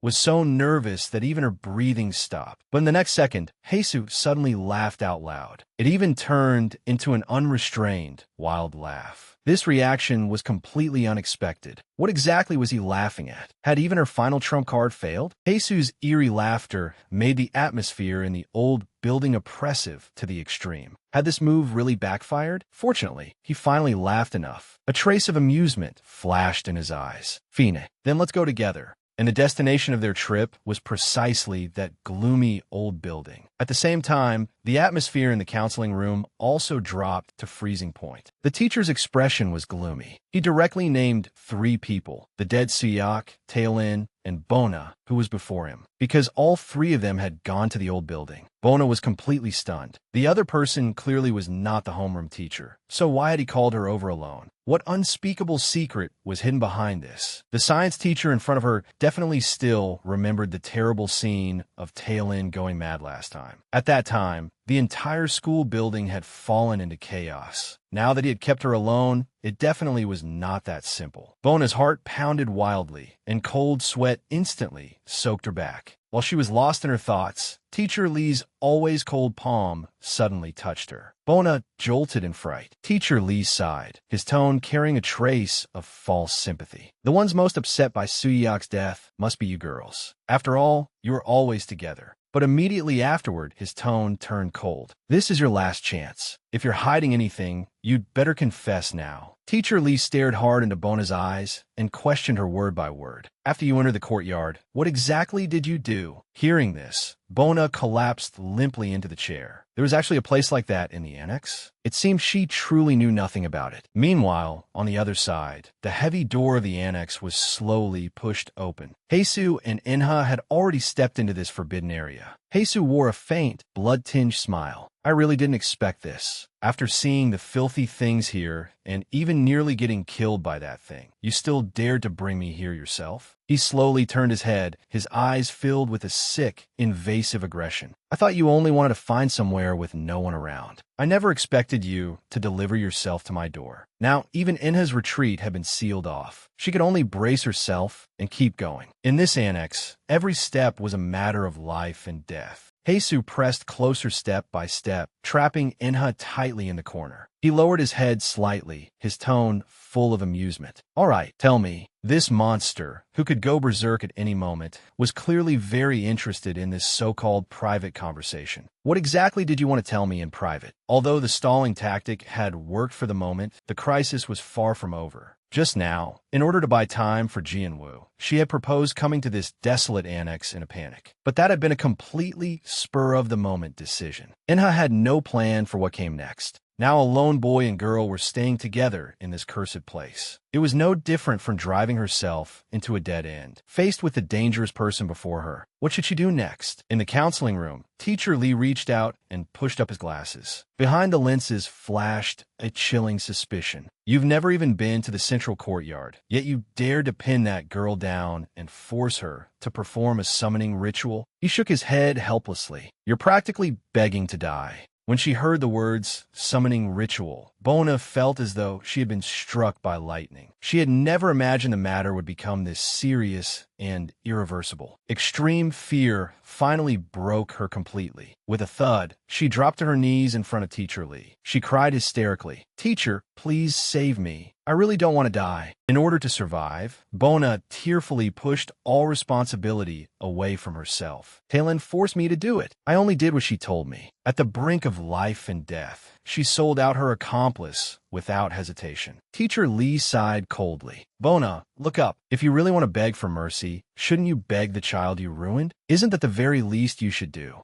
Hearing this, Bona's face turned ashen. She truly had no way out now. Teacher Lee frantically rummaged through his bag while saying in an icy voice, "Even I can't do anything about this. More than anyone, I want to leave this eerie place." But then he suddenly pulled out a stack of old documents and stared hard at Bona. "Do you know why the annex was completely sealed off 10 years ago? Why no one was allowed inside?" Bona trembled all over, her voice as quiet as a mosquito. The rumor was that someone died there, but the truth was 10,000 times more terrifying than mere death. It turned out that behind the ceiling of the annex back then lay an even deeper, terrifying secret. Teacher Lee gave a miserable smile and said, "If it were only because someone had died there, that building would have been demolished long ago." Then he slammed a yellowed blueprint onto the table. "The reason that place has been left standing is because it simply must not be touched." Looking carefully at the blueprint's bizarre structure, the true purpose behind the annex's construction was actually to confine some indescribable horror. A catastrophe had already been set in motion. At that same moment, on the other side of the annex, Heisu finally sensed that something was wrong. Heisu crossed his arms and looked down at Inha from above. "Didn't you say you wanted to be with me just now? Why don't you even dare to speak now?" Inha bit her lip hard and stammered, having no idea how to answer. In the current situation, where could she even begin making things up? If he asked about the past, this guy would definitely turn hostile on the spot. The smile in Heisu's eyes suddenly vanished, replaced by endless hostility. "In the end, you never truly wanted to be with me, did you?" He suddenly stepped closer, and an overwhelming pressure rushed toward her. "You deliberately lured me here, just to help that glasses-wearing guy buy time. That really pisses me off." He leaned near Inna's ear almost obsessively and whispered, "Your only friend can be me." Her trump card had been completely seen through. Inna's plan to stall for time had utterly failed. Heisu simply tore away all pretense. "I was the one who saved you. I was also the one who dealt with that annoying obstacle for you." He spoke of these atrocities as if he were entirely justified, as though his transformation into a demon had all been for Inna's sake. His eyes were red-rimmed as he angrily demanded, "If that's the case, why are you still looking at me like I'm a monster?" The air inside the annex seemed almost suffocating. Seeing Inha lower her head in silence, a trace of panic instead flashed through Heisu's eyes. "What is that expression?" This time, Inha did not choose to keep retreating. She raised her head and met his out-of-control gaze. "You were the one who hid the most important thing first, yet you kept saying we were friends." After saying that, Inha took the initiative and reached out, grabbing Heisu. This sudden action instead left Heisu, who had been ready to go berserk at any moment, instantly at a loss. However, Ina's desperate, death-defying grab did not ease the tense atmosphere. Heisu stared fixedly at the hand holding him. Then he slowly raised his head and asked the cruelest truth of all. "You never actually saw me as a friend, right?" Hearing this, Heisu did not react for a moment. He gave a cold laugh and asked what she was talking about. The way he played dumb was clearly a deliberate attempt to stall for time. Heisu laughed self-mockingly and murmured, "Of course." When the final disguise was completely torn apart, Heisu's reason snapped in an instant. He stared hard at Inha, his voice becoming utterly twisted. "Why did you invite me? Are you just like that person? Did you call me here only to use me?" It turned out that in Heisu's eyes, everything Inha had done had been driven by ulterior motives. Inha froze in place, staring at the monster before her as he gradually lost control. She tentatively called his name. Before Heisu had even finished speaking, a pitch-black monster claw had already come tearing toward her with a violent gust of wind. With a thunderous crash, it struck past Inha's ear, instantly shattering the hard wall. Inha was so frightened that her whole body stiffened and she did not dare move. She tremblingly called Heisu's name. That pitch-black monstrous hand slowly slid down along her shoulder. Heisu wore a gentle smile, but the words he spoke made one's hair stand on end. "Of course, you're my only friend." It turned out that this companion who had spent every day by her side was the most terrifying monster of all. Before Inha could recover from the shock, a huge centipede suddenly shot out. The situation inside the annex completely spiraled out of control. Heisu smiled as he held the huge centipede up in front of her. The sight made one's scalp tingle.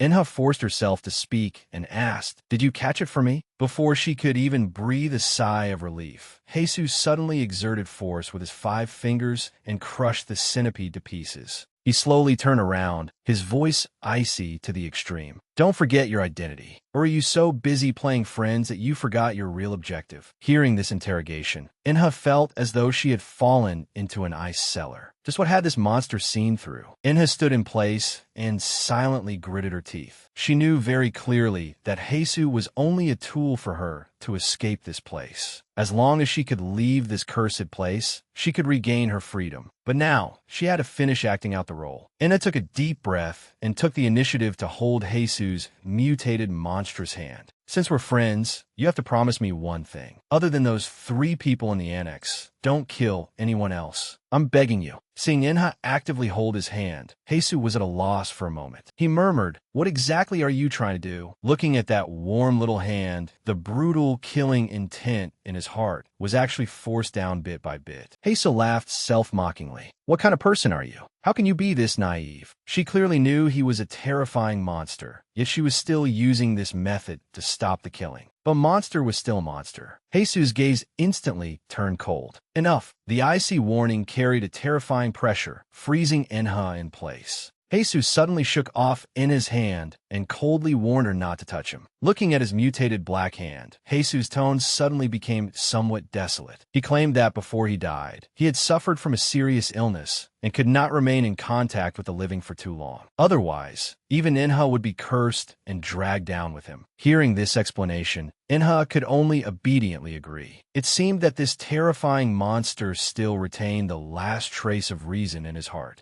Inha looked at her palm, Heisu's warning echoing in her mind. Heisu lowered his head and asked self-mockingly, "What did you want to tell me in private? What exactly do I want to get from you?" A monster with hands stained in blood was actually yearning for human friendship. In the blink of an eye, 3 days passed. On the 3rd day after Suyak's bizarre death, the school appeared calm on the surface, but the real storm was already brewing in the dark. In the hallway, 2 girls whispered to each other. A photo was spreading wildly across phone screens. It showed a corpse that had died in an extremely strange state. The bizarre death quickly spread, and all kinds of terrifying rumors flew everywhere. Just then, Talon walked past. Her arm was wrapped in thick bandages. The surrounding discussions instantly grew louder. Everyone knew the dead person had been her lackey. The injury on her body made the whole incident even more confusing. She had completely become the focus of public opinion. The gossip at school spread vividly. Everyone said Taelin's hand had not simply been broken, but that she had provoked someone who could communicate with spirits and had become completely entangled by something unclean. Some even said she had gone berserk in class at the time, as if possessed by an evil ghost. Those who normally disliked her were now all privately taking delight in her misfortune.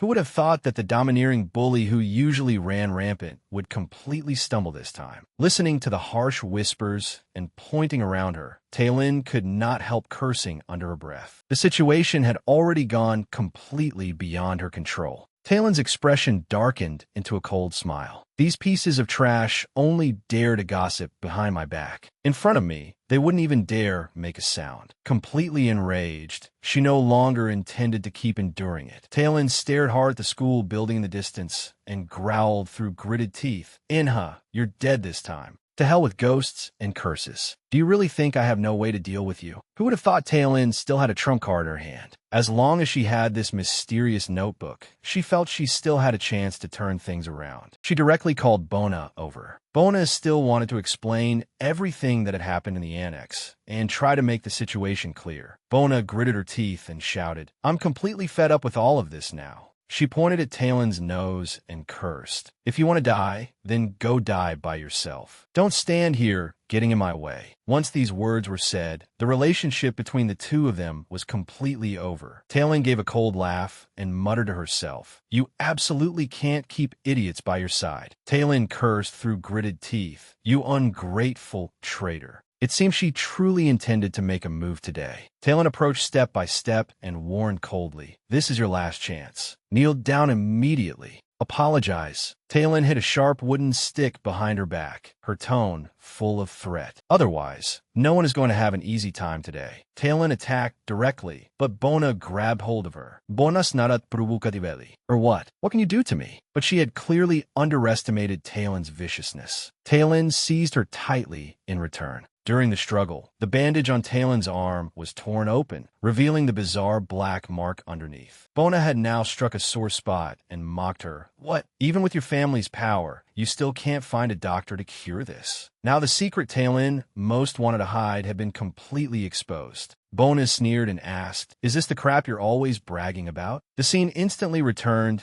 to the winter of their third year of middle school. At that time, the two of them were reported for school violence and nearly ended up in juvenile detention. Just when they had no way out, Taelin's father used his connections to forcibly suppress the scandal. Bona remembered the past. Back then, Taelin had indeed seemed impressive in everyone's eyes. She would even help neighboring children she had only just met. That made Bona think she was a good person. So, no matter how awful the things Taelin ordered her to do were, Bona carried them out without complaint, because she sincerely believed that Taelin at least saw her as a friend. But what was the result? It turned out she had been wrong from beginning to end. Bona questioned her through gritted teeth. "You never saw me as a friend. You only needed an obedient slave." Now the relationship between the two had completely broken apart. Bona sneered and said, "Not even slaves. We were just your toys." Inha, Suyak, and Bona herself had all merely been Taelin's toys. If Taelin had not relied on her family's power to act recklessly, things would never have reached this point. So it turned out that the annex had originally been built to confine some filthy thing. Bona looked coldly at Taelin as she brought up the annex. This time, Bona was truly afraid. She turned and left directly, leaving behind one final sentence. "I don't want anything to do with you anymore. I'm not coming back to this rotten school either." Now Taelin had truly become utterly alone. Bona sneered and warned Taelin that if she continued fighting Inha, she would sooner or later end up like Suyak. When that time came, Inha would probably laugh herself awake, even in her dreams. After Bona left, Taelin stood alone in the woods. But she never expected that someone was actually sitting on the branch above her head. Before Taelin could react, danger had already descended. She screamed loudly in terror.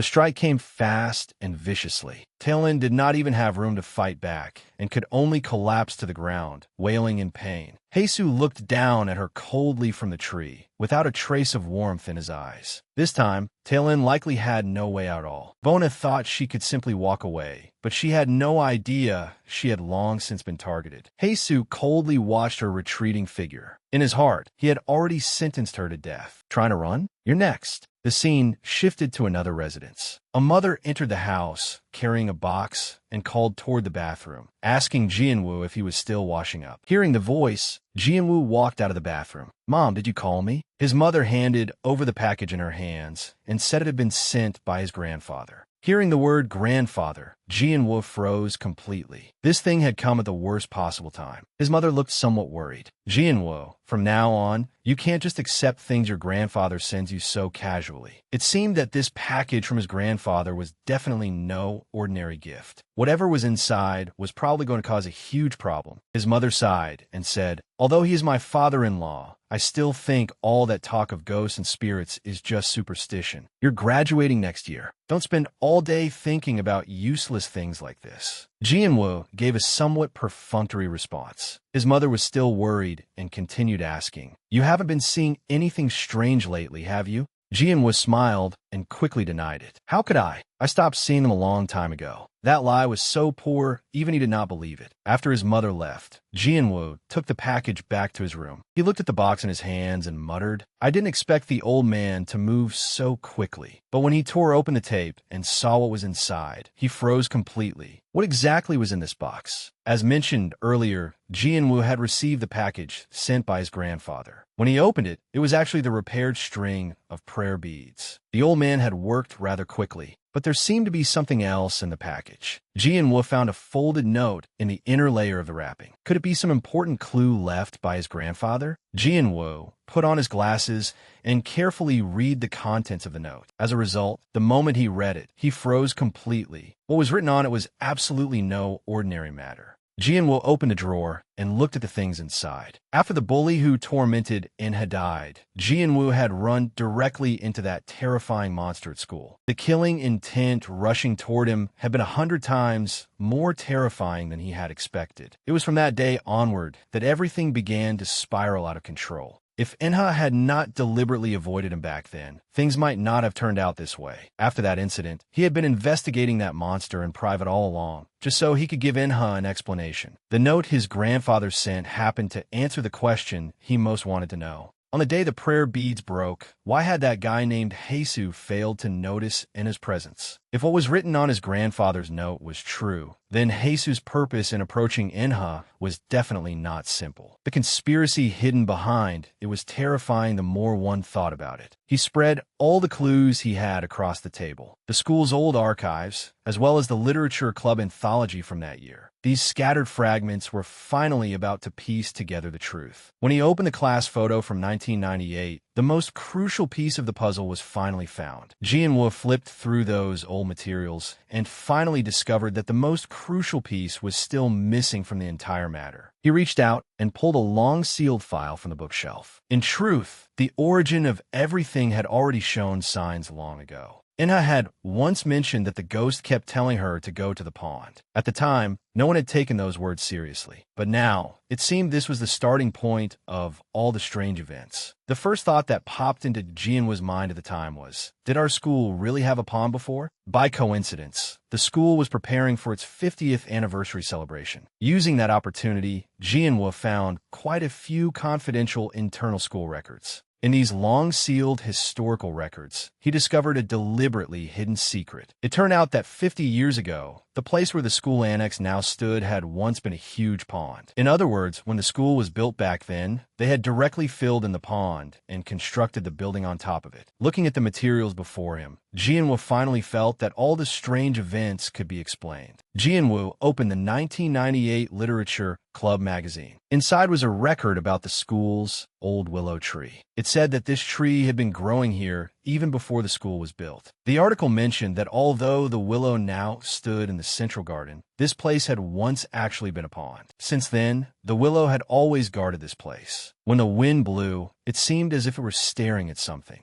Jianwoo looked at the passage, and the more he thought about it, the more wrong it seemed. This seemingly ordinary club essay hid an enormous amount of information. He reached a conclusion that sent a chill down his spine. This school itself definitely had a major problem. The essay wrote that the willow had guarded this place since long ago. In other words, the school buildings had actually been constructed around this tree. Looking at the materials in his hands, Jianwoo's heart sank. Since they were filling in the pond to build the school back then, why did they leave this willow tree behind? Unless it was not that they did not want to cut it down, but that they simply could not cut this tree down at all. Jianwoo stared at the note. Written on it were the words his grandfather had left for him. It turned out that when his grandfather had given Jianwoo this string of prayer beads back then, he had also hidden some secrets from him. In the letter, the old man said that the origin of this string of beads was greater than imagined, but it actually had only one function, sensing the presence of ghosts. Other than that, it had no power to exorcise evil whatsoever. But immediately afterward, his grandfather left a twist at the end of the letter. On the other hand, once these 4 words appeared, the matter became completely different. His grandfather wrote in the letter that if one encountered ancient and powerful monsters, the effect of the prayer beads would change. They would completely conceal the wearer's aura, making them impossible to detect. No wonder that earlier in the reign, even though the monster was right in front of Enha, it had not discovered her at all. In the letter, his grandfather sighed and said he had originally hoped Jianwoo would never need to use this secret in his lifetime. Since Jianwoo had asked about it now, it meant he had already run into that filthy thing. At the end of the letter, his grandfather specifically mentioned the girl Jianwoo had spoken of before, namely Enha. The old man repeatedly and earnestly instructed him that he had to tell Enha this secret as well. And from now on, things would probably become even more out of control. His grandfather sternly warned him in the letter that he absolutely must not get involved with that monster. The old man also said he would personally come over very soon.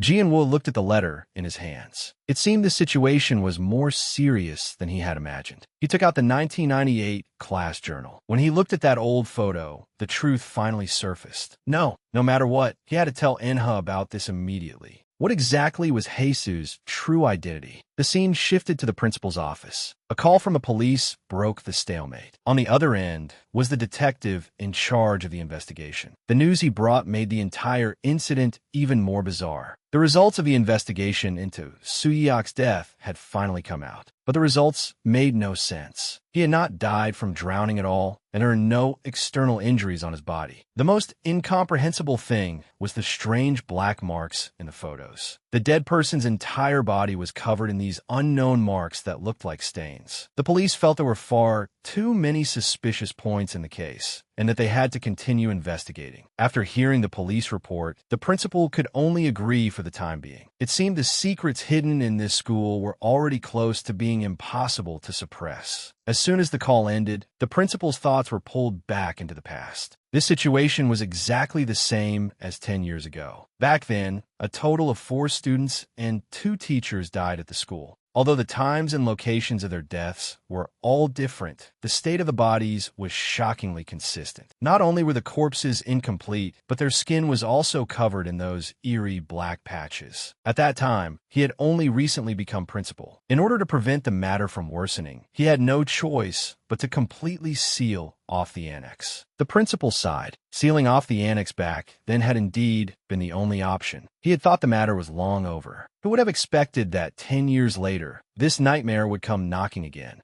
In fact, from the moment he came to this school, he had always felt as though an invisible hand was dragging him from behind. It seemed he truly could not sit still this time. The principal directly dialed the internal line and instructed, "Vice Principal, do you still have that person's contact information?" Before the person on the other end could react, the principal continued, "Yes. The one who helped us settle the turmoil 10 years ago." The principal spat out a few words through gritted teeth. "That shaman." After receiving the order, the vice principal did not dare delay for even a moment and immediately began contacting the person. The vice principal gave instructions in a grave tone. "This matter is no ordinary issue. We absolutely cannot sit back and ignore it again." The scene shifted to the school rooftop. Jesus sat alone on the edge of the roof. Hearing movement behind him, Heisu turned his head slightly and smiled in greeting.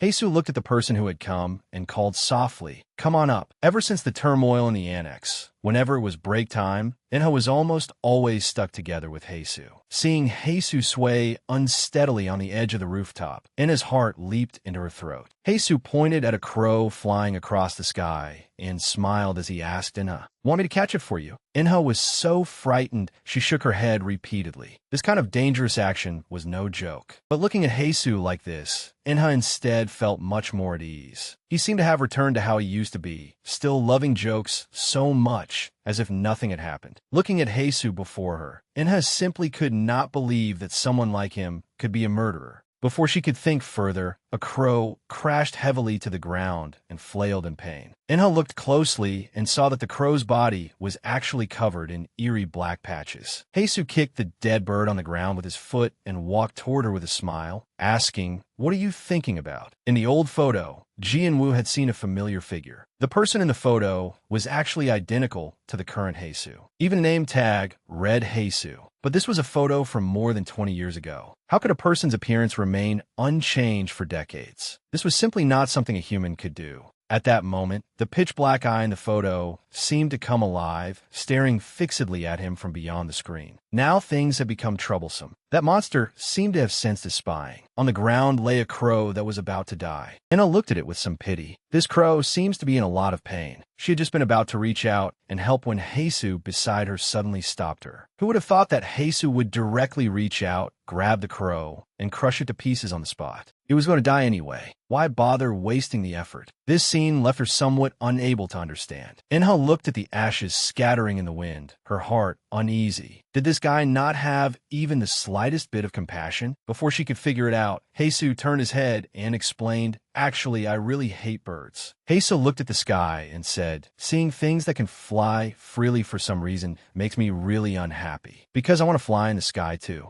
That feeling of having nowhere to escape and only being able to keep sinking is truly the worst experience." Heisu turned to look at Inha, but look, before Inha could understand, he actually jumped straight down. Inha had no time to react at all and could only shout Heisu's name downward. Who would have thought Heisu would be completely fine? He stood steadily below and smiled as he asked, "Did I scare you? I can go anywhere now." Inha shouted in both anger and shock, "You scared me to death." But before Inha could recover, he had already returned to her side. "Did you think I would fall?" Looking at Heisu before her, Inha did not know what to say for a moment. Heisu suddenly reached out and touched her hair. This left Inha completely stunned. She could only tentatively call his name. Heisu had wanted to touch her hair, but the moment his hand reached out, he suddenly pulled it back. Again, this abnormal action left Inha beside him somewhat confused. "What's wrong?" Heisu quickly sat down to cover it up. "Nothing." Looking at his own hand, he clearly had something else hidden in his heart. "Even so, I still really envy you."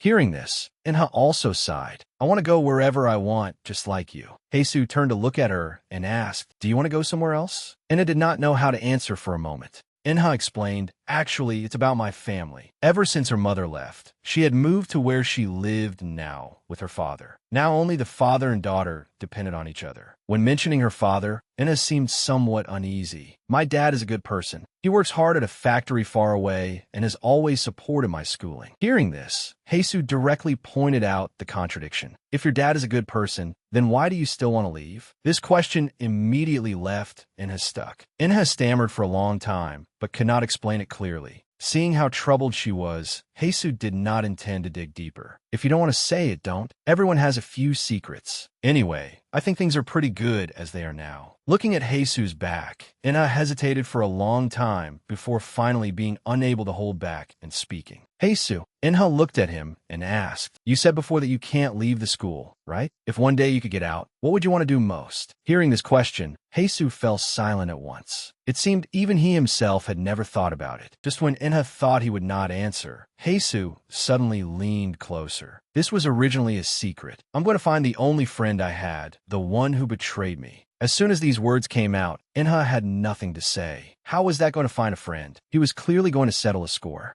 Heisu had been trapped in the school for a full 10 years. The thing he wanted to do most was actually to kill the friend who had betrayed him. Hearing this, Inha's whole body stiffened. Heisu stared at her coldly and asked, "You won't betray me too, will you?" This frightened Inha badly. To save her life, she could only hurry and change the subject. "Other than finding your friend, are there any other places you want to go? After all, being trapped here for 10 years must have been stifling." Heisu followed her words and asked, "Where else would I want to go?" Inha hurriedly offered him ideas. For example, taking a walk in a botanical garden or going to the beach in summer to enjoy the breeze. If not, you could go to an amusement park. These ordinary pastimes for normal people seemed like perfectly normal choices to Inha. But Heisu suddenly interrupted her. "Inha, what is an amusement park?" As soon as these words came out, Inha fell completely silent. A person who had been trapped in the school for 10 years seemed to have long since become completely disconnected from the outside world. Heisu simply watched her quietly, and the atmosphere instantly became somewhat oppressive. Heisu continued asking, "There isn't an amusement park in school, right?" Inha did not react for a moment.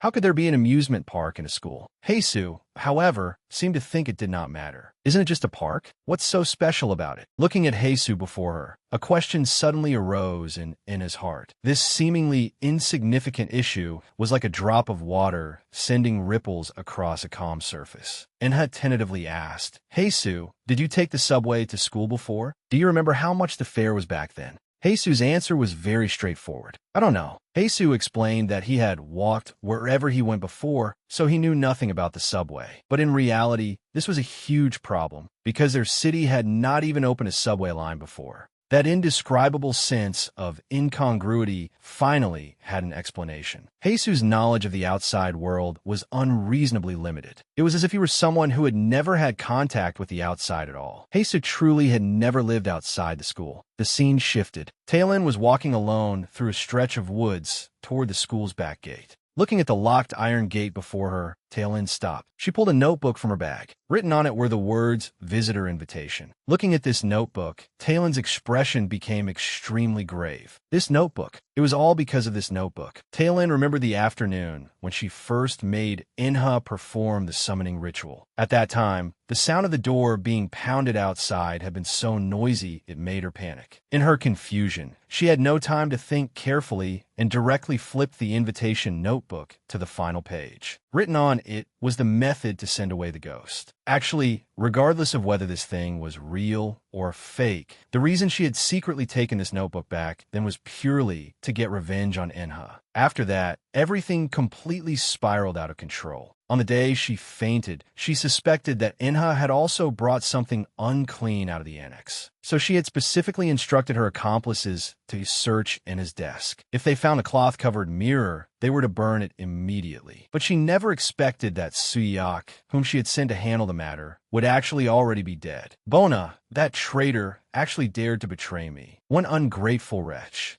As long as this arm can return to normal, Inha will be next. Just then, her phone suddenly rang. "Mom." On the other end of the phone, her mother asked, "Tailin, are you at school now? Hurry home. Your father found an especially powerful shaman." Hearing this news, Tailin did not care about anything else. She only wanted to know the result. "Can that person cure my arm today?" Her mother asked. "What?" I said, "Can my arm be completely healed today?" Her mother stammered as she explained, "We'll have to meet and talk in detail to know." Hearing this, Tailin immediately lost patience. If they can't cure it, then shut up. She was about to hang up, but her mother hurriedly shouted from the other end, "There's one more thing." Tailin said coldly, "Don't call yourself my mom again. I never acknowledged you." After saying that, she hung up directly. "I'm gonna hurry now. I have to send that ghost back." She quickly walked toward the school's back gate. As long as she could send that thing away, everything could still return to normal. But she never expected that danger had already followed her quietly. When she was completely unguarded, a bloody hand had already landed on her shoulder. Before she could react, her entire body was shoved down the steps. That had happened far too suddenly. Tailin was completely stunned. What exactly had just happened? She looked back, but there was clearly nothing behind her. Yet the feeling just now had been too real. It was like someone had grabbed her neck tightly and yanked her backward. Before she could recover, her body instinctively sent out another warning. That extreme sense of discomfort left her almost unable to stand steadily.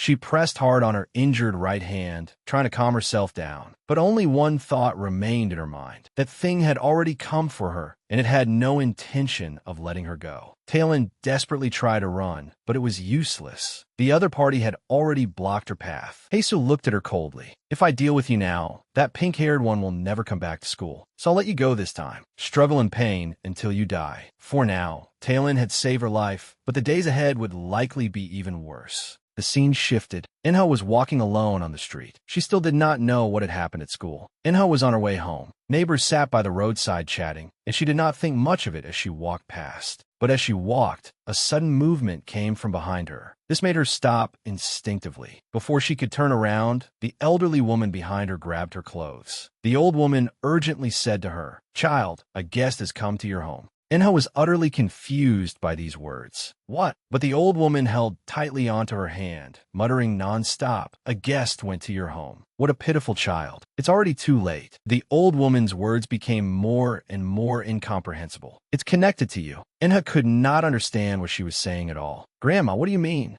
Before the old woman could explain, she suddenly noticed that something was wrong. The old woman cried out in shock. "My heavens, what is this? Could there be something on Inha that should not be there?" The words of the old neighbor made Inha's heart grow cold. She gathered her courage and tested. "There's a guest at my house, and they're waiting for me." The old woman firmly pointed upstairs and said, "That thing looks exactly like you. It's sitting right in the middle of your room now." Inha froze completely in place. A middle-aged woman rushed over from the side and pulled the old woman away, repeatedly apologizing to Inha and saying that her mother was confused and always talked nonsense. The old woman, though dragged away, still stared fixedly at Inha and screamed shrilly, "Once that guest comes to your door, you will never escape." A cold wind blew through, leaving only Inha standing alone in the empty corridor. The old woman's final shrill warning, like an inescapable, vicious curse, echoed in her ears. All the way home, Inha's heart churned uneasily. Although the old woman was usually strange, why had she grabbed Inha's hand so tightly today? What exactly did the guest in her room imply? As she neared her front door, a faint scraping sound suddenly came from above. She abruptly raised her head. Her own security door was actually open a crack. The old woman's warning instantly exploded in her mind. Could something unclean really have broken into her home?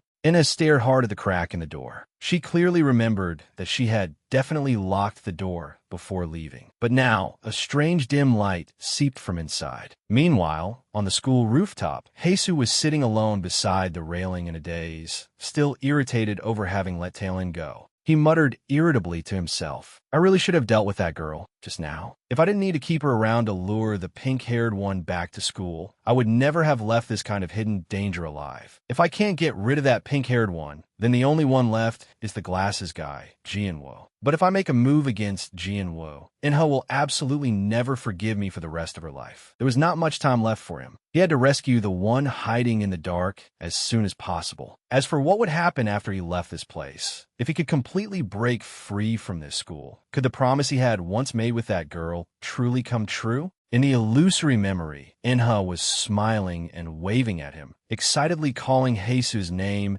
and asking whether they could finally leave school together. She happily planned like a child, saying they would go to the amusement park she had mentioned before and also go to the botanical garden and see the sea together. Inha was full of longing as she planned the future, saying they could go anywhere they wanted from then on. But the Heisu in the fantasy merely looked at her quietly, without any warmth in his eyes. In the next second, Inha suddenly sensed something strange. She lowered her head in terror and discovered that Heisu's hands were actually covered in thick blood. Even the ground they had walked across was dragged with a shocking trail of blood. Heisu spoke to her in an almost cold and helpless tone. "I had no other choice." Inha's voice completely changed pitch. Before Heisu could react, the pure young girl before him instantly opened an abyssal mouth. A demon-like whisper kept echoing beside Heisu's ears, mocking him that he was destined to kill everyone around him and warning him not to be deceived by the warmth before his eyes. In truth, from the first moment he approached Inha with a purpose, he had only wanted to use her as a tool for revenge. In order to find that bastard who had betrayed him, Lee Jiango, and then personally deal with him in the cruelest way possible. This was the truest monster deep within his heart. The black shadow behind him kept tearing at his reason, warning him that he had to let this secret rot forever in his stomach. The black shadow's curse continued. It said that once the truth was exposed, that girl would certainly abandon him without hesitation. The scene cut back to reality. Inha had already arrived at the door of her home, but her footsteps felt as heavy as lead.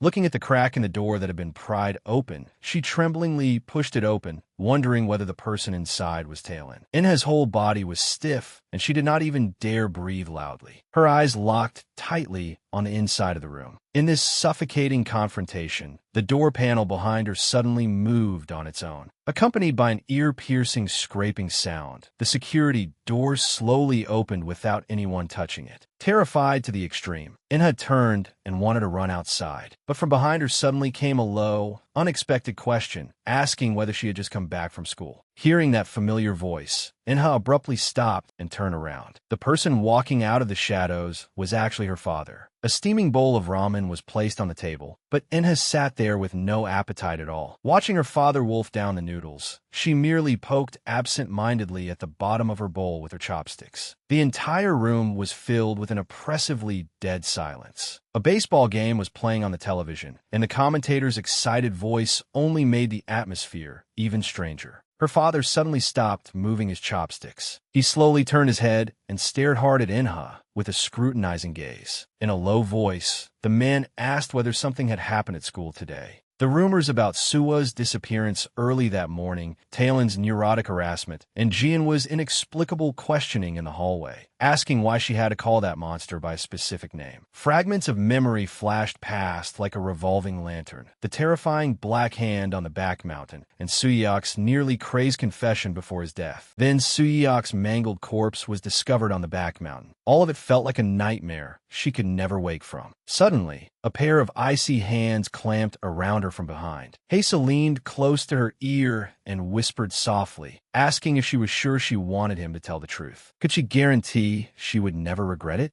Her father's sudden question struck directly at Inha's deepest wound. Just then, Jesu's haunting voice rang beside her ear again. Are you really going to tell him? Are you sure you won't regret it? That cold warning stabbed into her like a silver needle, making Inha snap awake in an instant. She suddenly came back to herself. There was no sign of Jesu before her eyes. Only she herself was standing in the empty, chilly room. That voice just now had been far too real. So real that Inha thought Jesu was pressed right beside her. Her abnormal reaction immediately aroused her father's suspicion. What's wrong? Inha hurriedly pulled her thoughts back, lowered her head, and muttered softly, nothing. But once some fears took root in the heart, there was no way to shake them off, especially all those strange incidents at school. In fact, Jesu had deliberately warned her before. If she truly did not want to say it, then she should keep her mouth completely shut. After all, in this insane school, who did not have some unspeakable secret hidden in their heart? Facing her father's scrutinizing gaze, Inha ultimately chose to let the secret rot in her stomach. She forced out a stiff smile and reassured him, Dad, I'm fine. Nothing happened at school. Hearing his daughter say that, the man's eyes were still full of suspicion, but in the end, he had no interest in continuing to question her. He replied coldly, Really? Fine then. That's good.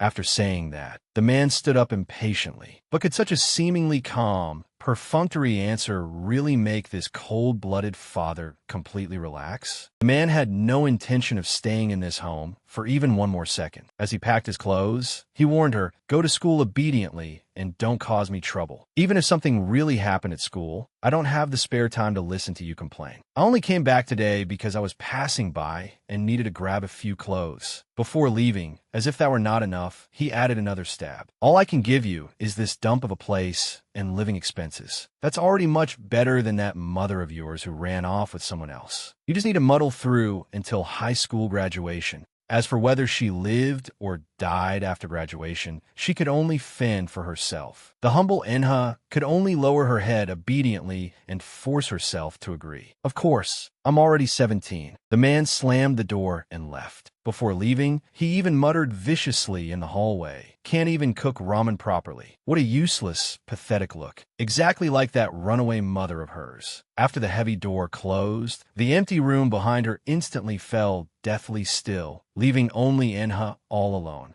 She looked at the bowl of badly cooked noodles in front of her. They were mushy and salty, but she still swallowed them down one mouthful at a time without any expression. For the cur in her, she had long since gone numb enough not to care. What she ate did not matter at all. As long as it barely filled her stomach and kept her alive, that was enough. After finally seeing off that suffocating father, the room should have contained only her. But before she could even steady the breath in her chest, a soft chuckle suddenly came from the empty space above her head. It was that familiar voice. With a teasing tone, it said, "So you work this hard even when no one is watching you?" That sudden sentence made goosebumps explode all over Enna's body. After all, behind the tightly closed door, there was clearly only her. She turned her head stiffly. Who could have imagined that Heisu was sitting openly right in front of her? Enha's pupils trembled with fear as she asked Heisu, her mind filled with unbelievable questions. "How are you here?" But Heisu did not answer directly. Instead, he asked wickedly, "What do you mean, how?" Before Enha could recover from a shock, the corner of Heisu's mouth lifted slightly. He smiled and said, "As long as I'm with you, I can go anywhere." As soon as those words came out, Enha's heart dropped with a thud. This was completely wrong. Heisu had clearly said before that he was an earthbound spirit and could not leave the school even half a step. That almost threatening confession Heisu had just made spun wildly through Enha's mind. Even the strange things Heisu had said to her at home before began to circle around her ears in stereo again and again. At that time, Heisu had said with deep, obsessive affection, "I'm on your side." Isn't that enough? The more Enha thought about it, the more chilled she became. Heisu's voice and figure were always everywhere. That terrifying sensation was as though he had already wrapped himself completely around her like some ancient, lingering body. She could not understand what was going on at all. Before she could sort out even a clue, an icy hand suddenly reached over without warning. Heisu's bewitching voice exploded beside her ear again. "What are you imagining with that little head of yours now?" That sudden touch scared Enha out of her wits and made her retreat again and again. Her entire body went rigid. Heisu was a spirit. Before, he could not touch physical things at all. But now, he could actually touch her for real. How exactly had he done it? Before Enha could figure out, the figure before her pressed closer step by step. A trace of bloodthirsty amusement flashed in Heisu's eyes. "This room is only this big. Where do you think you can run?" Now everything was completely exposed. The man before her, who kept claiming to be Heisu, definitely had a huge problem. The man slowly leaned close to Enha's ear and breathed out cold air as he whispered, "Do you want to hear a secret? You'll receive a phone call very soon. Remember, no matter what, don't answer it." Under enormous pressure, Enha could not help asking in confusion, "Why?" The man in front of her put away his smile and looked at her coldly. "Because knowing won't do you any good."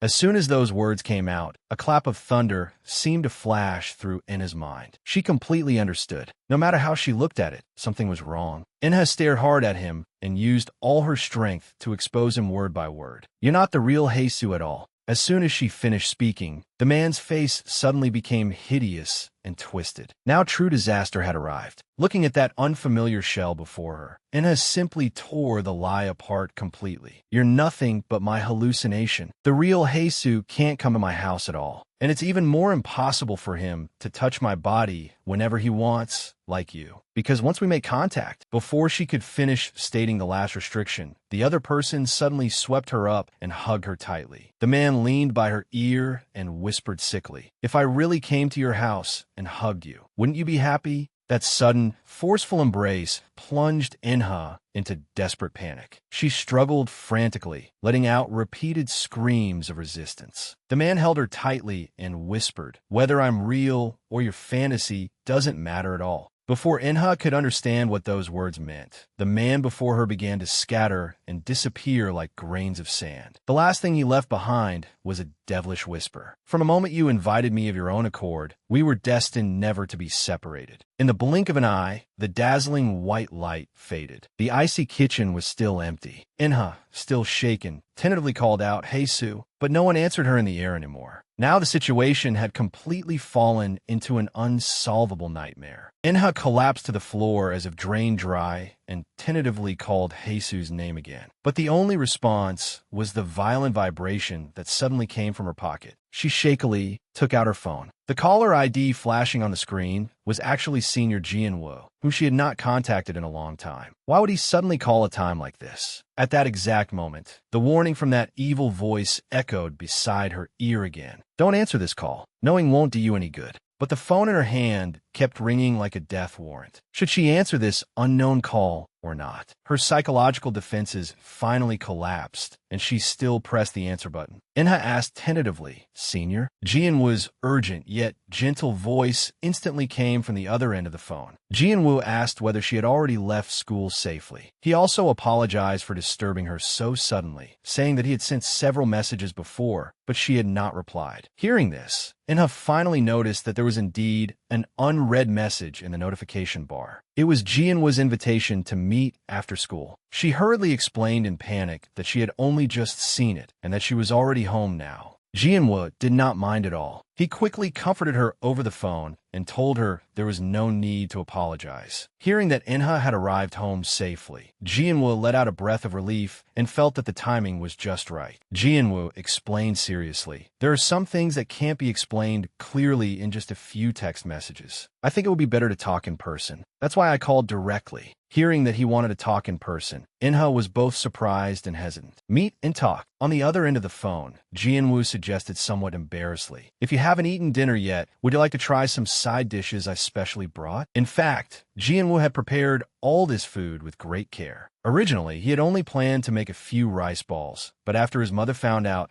she forcefully stuffed a pile of braised beef and traditional kimchi into his bag. If he told the whole truth, Jianwoo was afraid Inha would feel burdened, so he could only clumsily make up an excuse. Jianwoo smiled and explained, "My mom always makes too much food. If you don't mind, I'll share some with you." But behind Jianwoo's overly attentive kindness, what other thoughts were hidden? In truth, from their last meeting, the observant Jianwoo had already noticed that no matter how small Inha's frame usually was, the current her was still thin enough to make one's heart ache. Seeing her usual dazed, dispirited state, as if she had lost her soul, Jianwoo had been unable to stop worrying. It felt like seeing a small animal curled up in a broken cardboard box, shivering during a rainstorm. That was why he searched for an excuse and specially prepared food for her. On the phone, Jianwoo softened his voice and asked with concern, "Have you been eating properly lately?" When no response came for a long time, Jianwoo sighed helplessly over the phone. "Just consider me meddling too much. But I really can't stop worrying about you." Immediately afterward, Jianwoo took the initiative to suggest, "Then let's meet at that toast shop by the school gate." Hearing that warm voice she had not heard in so long, the tormented Inha could no longer hold herself together. Tears instantly spilled from her eyes as she called out softly, "Senior." On the other end of the phone, Jianwoo was extremely perceptive. He immediately heard the sobbing and fear in her voice. Jianwoo anxiously asked again and again, "Inha, did something happen? What exactly happened?" But in order not to drag an innocent person into this, Inha still tried her best to deny it. "No, nothing happened." Jianwoo fell completely silent on the phone. Clearly, he did not believe a single word of Inha's denial. After all, anyone hearing such a desperate tone would know that something terrible had happened. Jianwoo took a deep breath and softened his voice. "Inha, no matter what terrifying thing you've encountered, you can tell me everything without holding back." Hearing her senior say that, Inha's psychological defenses completely collapsed. But before she could open her mouth and reveal the truth, Jianwoo continued with a grave expression, "Actually, I also have something extremely important that I have to tell you in person. It's about Heisu."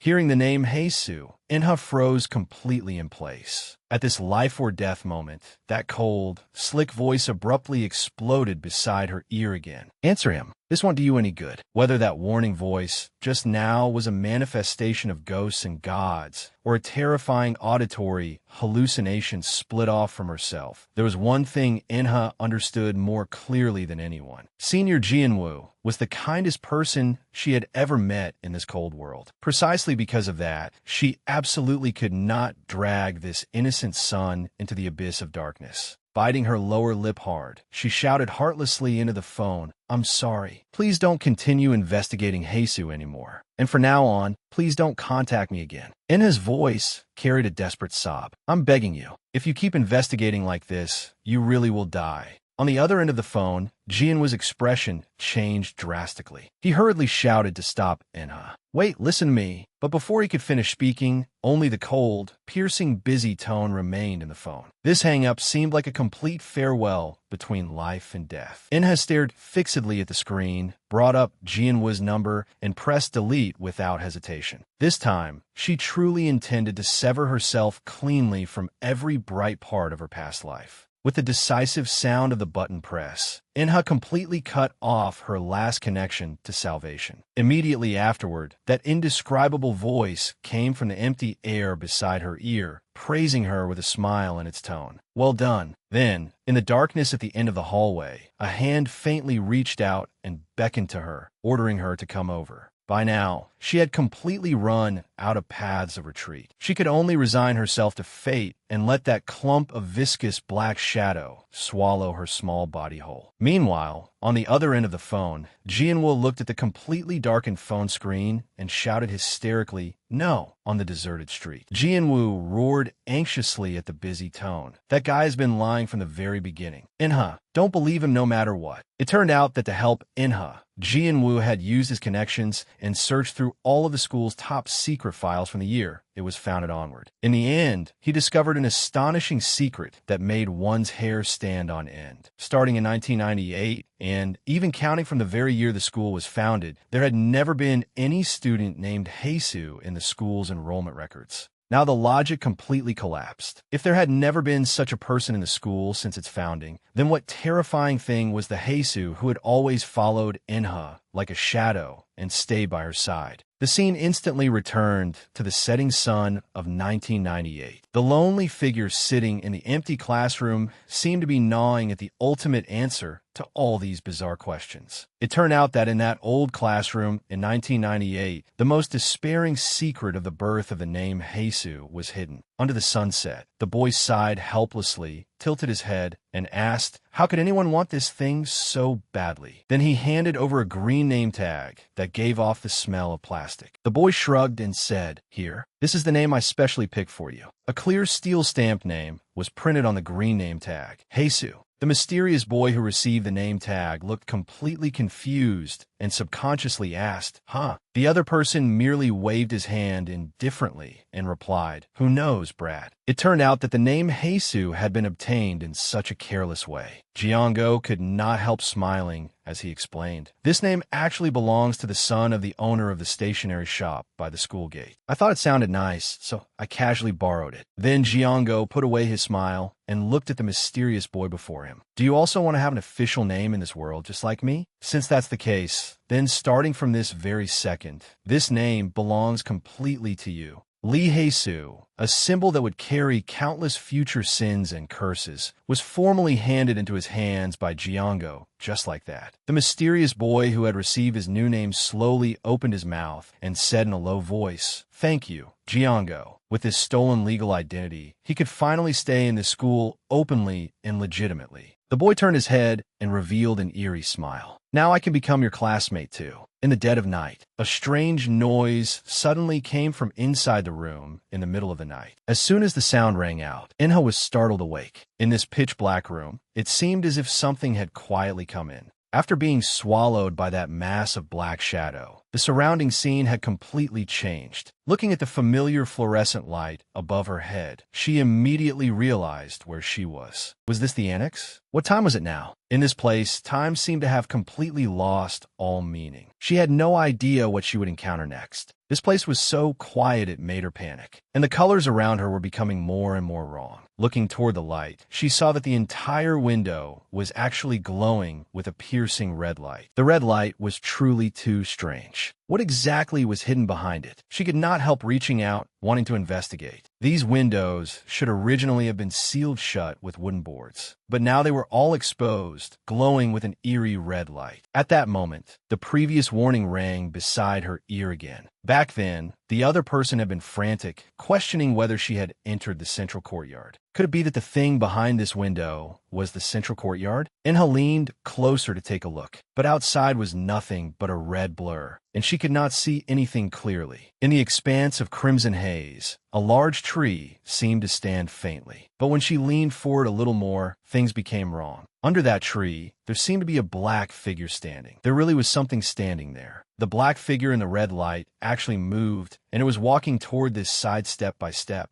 Now she was in serious trouble. If the other party discovered her, the consequences were unimaginable. Inna did not dare stay any longer. She turned around and ran. She did manage to run out, but there was nowhere to hide in this school. Inha could only curl up in a corner, not daring to move at all. Yet what one feared most always came. A sound suddenly came from above her head. That tightly closed door actually moved on its own. Immediately afterward, a heavy thud came from the darkness. Words suddenly appeared on the blackboard, as if warning her about something. Do not turn around, because right behind her, the monster from the red light had already chased its way to the window. The piercing scratching grew closer and closer. That thing was crawling along the corridor. Now there was truly nowhere to run. She could only cover her mouth tightly, not even daring to breathe loudly, terrified that the other party would discover her. Inha, hiding in the corner, had nowhere to escape now. New writing appeared on the blackboard again. This place was both a dream and not a dream, because she was already connected to that visitor and had even broken into the depths of the other party's unconscious. Worst of all, this visitor was not friendly in the slightest. Malice was his nature to begin with. That monster was right outside the window and had no intention of letting her go. Immediately afterward, a piercing, scraping sound came from the darkness again. Something was drawing strange squares on the blackboard, and even filled one of them in white. This eerie sight made Inha's mind sink. This was not random scribbling at all. It was the seating chart of this classroom, and the spot that had been filled in white was exactly where she was standing now. Who could have imagined that a storage locker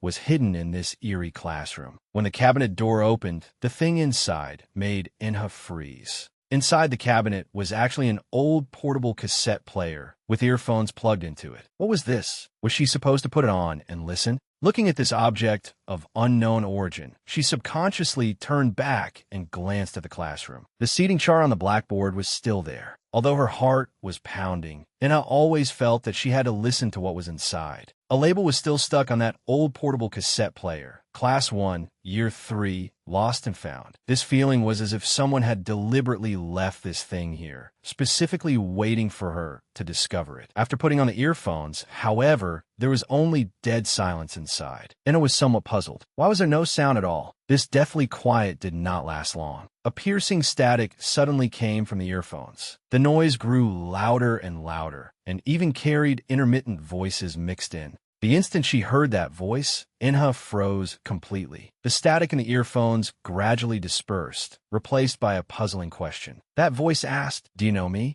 Amid the intermittent electrical static, that eerie voice sounded in the earphones again. "Can you hear me?" Back then, you had clearly already escaped safely. Inha abruptly stopped, a chill running through her heart, because the other party had actually called out her name directly. Inha clenched her fists, her voice carrying a trace of hesitation. "Who exactly are you? How do you know me?" The piercing static instantly exploded, but the answer the other party gave made the whole matter even stranger. "Of course I know you. From the moment you first summoned the visitor, I have been watching you from the shadows." The man in the earphones paused and gave a cold laugh. "I just didn't expect you to recognize my voice right away. Looks like your intuition is pretty sharp." At that moment, Inha felt her scalp go numb. In front of this person, she felt as though she had been completely seen through. How could she possibly fail to recognize this voice? Back then, it was this very voice that had frantically warned her beside her ear, reminding her that the water ghost behind her was staring fixedly at her. Now all the clues finally connected. The man in the earphones urged her hurriedly. "There's no time to explain that much right now. Hurry and find a way to leave this place." But this time, Inna did not intend to compromise passively anymore. She stood firmly in place and gritted her teeth as she questioned him. "First tell me who you really are. Otherwise, I won't take a single step." After a brief, deathly silence, that voice rang out again with a sigh. "Compared to the beginning, your temper has changed quite a bit, but it's changed in a good direction. Maybe this time, you can walk a path different from Giongo's." Hearing the name Giongo, Inha's heart instantly sank. the situation became even more tangled and complicated. Inha was full of shock. Jiango, what happened to him? The static in the earphones continued to roar. The man mentioned that so-called visitor, in other words, Heisu. Did Heisu never tell you that he was once betrayed by the friend he trusted most? Hearing this earth-shattering secret, Inha could no longer sit still. How do you know these things? Who exactly are you? Facing Inha's repeated questioning, the other party finally revealed his true identity.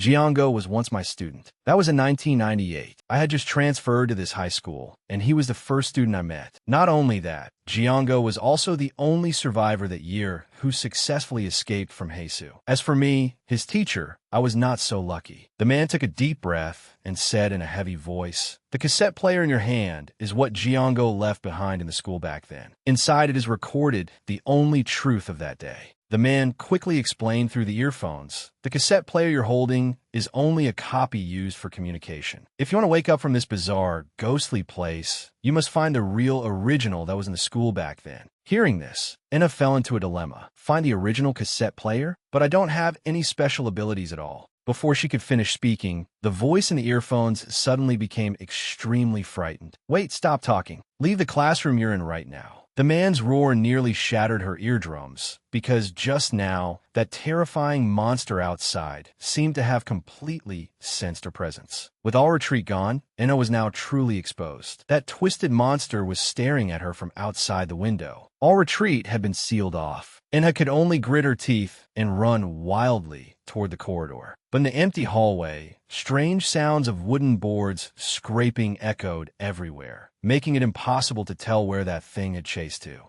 Inha moved forward in terror, but the noises around her became more and more wrong. Looking toward that eerie red light, she saw that outside the windows of the entire row of classrooms were densely packed, writhing black shadows. Before she could scream, those black shadows suddenly vanished into thin air. A piercing static instantly erupted from the earphones. The man warned hysterically, "Do not make eye contact with them. In this damned place, living people are their only prey." Immediately afterward, the man asked faintly, "When you first summoned the visitor, did you also see many ghosts?" As soon as he finished speaking, from the pitch-black corner beside her, a cold chill suddenly drifted past. Those monsters had never actually left. They had always been watching her from the shadows. The voice in the earphones explained in a low tone, "Only because you belong to Heisu do those filthy things not dare to attack easily." Hearing this, Inha froze in place. "You mean the leader is Heisu?" The other party asked in surprise. Who else could it be? In this sealed, ghostly place, Heisu is the absolute ruler, like a god. Nothing could disobey him at all. To hide his true face, he must have kept many things from you.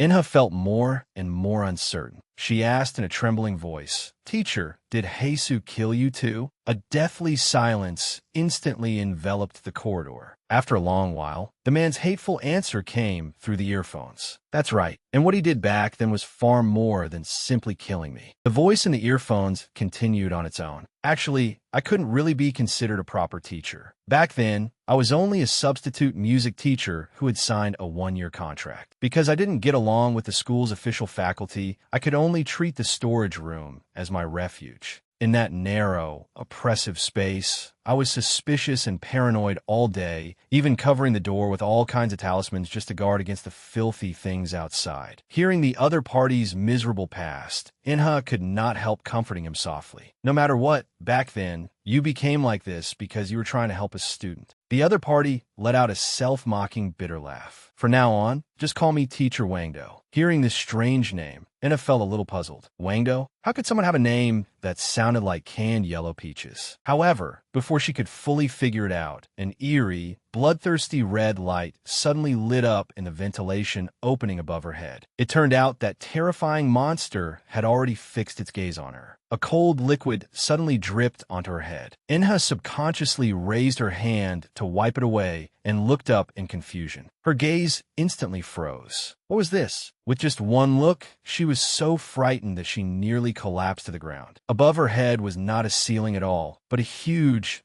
bottomless expanse of water rippling with eerie waves. Before she could react, the surroundings were instantly swallowed by overflowing blue water light. How could there be water on the ceiling? What exactly was going on? Teacher Wangdo hurriedly shouted through the earphones, trying to wake her up. Calm down. This place isn't the real world. Any bizarre thing that violates common sense can happen. Just then, a loud splash suddenly came from the water above her head. In the deepest part of the water, a small, thin black figure floated faintly. After seeing that outline clearly, Inha cried out in shock. A child who drowned. That child struggled desperately in the icy water and actually slowly stretched a pale hand toward Inha. Why? Why was he asking her for help? Why was the drowning child's face covered in charred, filthy marks? Before Inha could look carefully, Teacher Wangdo suddenly roared anxiously through the earphones. Wait, Inha, wake up. Don't look above you. Look under your feet. Now disaster had struck. At some point, that viscous black liquid had already wrapped tightly around her ankles. This was not some ordinary attack at all, but a lethal trap set by that monster. In the earphones, Teacher Wangdo was still shouting himself hoarse. Inha, run! But it was already too late. Behind her, that terrifying black shadow that blotted out the sky had already surrounded her completely. Teacher Wangdo roared madly in the earphones, telling Inha to run at all costs. At a time like this, if she was even half a step slow, she would definitely die without a burial place. But immediately afterward, the man's voice suddenly became incomparably desperate. Damn it, I miscalculated one thing. Because you and that monster have already been connected for a long time. In the subconscious, you can't possibly shake him off easily. Now Inna's heart was completely in chaos. Then what we do now? Didn't you say finding the cassette player would be enough? The voice beside her ear was as heavy as iron. This is the deepest part of Jesus' subconscious. If you want to completely escape the monster's gaze, you must find the true original cassette player. And that place is directly below you. Follow this dark, decaying staircase down. At the core of the lowest level is the storage room that was completely sealed off back then. The true path to survival is hidden in that darkest corner. Following the icy stairs all the way down, below was the annex's gloomy basement. But before Inha had descended more than a few steps, in the deathly silent darkness behind her, a pair of hands suddenly shot out and firmly hugged her entire body from behind. There was no retreat and nowhere to dodge. And the one laughing coldly beside her ear was actually Jesus,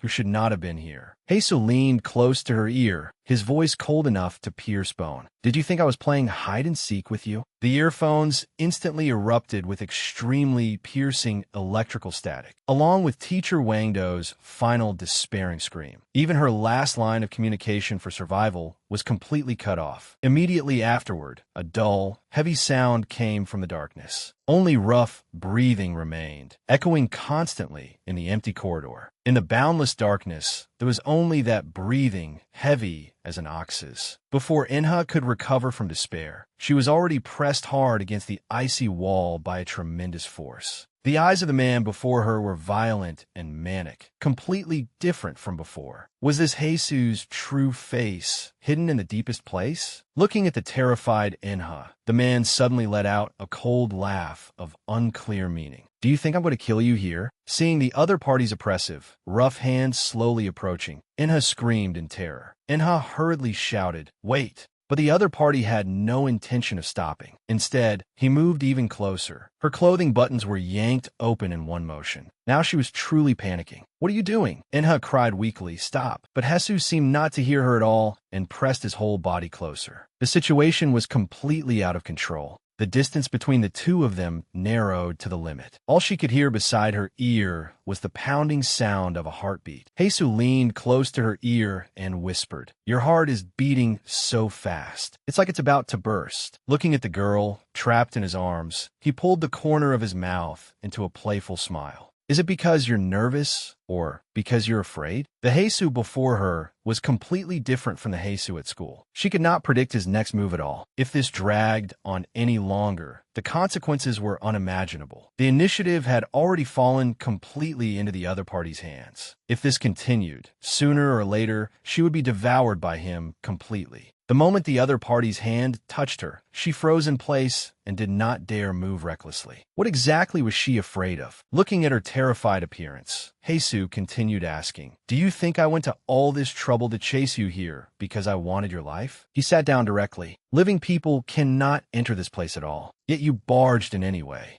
I chased you here only because I was curious. Maybe even you haven't noticed, but after that loud crash just now, you may have already died once." The Heisu before her was absolutely not easy to talk to. If he discovered that she was doing something sneaky, the consequences would be unimaginable. The most urgent matter now was that she had to turn off the cassette player first. But no matter how she secretly exerted force, the machine did not respond at all. Why could it not be turned off? She had clearly pressed the switch. Could this broken machine be malfunctioning? But the worst part was not even that. How exactly could she deceive his eyes and secretly slip down to the underground storage room? Before she could come up with a plan, the other party's gaze suddenly changed. So beautiful. This sudden gentleness instead left Inha completely stunned and at a loss. What? Heisu gazed at her. "Do you know? Your hair and your skin. Every part of you is so soft and warm." At this point, he laughed mockingly at himself. Unlike me. At this moment, Heisu's attitude had completely changed. "Here, I could be a little more honest." The figure before her began to shake violently, as if it might dissipate at any moment. But he did not care at all. "Even if I touch you, you won't break." What exactly did this incomprehensible sentence mean? Heisu suddenly smiled, a smile that made her heart turn cold. Before Inha could react, both her hands were tightly seized by the other party. Inha, his overwhelming strength, left her completely unable to move. Heisu leaned close to her ear. "Just stay with me like this." He held her even tighter, cutting off every chance of escape. "Don't keep thinking about leaving this place and going to that noisy, annoying world, all right." But at this most dangerous moment, the cassette player in her pocket suddenly jerked. The cassette player in her pocket actually let out a piercing static at this moment. Hearing Heisu say he wanted to be together forever, Inha forced down her panic and tried to awaken his reason. "Heisu, calm down first. Listen to me finish. And you're too close. Why don't you move back a little first?" But Heisu had no intention of backing away. Instead, he pressed even closer. Heisu quietly leaned beside her ear, his low voice carrying scrutiny. "Why is it that I keep hearing a strange sound behind you?" Now she was really going to be exposed. The cassette player in her pocket just had to keep ringing non-stop at this moment. Seeing the person in his arms give no response, Heisu directly interrogated her. "Are you hiding something from me?" Now it was completely over. Under his fixed gaze, even her last retreat was gone. In order to cover the sound of the cassette player, she could only risk everything now. Inha hurriedly took the initiative and said, "Heisu, actually, I want to be with you too." As soon as she said this, the man before her was clearly stunned for a moment. In order to completely dispel his suspicion, she could only steel herself and keep acting. Inha pleaded pitifully, "Please, stay." As long as she could deceive the dead man before her, the secret in her pocket absolutely could not be discovered by him. Her psychological defenses were close to collapse, and she only prayed that she could bluff her way through this time. But Heisu did not bite at all. He ordered in a low voice, "Say what you just said again." Now, it was Inha's turn to be troubled. She could only force herself to speak tentatively. "You mean that I won't be with you?" Heisu grabbed her hand hard and ordered forcefully, "Repeat every single word you just said. Don't leave out a single one." In order to save her life, she could only follow his wishes and lower her head again. "I want to be with you too." She thought Heisu would continue making things difficult for her, but who could have expected that he would actually smile all at once? He smiled almost gently, but this abnormal and dangerous reaction made Inha feel even more uncertain. So the cold Heisu could also show such a smile. Before she could think carefully, something went wrong with her body at that moment. Waves of dizziness struck her violently. Now is not the time for wild thoughts. She had to leave this strange place immediately. Inha tentatively spoke again. But Hesu, besides you, there are too many other ghosts in this place. If we don't leave now, I'm afraid we really won't be able to get out. In order to divert Hesu's attention, Inha could only grit her teeth and keep acting. I'm really scared. Taking advantage of the gap while speaking, the hand hidden behind her back quickly searched around. Finally, she completely turned off the cassette player.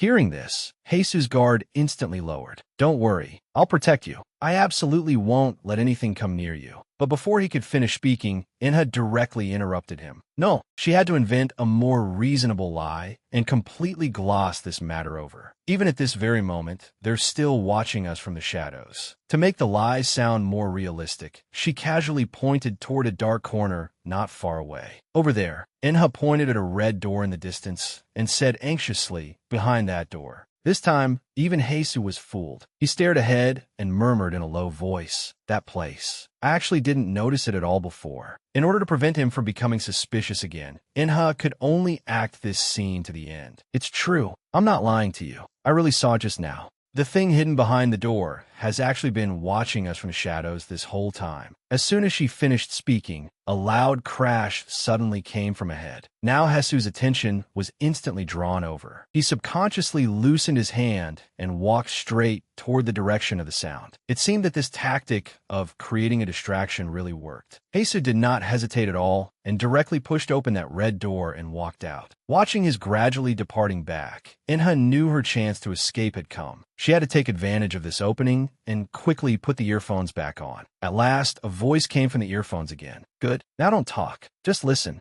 Before Inha could breathe a sigh of relief, the instruction in the earphones suddenly changed. Change of plans. Trying to escape down the stairs is completely impossible now. It turned out that this strange place was Hesu's subconscious world. Every blade of grass and every tree here was tightly connected to his soul. Wangdo warned sternly, no matter where you run, he can find you instantly. Hearing this, and his heart sank completely. Could it be that there really was no way out at all? Just as despair spread, another whisper came from the earphones. But in this space, the only variable he cannot control is you. The voice in the earphones continued urgently. That variable is you. You must find a flaw in this place as quickly as possible. As for the specific method, before Wangdo could finish speaking, Hesu's voice suddenly sounded faintly from behind her. Inha, there was clearly nothing over there. Now things were completely bad. Hesu questioned her with playful amusement. What exactly are you listening to right now? Before Inha could think of how to explain, he had already approached with an intense sense of oppression. Now, there was truly no way to hide. Inha forced herself to stay calm and hurriedly explained, Actually, I kept hearing strange noises just now. I thought something dirty had gotten stuck in my ears. Although she was making up nonsense with her mouth, the movements of her hands did not stop at all. She had to pull off the earphone cord before she was discovered. She absolutely could not panic now. She had to calm down. But Hesu only looked down at her from above without saying a word. That icy gaze clearly showed that suspicion had already risen in him. Just as the confrontation reached the edge, an abnormal change suddenly occurred around them. In an instant, the situation completely spiraled out of control. Hesu suddenly let out a cold laugh. His low voice made one's hair stand on end. Earlier, you spoke so affectionately and said you wanted to stay with me. Were those lies also meant to deceive me? This time, he was truly enraged beyond measure and had no intention of letting the liar before him off easily. Hesu questioned her in a voice full of hostility. I knew it. I kept feeling like there was something else filthy you were hiding from me. Who the hell is it? Why are you trying so hard to hide it from me? Are you that afraid? I'll discover the real secret. Looking at the trembling Inha, Hesu suddenly burst into a furious laugh. Fine, then keep trying to lie to me. At this point, the situation completely spiraled out of control. It seemed he had made up his mind to forcibly keep her there, without caring whether Inha was willing or not. As long as he locked her away in this abyss forever, everything would be over. But at that critical moment, Anna suddenly reached out and grabbed him tightly, taking the initiative to break the suffocating deadlock. Anna stared hard into his eyes and asked, "Hey Sue, didn't you say yourself that living people absolutely can't enter this place?" Not only did she refuse to back down, she even pressed closer step by step, throwing the most fatal question straight at him. "Then if I stay here forever and don't leave, what will happen to my body?" She had thought it was just a desperate counterattack, a question asked offhand. She never expected Jesu's reaction to be so intense. Inha was instantly pinned hard against the wall by him. Jesus' attitude froze to the extreme in an instant, his eyes filled with violence as he demanded, "Why are you suddenly asking that?" Clearly, she had struck the deepest pain inside him. He could no longer control his rampaging emotions. Jesus almost roared as he pressed her. "What exactly are you thinking? Why does every single thing you say make me so irritated?" This time, Jesus had truly lost control. He questioned her in near collapse and despair. "Why do you always do this to me? Are you really not planning to stay with me? Will you only be satisfied if you make me suffer this much?" To Jesus, who was trapped in obsession, Inha before him was the one fatal variable he could not control. Although the two of them were tightly bound by fate, neither could truly control the other's soul. The road to survival ahead would likely become even more difficult. If she wanted to escape, she had to find an opening immediately. Since there was no way back anymore, all she could do was risk everything. Although she had not been able to finish listening to the specific method explained in the recording, she roughly understood what she had to do. This time, she could only apologize to Jesus in her heart. With the crisp click of a mechanism, Inha finally gritted her teeth and made her final decision. 5 minutes passed in the blink of an eye. The surrounding situation instantly became even tenser and colder. From the darkness came Jesus' icy question. "What exactly are you doing?" Jesus suddenly stopped all his movements without warning. A heavy rumbling sound came to her ears. The enormous sound was abnormally loud. A desperate shout suddenly rang by her ear. "Wake up!" But her body was hanging in midair, swaying so much it made her heart panic. The thing in his hand had just fallen heavily to the ground. That crisp sound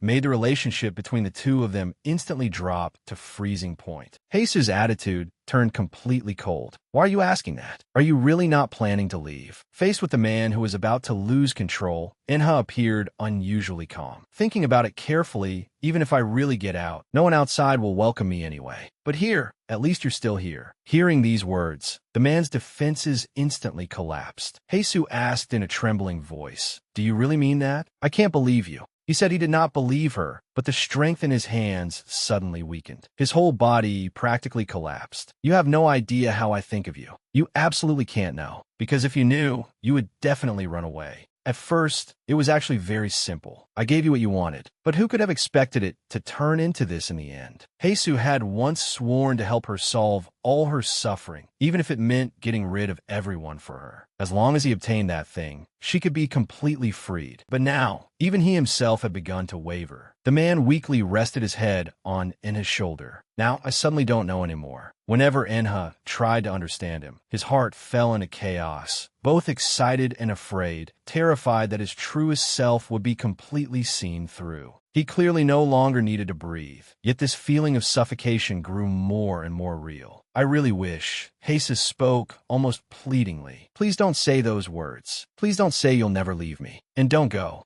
But this time, Inha did not retreat. Instead, she took his hand on her own. "Jesus, can you answer me? If I really stay here with you and never leave this place, what will happen to me in the end? Will I die too, and then become a ghost like you?" As soon as that question came out, the man was instantly speechless. The truth he was most afraid to face had still been fully exposed. There were certain thoughts he never intended to say aloud in this lifetime, because he knew very well how a living person would react once they learned the truth. But in the deepest part of his subconscious, he had already had the answer. Fine, if this was the only way. Once he took this step, there would truly be no turning back. He understood better than anyone that as long as Inha left this place, she would never return. In that case, he could only act now. With a heavy rumbling sound, he finally made his move. The fatal blow finally fell. Blood gushed out at once, flowing continuously down her leg. Seeing the scene before him, Jesus was completely stunned. He grabbed the other person's clothes, but she simply collapsed. Jesus roared hysterically. "What the hell did you do?" The The girl lying in a pool of blood could barely speak. Taylin murmured painfully, "It hurts."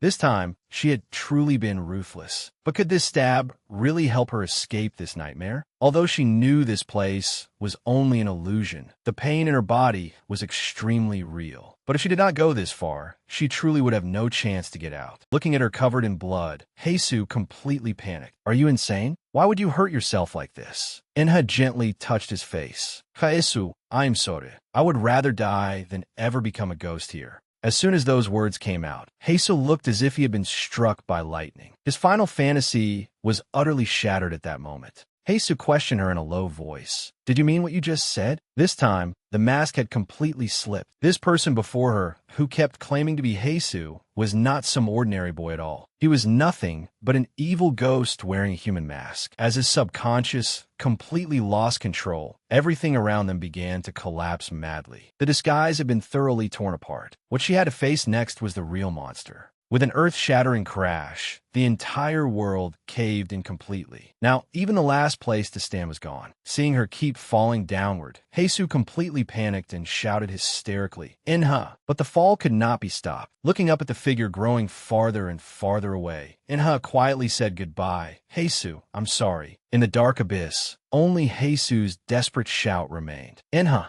With a heavy rumbling sound, there was no longer any movement below. He was the only one left guarding the ruins, utterly powerless. The entire space had completely collapsed. Heisu could only remain above, guarding the ruins, while she had fallen to the very bottom. In the pitch darkness, she tried to contact the person supporting her from outside. "Teacher Wangdo, can you hear me?" Before long, a reply finally came from the other side. "I can hear you," loud and clear. Hearing her voice, the other person immediately grew anxious. "Are you crazy? How could you use such a reckless method? To get down to the basement, you actually made the entire floor collapse. If this were reality, you'd already be dead." That was indeed true. She had fallen from such a high place, yet she did not even have a scratch. This place really could not be judged by ordinary logic. But before she could breathe a sigh of relief, an odd sensation suddenly struck her. She spread open her palm and saw that it was covered in blood. It seemed the rules of this place were far stranger than she had imagined. Other than the wound she had inflicted with her own hand, everywhere else was perfectly unharmed. And it took a deep breath. "Teacher Wangdo, you're right. If this were the real world, I wouldn't even try it. But right now, I can only treat this as my last chance and gamble everything." And the stake was herself. Just then, movement suddenly came from overhead. This was bad. Heisu was standing at the edge of the ruins, staring down at her from above. In the darkness, Teacher Wangdo's voice suddenly rang out. "You're using yourself as a bargaining chip in a gamble." Enna did not deny it. At that time, this was the only method I could think of. Since this was Heisu's subconscious, and she was the only variable, there was still room for a reversal. As long as she remained here, in Heisu's eyes, she would always be the Enha he knew. Perhaps that was her only chance of victory. Thinking back to the moment she had hidden in Heisu's arms earlier, a mad idea had suddenly appeared in her mind. If she did something abnormal and said things she would never usually say, for example, that she would rather hurt herself than become a ghost here, it would bring Heisu an enormous mental shock. That shock could tear a gap open in this virtual world and even cause the entire space to collapse completely. The facts proved that this time, she had truly won the gamble. Enha whispered toward the player. "Teacher Wangdo, you didn't expect it to turn out like this either, did you?" A helpless sigh immediately came from the other side, followed by a stern scolding. "That was pure luck. What if you had failed? What if the floor hadn't collapsed? Or if you had been seriously injured?"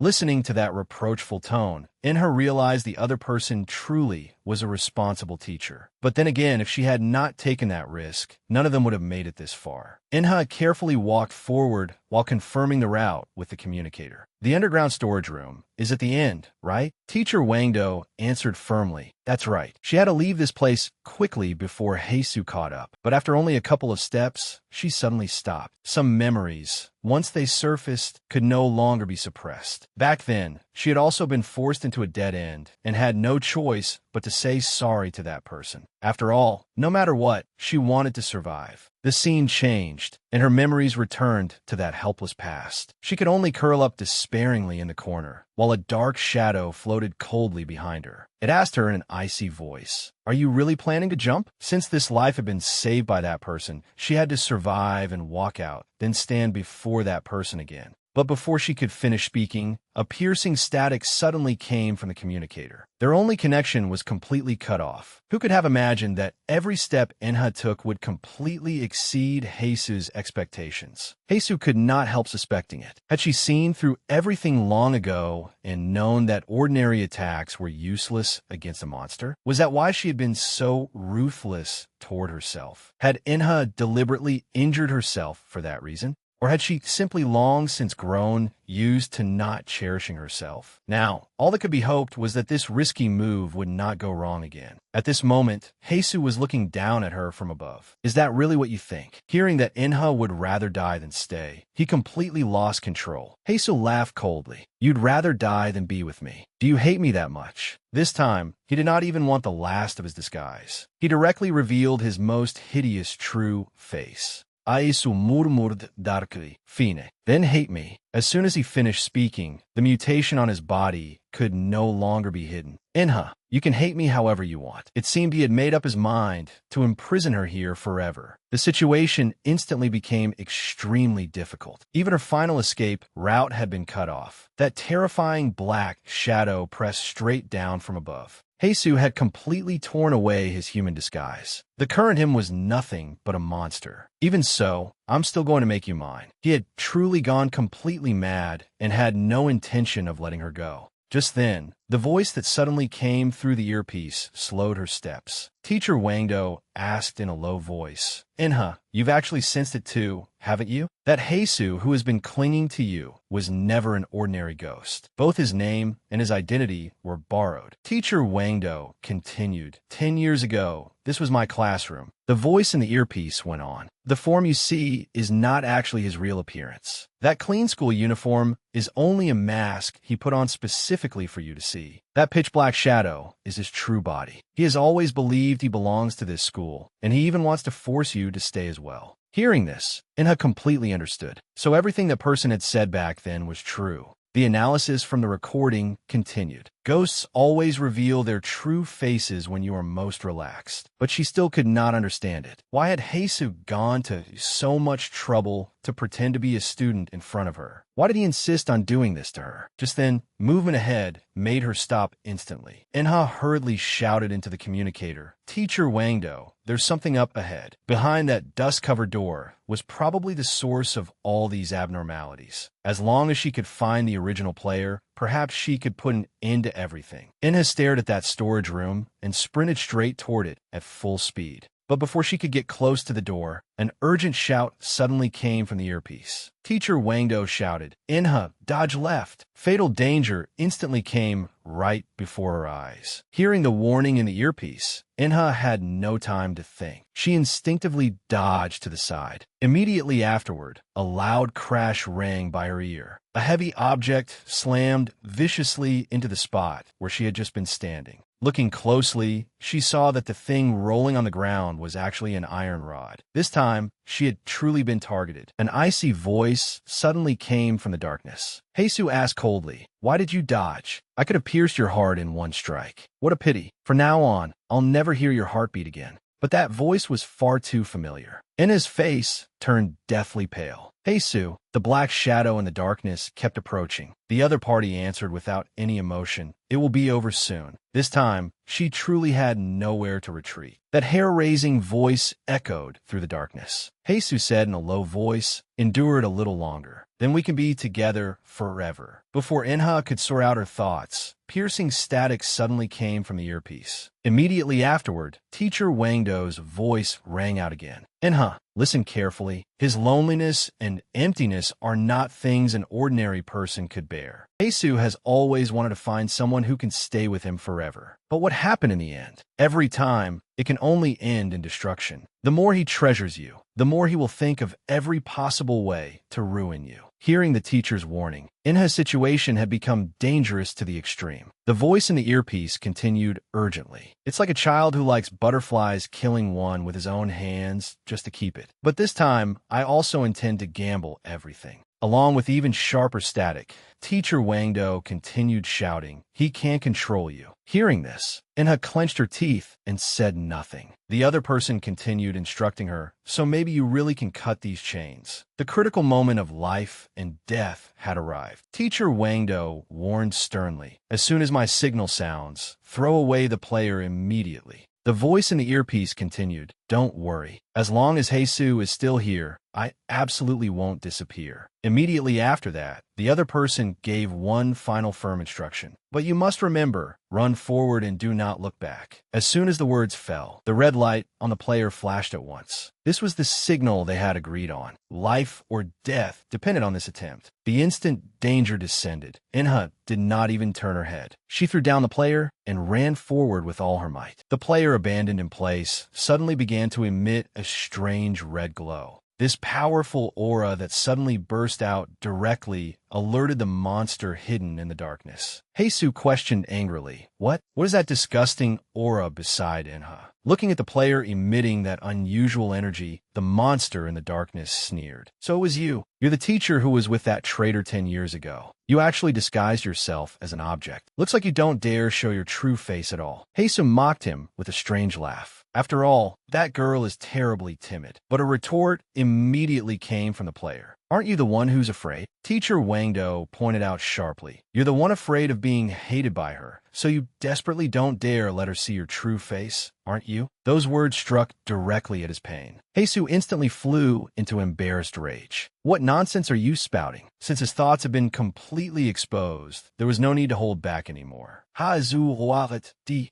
With a whoosh, a fatal blow smashed straight toward the player. The terrifying commotion made Inha on the other side not dare stop at all. She could only desperately search for a place to hide. The storage room. As long as she could hide in there, perhaps there was still a slim chance of survival. After finally escaping into the storage room, the scene before her left her utterly dumbfounded. This place was so huge, she could not see the end of it. Inha muttered in shock. How could it be this big? But now there was no time to hesitate. Teacher Wangdo had told her before that she had to find the original cassette player here and play it directly. As long as she could reveal the truth Heisu instinctively avoided, he would be completely rejected by that power, allowing her to escape this terrifying subconscious world. Faced with the countless piles of clutter, Inha had no idea where to start. Besides, this place gave off an indescribably eerie feeling. Her instincts told her that if she kept wasting time like this, she might truly never get out. Just then, a heavy crash suddenly came from the darkness. The thing she worried about most had still happened. The movement sounded more and more wrong. Outside, there were strange sounds of tearing and crushing everywhere, echoing back and forth through the silent corridor. This time, she had truly been forced into a dead end. Faced with this overwhelming pressure, she could only place her final hope on the person outside. Inha called out in a trembling voice, "Teacher Wangdo." But now no one could respond. This time, she truly had no way back. Now was not the time to cry. She had to move immediately. Every extra second of delay meant giving up her life. But before she could collect herself, a strange feeling came over her. Wait, the sticker on that cassette player. A flash of realization crossed her mind, as if she had suddenly remembered a crucial clue. Inna's eyes lit up. That thing had to be there. But before she could go over and take it, the tightly shut door of the storage room opened eerily on its own. The one who walked out was not a helper at all, but Heisu, who had completely lost control. Blood was still dripping continuously from his pitch-black claw. This time, she truly had nowhere to run. The heavy footsteps came closer and closer. As the monster approached, he sneered mockingly, "How foolish." Immediately afterward, that familiar yet eerie face emerged once more from the center of the black shadow. Heisu mocked, "See? I told you long ago.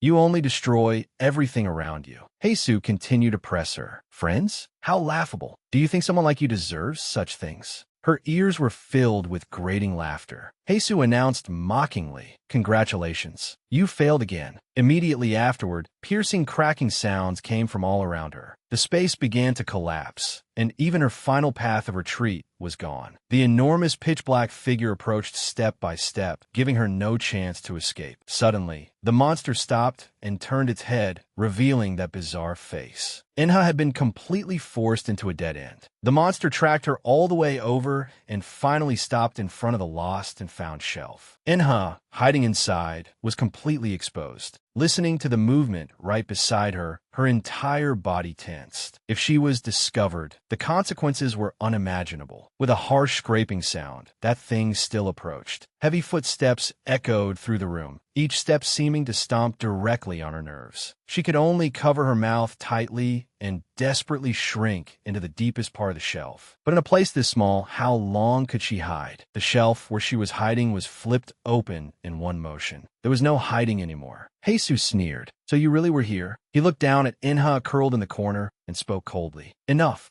Even her final struggle had lost meaning. With an earth-shattering crash, the entire shelf collapsed. Jesus suddenly pressed close. "I clearly worked so hard. I worked so hard to act like a normal person in front of you, to act so gentle." Faced with his questioning, Inha was so oppressed she could not say a word. Jesus continued asking hysterically, "But why do you still keep hiding from me? Why?" Just then, he seemed to suddenly notice something, and his entire body froze in place. Looking at the cassette player she had been gripping tightly in her hand just now, Inha could hardly believe it either. How could this thing happen to be right beside her? But now, there was no time to hesitate. With a click, she directly pressed the play button. This time, Jesus beside her could no longer remain calm. No matter how he thought about it, he could not understand. This was clearly his cassette player. How had it ended up in this girl's hands? Before he could snatch it away, a burst of piercing electrical static came from the machine. Immediately afterward, a voice actually came out from inside. Once this voice appeared, the secret of the entire subconscious world was about to be completely exposed. The voice from the recorder continued. It was Jesus' own voice from 10 years ago. "I don't know who will get this, and I don't know where they will get it. But if someone hears this, you have to remember. The most crucial warning came from within. Never perform that so-called visitor-welcoming ritual at school." But just then, a terrified shout suddenly cut into the recording. Wait, what came next was the true nightmare. The voice screamed. What we summoned wasn't an ordinary ghost at all. All the secrets were instantly laid bare. At the very end of the recording, only Jesus' despairing cry remained. "Don't go." The voice coming from the cassette player completely awakened certain forbidden things that had long been dormant. Even Inha herself was stunned. The violence in Jesus' eyes faded, leaving only endless emptiness. He pleaded in a low voice, "Don't leave me alone."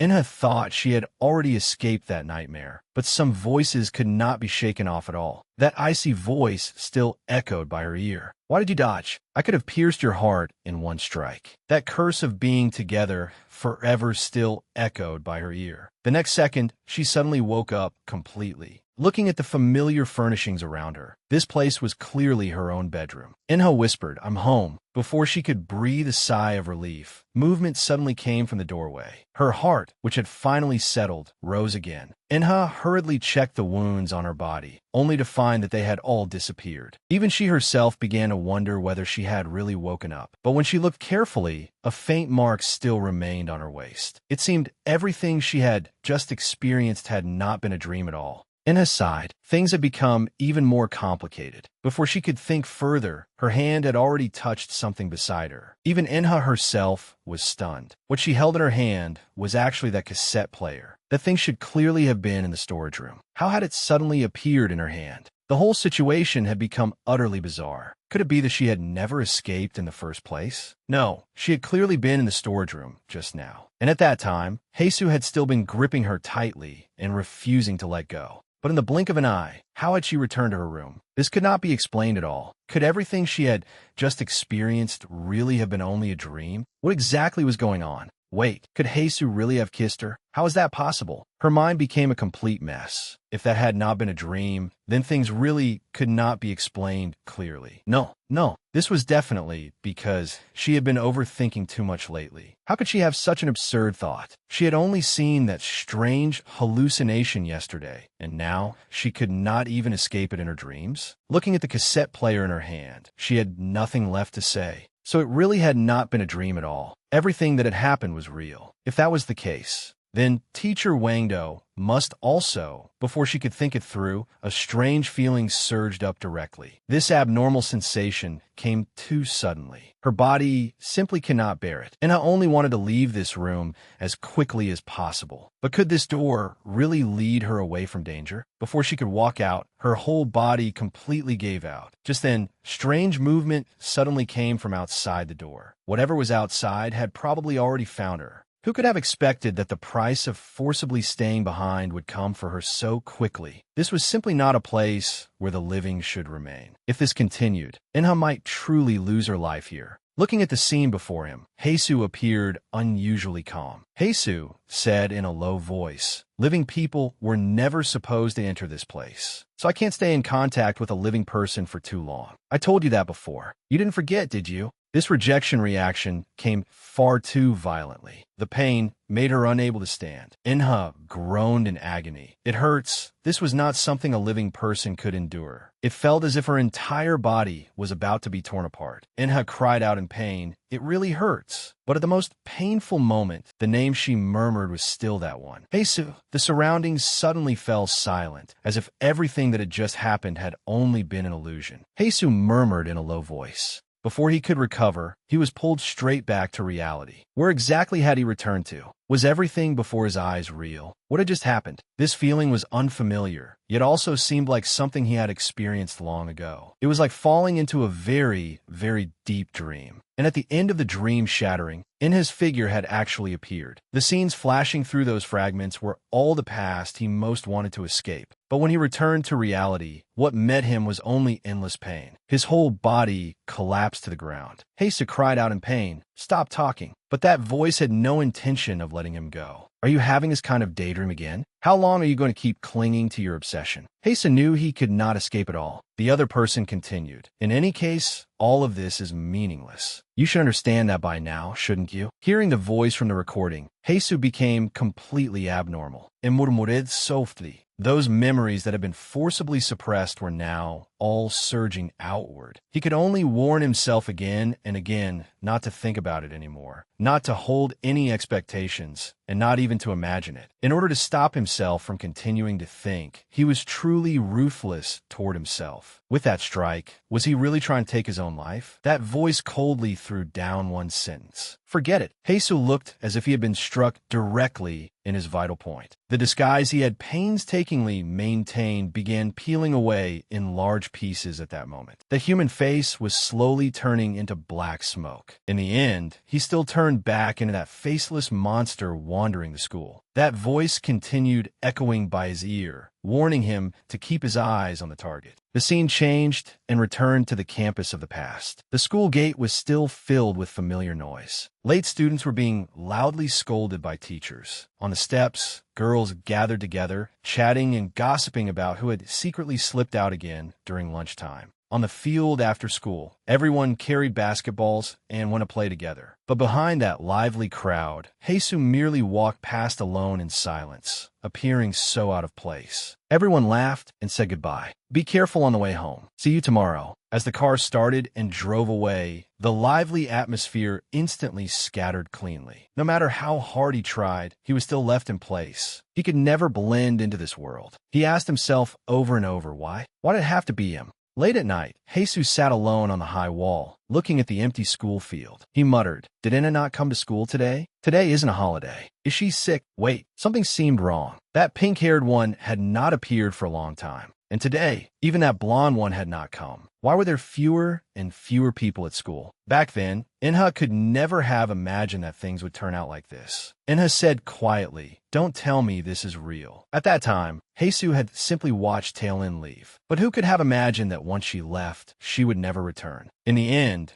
Heisu stood alone at the edge of the rooftop. Looking at the situation before him, only regret remained in his heart. He had clearly known that blonde one would ruin things. Why had he let her go back then. Instead of waiting uselessly like this now, it would have been better to harden his heart from the start and get rid of that troublesome girl first. If he had acted earlier, would things be different now? From that moment until now, Heisu finally came back to his senses and began calculating how many living people were still left in this school. There was one security guard at the main gate and 2 teachers still in the office. Looking at everything before him, he had ultimately still failed to keep her. With a flash, Heisu's figure completely disappeared. He thought things had ended here, but who could have expected a car to suddenly stop at the school gate? The car door slid open at once. Who had come here in the middle of the night? The security guard looked at the people outside. What business do you have at this hour? Outsiders aren't allowed in here right now. But before the security guard could drive them away, the other party directly handed over a piece of paper. The security guard looked carefully and saw that it was actually a nighttime school use permit, and it even had the principal's official seal on it. Even the security guard was stunned. Who could get the principal's special approval in the middle of the night? Once the permit was in hand, this man revealed his true purpose. The man in the suit asked, "Where is the oldest and most dangerous place in this school?" These people walked straight inside. It seemed they were heading for that place. Just then, the phone rang. The man in the suit answered the call and said, "Yes, we've already arrived at the school. Thanks to you, everything went smoothly." The person on the other end of the phone sounded somewhat surprised. They said, "I didn't expect you to even have a connection to the principal." The man in the suit said, "As for keeping this confidential, don't worry. You specifically came to me because this couldn't be handled under your law firm's name, didn't you?" As he walked forward, he explained over the phone, "Don't worry. Once we find your daughter, that evil spirit will soon be dealt with completely." In the teaching building late at night, only one office still had its lights on. The teachers on duty had not left yet and had no idea danger was quietly approaching. Heisu stood outside the door, staring coldly at the people inside. He muttered in a low voice, "2 teachers. Perfect. This way, I can deal with them all at once." This time, he had truly formed the intent to kill. The people in the office were still busy with their own work,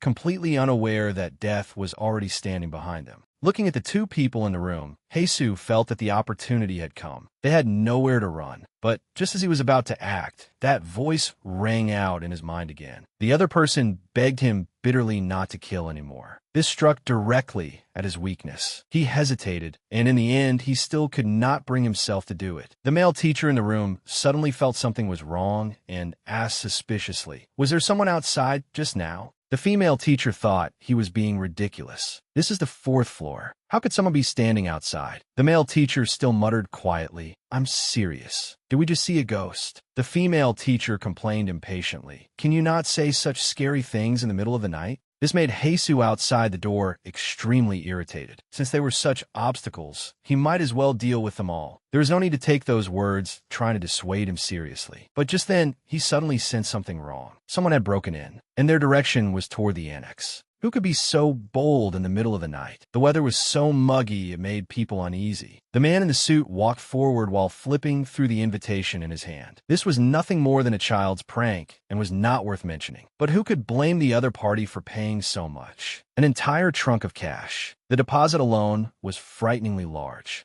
Money from rich people really was easy to earn. The man in the suit turned and asked the follower behind him, 7 stars, what do you think? Do we find the right patron this time? 7 stars answered honestly, but he was still somewhat uneasy. He asked in a low voice, "But what exactly was that black monster we saw at the employer's house?" Hearing this, the man in the suit suddenly stopped. The scene changed back to the mansion they had visited earlier. In order to keep the secret, the family had dismissed all the servants. The father asked anxiously, "Can you start explaining now?" The mother urged from the side, "Come on, Tailin, show them." But Tailin did not want to cooperate at all. The father sighed and advised, "Just listen to your mother this once. We don't have time. Hurry up." Under her parents' urging, Tailin finally unwrapped the bandage on her arm. A strange mass of black energy was wrapped around her arm. The father asked anxiously, "What exactly is this?" Every night, the pain gets worse. If we keep dragging this out, this child may really be beyond saving. The mother said with heartache, "Now the child can't sleep at all without medicine. It looks just like some kind of skin disease." After listening, the man in the suit sneered. His attitude clearly showed that he did not take this matter seriously. He spat out 2 words. Simple. As soon as those words came out, the father froze. He asked in disbelief, "Simple." The man in the suit pointed at the notebook on the table and directly exposed the truth. "Isn't this the tool you use to summon ghosts? That ritual called the visitor invitation? So the evil ghost you summoned has targeted your daughter." This time, Tailin froze in place. Inha beside her was stunned as well. Who could have expected the matter to be this serious? The man in the suit looked at them and asked, "That day, 4 of you went there in total, right? One of you offered blood as a sacrifice. What about the remaining 3? What did they pay?" Then he sneered, "Nothing." The man in the suit laughed coldly. "In my view, that thing is furious now. After all, you were the ones who provoked it first, yet you prepared nothing. How could it not be angry?" Hearing this, the parents completely panicked. The father asked anxiously, "Then does our daughter have to offer something to it too? Or should we use blood as well?" But the man in the suit shook his head and coldly shattered their fantasy. Using blood now is already useless. Among the 3 people who went together back then, hasn't one of them already paid with their life? Looking at her increasingly serious arm, Talon finally could not hold back. She questioned him angrily. "What do you mean? Are you telling me to just wait for death? You took the money because you were supposed to help people resolve disasters, weren't you? If this is all you're capable of, why did I ask you here?" But faced with her questioning, the man in the suit merely smiled meaningfully. Even at a time like this, the mother was still trying to smooth things over. She advised quietly, "Tailin, is this really the time to throw a tantrum?" But Tailin could not listen at all. She shouted hysterically, "Do you expect me to sit here and listen to this fraud talk nonsense?" Her anger instantly spilled over onto her family. She questioned her father. "Dad, you were the one who found him. Now he's telling me to wait for death. What am I supposed to do?" This time, the father directly cut her off. He warned coldly, "Kim Tailin, enough. Stop embarrassing me. Sit there quietly." In the father's eyes, the family's reputation was more important than his daughter's life. He continued scolding her. "Being a little rebellious is one thing, but you absolutely cannot disgrace our family. Everything happening now makes me unable to hold my head up." Seeing this whole family thrown into chaos, the people beside them were stunned. A bullying daughter, a weak mother, and a father who only cared about appearances. Their lives were truly a complete mess. There was no meaning in letting this farce continue. The man in the suit directly withdrew and left. 7 stars hurriedly followed. The man in the suit said as he walked, "I don't understand the law, but the bigger the deal, the higher the reward naturally has to be. After all, the more troublesome this matter is, the greater the risk I have to take. This is no joke. It concerns your daughter's life. Since you want to spend money to avert disaster, you came to the right person by finding me. I'll take this job. As for my payment, it will be your daughter's life." The scene changed. 7 stars was already scattering red sand on the ground. He was clearly setting up a trap. The man in the suit took out his phone and smiled toward the person on the other end. "Boss, are you satisfied with how this job is being handled?" They arrived at the door of Class 1, Year 3. One of his companions could not help muttering, "Since you called all 3 of us here, that ghost must be pretty powerful, right?" The man in the suit chewed his lollipop and answered with a cold smile, "Powerful? It is indeed powerful, and it's especially troublesome. Its methods are ruthless enough too. But so what?" He asked in return, "When have you ever seen me fail?" Just then, a strange cry came from behind them. It turned out they had brought something else with them. A black goat was being tightly bound and dragged inside. This was clearly the sacrifice they had prepared. With a crack, the man in the suit directly bit the candy in his mouth to pieces. It seemed he was determined to win this time. The man in the suit muttered impatiently, "Stop making noise." Since they wanted to deceive the heavens and cross the sea, they could only trade life for life. Transferring the curse onto this living creature was his plan for tonight. The man in the suit sneered. "I heard that thing isn't ordinary at all." As soon as he finished speaking, the lights in the room dimmed at once. The man in the suit adjusted his state. It seemed he was about to get serious. He closed his eyes and loudly chanted, "In the name of heaven and earth, dispel all evil." The movement around them became increasingly strange. The man in the suit continued cursing, "Evil ghost, withdraw at once. You are forbidden to linger here." This was the legendary life-for-life exchange. To forcibly change the employer's fate, they had to find an innocent scapegoat. Once this taboo, evil ritual began, there would be no turning back. As long as they transferred the curse onto this goat, the employer's daughter's life could be saved. The man in the suit shouted with fanaticism. Wandering souls and resentful ghosts come swiftly to receive the incense offerings. However, to completely deceive the evil ghost, relying on livestock alone was not enough. The man in the suit reached out to the side and urged 7 stars. Give me the photo. But 7 stars, serving as his assistant, hesitated. He clutched the photo and did not hand it over for a long time. The man in the suit growled impatiently. Hurry up and give it to me. Sweat broke out on 7 Stars' forehead. He hesitated and asked, Boss, are we really going to use this too? At this moment, the red sand and candles on the ground had already been arranged. The black goat was also trapped in the center of the formation. Everything was ready. They had no way back. 7 Stars was still uneasy inside. After all, the other person was just an innocent student. No matter how he looked at it, this was a wicked thing to do.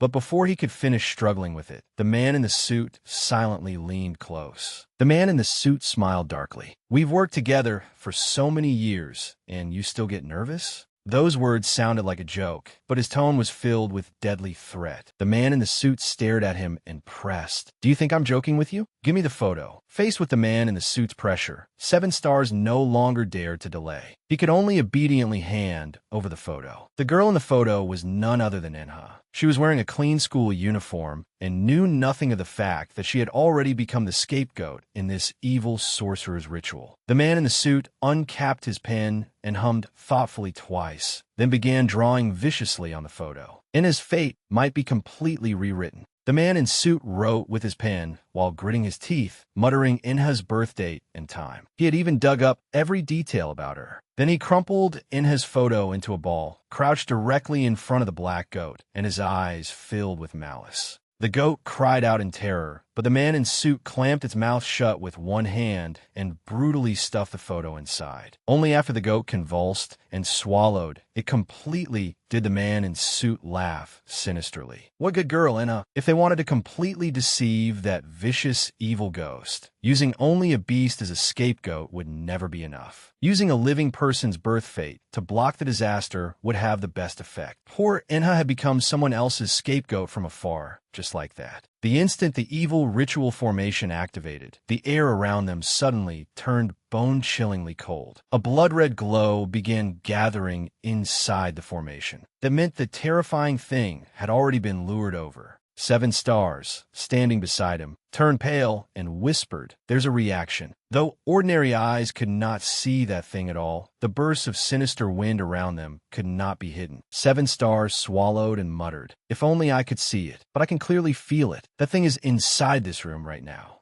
The man in suit's gaze sharpened, and he immediately sensed something was wrong. It seemed the master had arrived. Excited, the man in suit began chanting under his breath, "Life for life, fortune for fortune. Answer my summons with this body of flesh and blood." That thing had taken the bait after all. The real contest had officially begun. This was the evil ghost brought here by the visitor invitation. Watching it approach the offering step by step, the man in suit revealed a triumphant smile. As long as the evil ghost lunged at the sacrifice, Enha's path to survival would be cut off completely, and this evil ghost could be dealt with at the same time. By then, the client's calamity would be sealed forever onto the innocent scapegoat. The black goat being used as a scapegoat was still screaming in terror, while the evil ghost's pitch-black claws had slowly reached toward it. The man in suit stared fixedly from aside. Victory or defeat would be decided in this one move. The cold, sinister hand was just about to touch it. As long as it moved even a little farther, the scheme would succeed. The man in suit had already secretly clenched his ritual tool, ready to strike at any moment. But at the most critical moment, 7 Stars suddenly stopped what he was doing. The rhythm of the entire ritual instantly fell into chaos. 7 Stars seemed frozen in place. He had suddenly noticed something horrifyingly wrong, and cold sweat poured down his face as he blurted out, "How is this possible? A fatal accident had actually occurred at the ritual site. A deathly silence spread in an instant. Hadn't it been far too quiet around them since earlier? Before the man in suit could figure it out,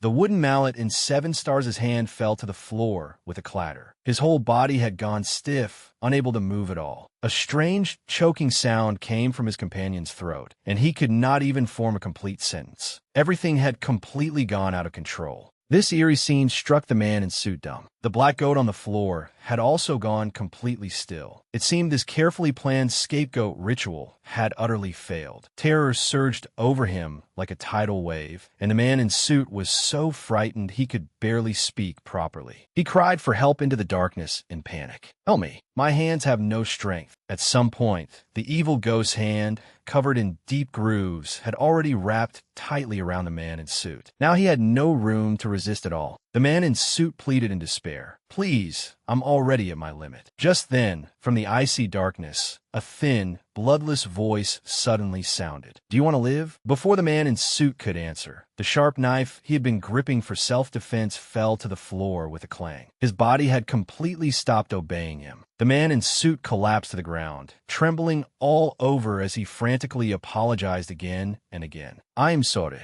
I'm really sorry." He could not bear the price of his recklessness at all. Kneeling on the floor, he desperately begged for mercy through tears. "I'll never come near this place again. I really know I was wrong." But the presence in the darkness clearly had no intention of letting him go. That cold voice asked mockingly in return, "But the price that should be paid still has to be paid, doesn't it?" As soon as the words fell, Seven Stars, his companion beside him, suffered the consequences. In the darkness, there was only a shrill scream, followed immediately by the crisp sound of bones breaking. The man in suit's agonized cries echoed in his ears. Seven Stars was completely stunned by the scene before him. The unknown presence in the darkness had no intention of leaving anyone alive. Begging voices rose one after another, but it was already too late to plead now. The man in suit was gripped tightly by a pitch-black ghost hand. In despair, he shouted to his companion, "Seven Stars, save me." But before such absolute power, who could possibly save him?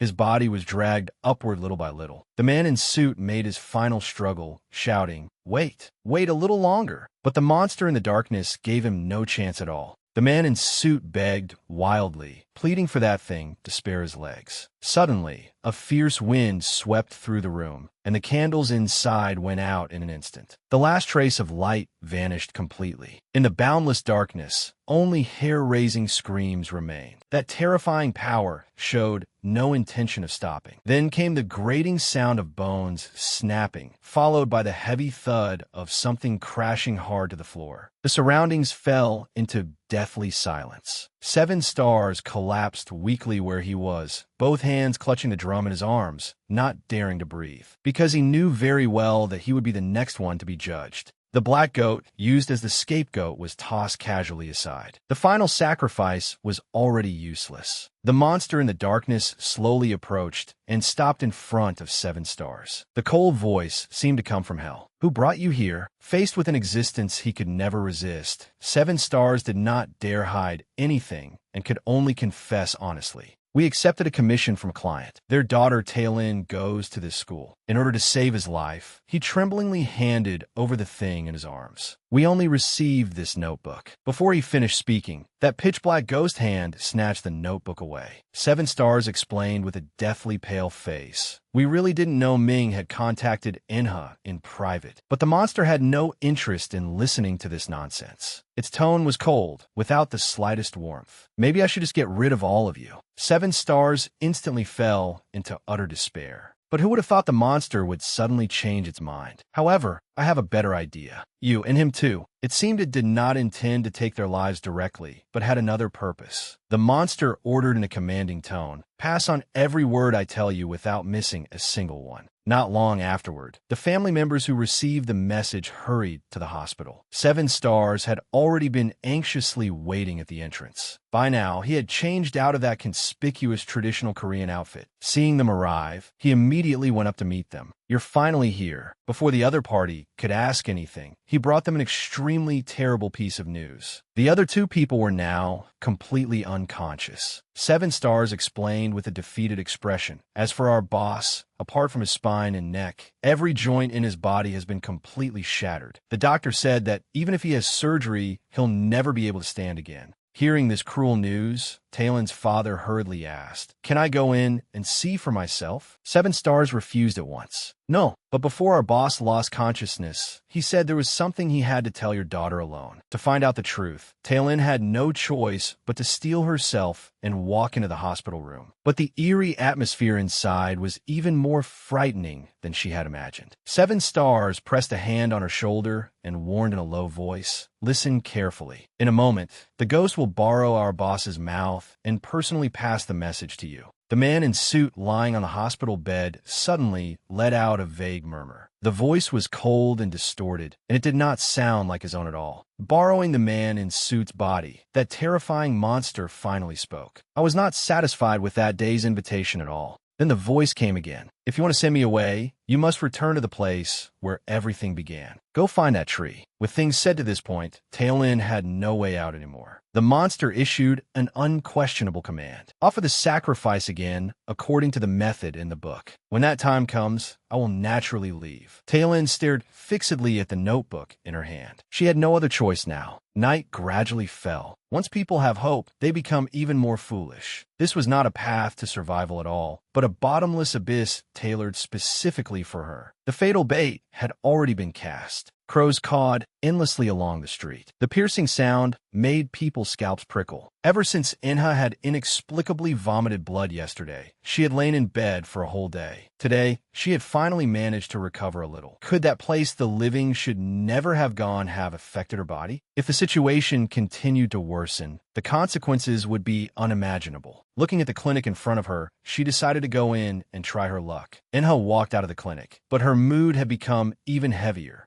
Although her father had sent a text saying the medical fees had already been paid, that did not solve the fundamental problem at all. If the examination results later really turned out bad, she simply could not afford the expensive cost of going to a major hospital. Lost and dejected, she walked home alone. Just then, a small figure suddenly flashed out from the shadows ahead. In this dark, hidden corner, she had actually treated the terrifying monster before her as a friend she depended on for survival. After all, compared with the vicious creatures of its kind outside, this huge being was indeed absurdly powerful, and at certain times, it would even reveal an inexplicable tenderness. But just when she thought everything was getting better, the monster's strength suddenly changed. Its movements became careless and uncontrolled. Intense pain struck in an instant. If they continued to get along like this, where would her fate go next? Looking at the mountain-like giant before her, an overwhelmingly suffocating pressure rushed over her, as if she would be swallowed whole in the next second. But faced with such absolute power, she had no choice except obedience.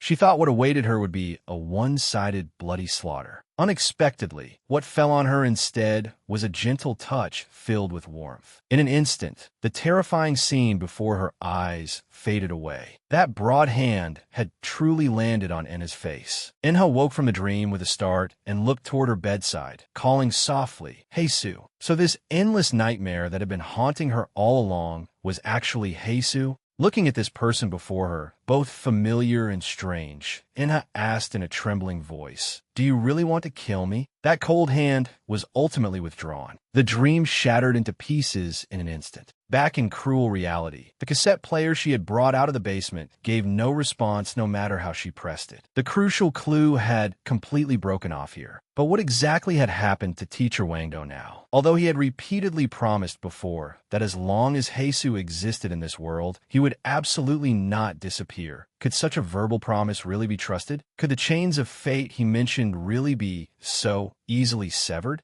Recalling Teacher Wangdo's words before they parted, Inha always felt that he had placed all his bets on her. Such heavy expectations would make anyone want to run away or even hide somewhere no one knew. But when she actually stood at the school gate and looked at that familiar banner, her steps came to a firm stop. She had been the one who provoked him in the beginning. Since this storm had started, because of her, she now had absolutely no reason to retreat. She could only brace herself and charge forward. since she had decided to face it. Inha arrived at school early in the morning. But as soon as she entered the school gate, the atmosphere around her felt extremely strange. Why hadn't she seen Heisu? He had not come to school all day yesterday. She had thought she would be able to catch him first thing this morning. As Inha walked toward the classroom, she planned to ask that guy every question she had once she saw him. But she did not notice that a figure had already appeared in the shadows behind her. Before she could turn around, an icy hand had already pressed firmly onto her shoulder. Inha was forced straight into a corner against the wall. Heisu looked down at her from above, his eyes cold. "Why didn't you come to school yesterday?"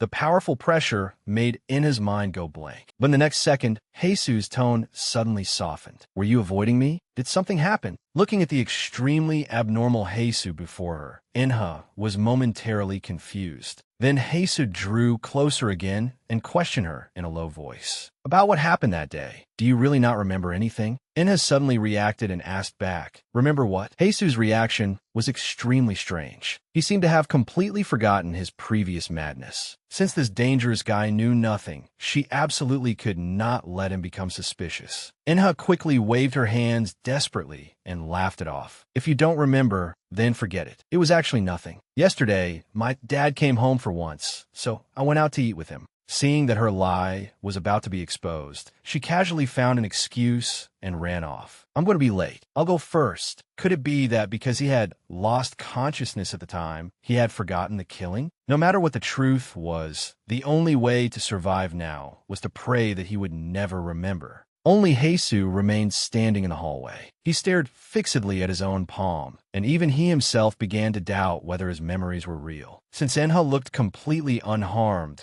and had personally said nothing was wrong, then there truly was no need to keep obsessing blindly. But for some reason, Heisu's heart still felt empty. This feeling of losing control made him extremely irritated. A storm suddenly rose outside the window. The classroom windows rattled from the impact, and the students all complained about the awful weather. But Inha had no mind to listen in class, because Heisu had not even appeared for morning study. Where exactly had he gone? But thinking carefully, his memory loss was actually a blessing amid misfortune. If he came to her with murderous intent, she would have no ability to fight back at all. After all, that man had once said with his own mouth that because he treasured her too much, he wanted to kill her. Just thinking about such twisted love made her shudder. Just then, the teacher clapped his hands and walked into the classroom. He loudly announced that because the wind outside was too strong, the original outdoor sketching activity was canceled and changed to drawing a portrait of their desk made in the classroom. The teacher emphasized from the podium that this drawing would count toward their final grade, and everyone had to hand it in during class. The classroom immediately erupted in complaints. No one wanted to force themselves into a pair with someone they were not close to.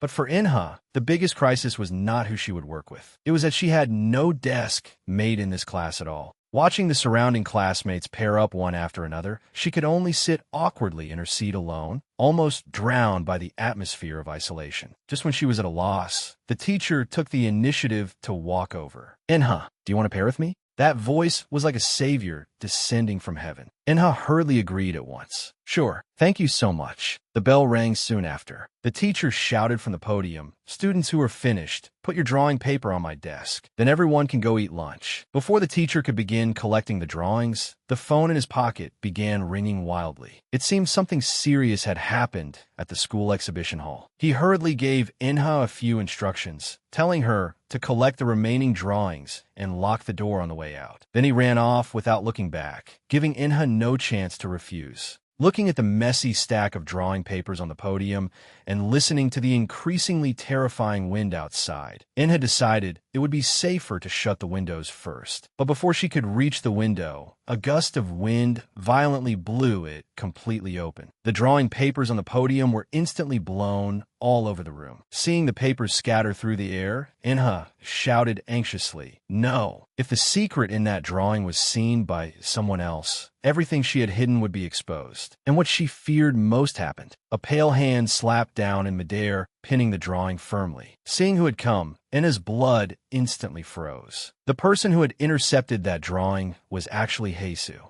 Heisu looked down at the portrait in his hand from above, and an extremely dangerous glint flashed in his eyes. So this is what you were doing earlier. He approached Inha while sneering. The teacher clearly asked you to draw your deskmate. So why did you draw a completely unrelated man? Heisu's questioning pressed closer with every step. Inha was completely forced into a dead end. But earlier that same day, in another unknown corner, danger had already quietly descended. Taylin was trapped in endless struggle. Medicine bottles were scattered all over the floor. She kept repeating refusals, as if resisting a terrifying fate. But none of this was up to her. In the end, she still stood up and picked up that red flip phone. The moment she pressed the keys, a new storm could no longer be stopped. Taylin finally pressed the send button, a strange smile hanging on her face. Now someone was going to be in trouble. She stared fixedly at the screen, waiting for the other person to open the photo. Before long, the phone began ringing wildly. Bona furiously questioned her. Kim Taylin, what the hell did you send me? Is that thing in the photo even human? Bona pressed further, asking if that was the shaman her family had hired. But Taylin only sneered and asked back, where did all that attitude from when you yelled at me before go? Taylin on the other end of the line was unusually calm, even carrying a hint of mockery. Are you scared to death now? Scared you'll become the next victim? Hearing this, Bona completely broke down. She shouted into the phone that the pitch-black monster haunted her every night, and if this continued, she really would go insane.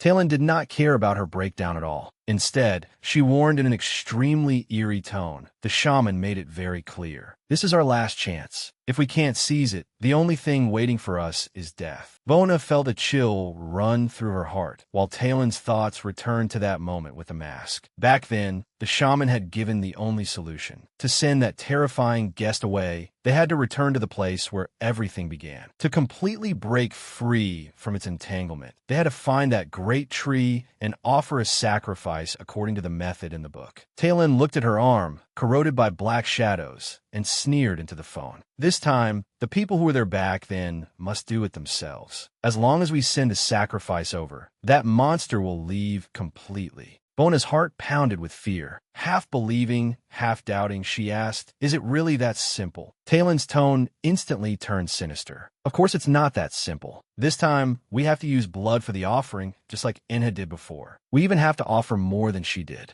I've even prepared the tools to collect the blood. Hearing that they had to use blood as an offering, Bona was completely stunned. Taylin then threatened coldly, if you don't believe me, do whatever you want. But after I'm taken away, you'll be next. That threat struck Bona's weakness directly. She collapsed completely and shouted, enough! What exactly do you want me to do? Hearing the answer she wanted, Taylin revealed a triumphant smile. This was indeed a wise choice. Taylin complained over the phone that ever since that shaman's accident, her family had been watching her extremely closely. They were even planning to send her abroad to find Lin Mei. This was not a good sign. If she was really sent away, everything would be over. So they had to act before next Wednesday. Her father happened to be going on a business trip that day. This was also their final chance to turn things around. Bona, on the other end, could only compromise. Counting out, they had exactly 1 week left. Taylin specifically told her to meet at the school gate that night and absolutely not let anyone discover them. After hanging up, Taylin could not help but laugh coldly, because she knew very well that as long as this move was played correctly, she would be completely freed. Thinking back to the companions who had been with her then, she could no longer care so much if it meant she could survive. Taylin sneered on the other end of the phone, not taking the other person's resistance seriously at all. In her eyes, Bona was nothing more than an easy-to-manipulate fool. The date on the calendar had already been fixed. They truly did not have much time left. Meanwhile, Heisu was holding that drawing and interrogating Inha step by step. The teacher clearly asked you to draw your deskmate, but you drew a completely unrelated man.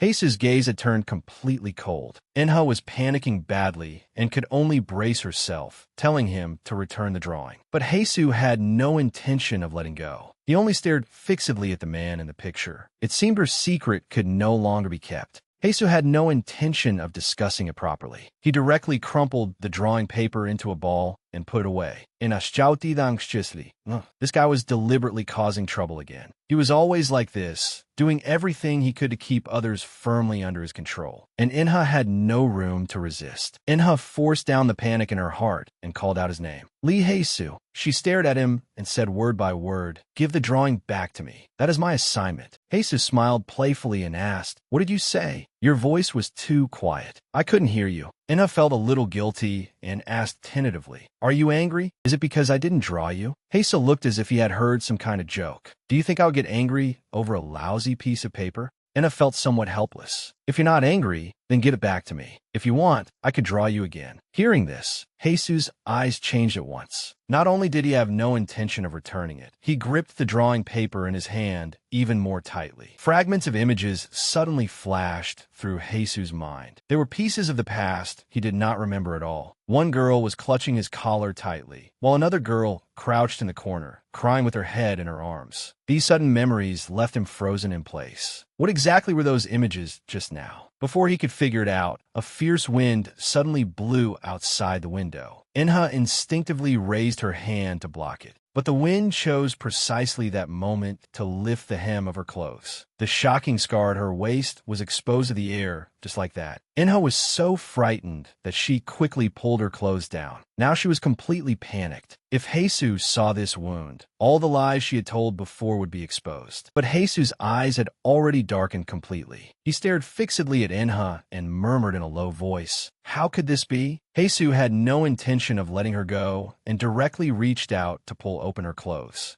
Hae-soo questioned her coldly. Where exactly did this scar come from? Faced with this sudden interrogation, Inha was completely flustered and had no idea how to answer. Hae-soo finally let go and slapped the drawing paper onto the desk. Inha hurriedly took a step back, trying to hide her panic. She stammered in explanation. "It's nothing. You suddenly pulled on my clothes. You scare me to death." Looking at Hae-soo's gloomy expression, Inha could only brace herself and keep making things up. She said it was just an old injury from middle school. But Hae-soo's reaction made the whole matter even more confusing. Inha muttered anxiously in her heart. Why was this guy so fixated on that scar? Hae-soo asked coldly, "How exactly did you get that injury?" Faced with his increasingly aggressive questioning, Inha could only choose silence. She had no idea how to answer. Seeing that she did not speak, Hae-soo's tone softened slightly. "You don't want to talk about this?" But in truth, Hae-soo himself also found it strange. Why could his gaze not move away? That ugly scar made him inexplicably irritated. Unable to suppress his emotions, he called out her full name again. "Yui Inha. How exactly did you get hurt?" Inha guiltily avoided his gaze, stammering as she tried to brush it off. "Well..." But Hae-soo gave her no chance to evade him. He stepped forward directly and pressed her. "This wasn't an accident, was it? Did someone hurt you on purpose?" Hae-soo had no intention of letting her go and asked coldly, "Who did it?" Faced with his relentless questioning, Inha's fingers trembled uncontrollably. She knew she could no longer hide it. She could only brace herself and speak. "That was when I was in middle school. Once the floodgates of memory opened, they could no longer be shut." The scene returned to the day middle school began. The sunlight was so bright it was hard to open one's eyes. Inha was sitting alone in her seat when a girl suddenly walked over and greeted her first. That girl was Tae-lin. She leaned forward and asked mysteriously, "I heard you can see ghosts." If Inha had to describe her meeting with Tae-lin, it was simply an ill-fated bond. Tae-lin had a smile on her face, but no matter how one looked at it, that smile made people uncomfortable. She leaned in curiously and asked, "Are people who can see ghosts really different from ordinary people?" Tae-lin kept asking along the way, "When exactly did you start seeing them? Were you born with it, or did something happen later?" She even half-jokingly said that she actually wanted to see ghosts too. Seeing that Inha still did not respond, Tae-lin turned her head in boredom and asked, "Why aren't you saying anything?" Inha stood there holding a folder, completely unsure how to reply. But Tae-lin suddenly exposed her secret. "That day in the art room, I personally saw you talking to the air, and I wasn't the only one who saw it." Tae-lin continued pressing her relentlessly. "I heard you once went into that room with the flags hanging outside. Don't tell me you didn't know that was a shaman's house." Inha was stunned. Only then did she realize that the red and white flags hung by the woman on the first floor were a shaman's sign. But at the time, she had known nothing at all.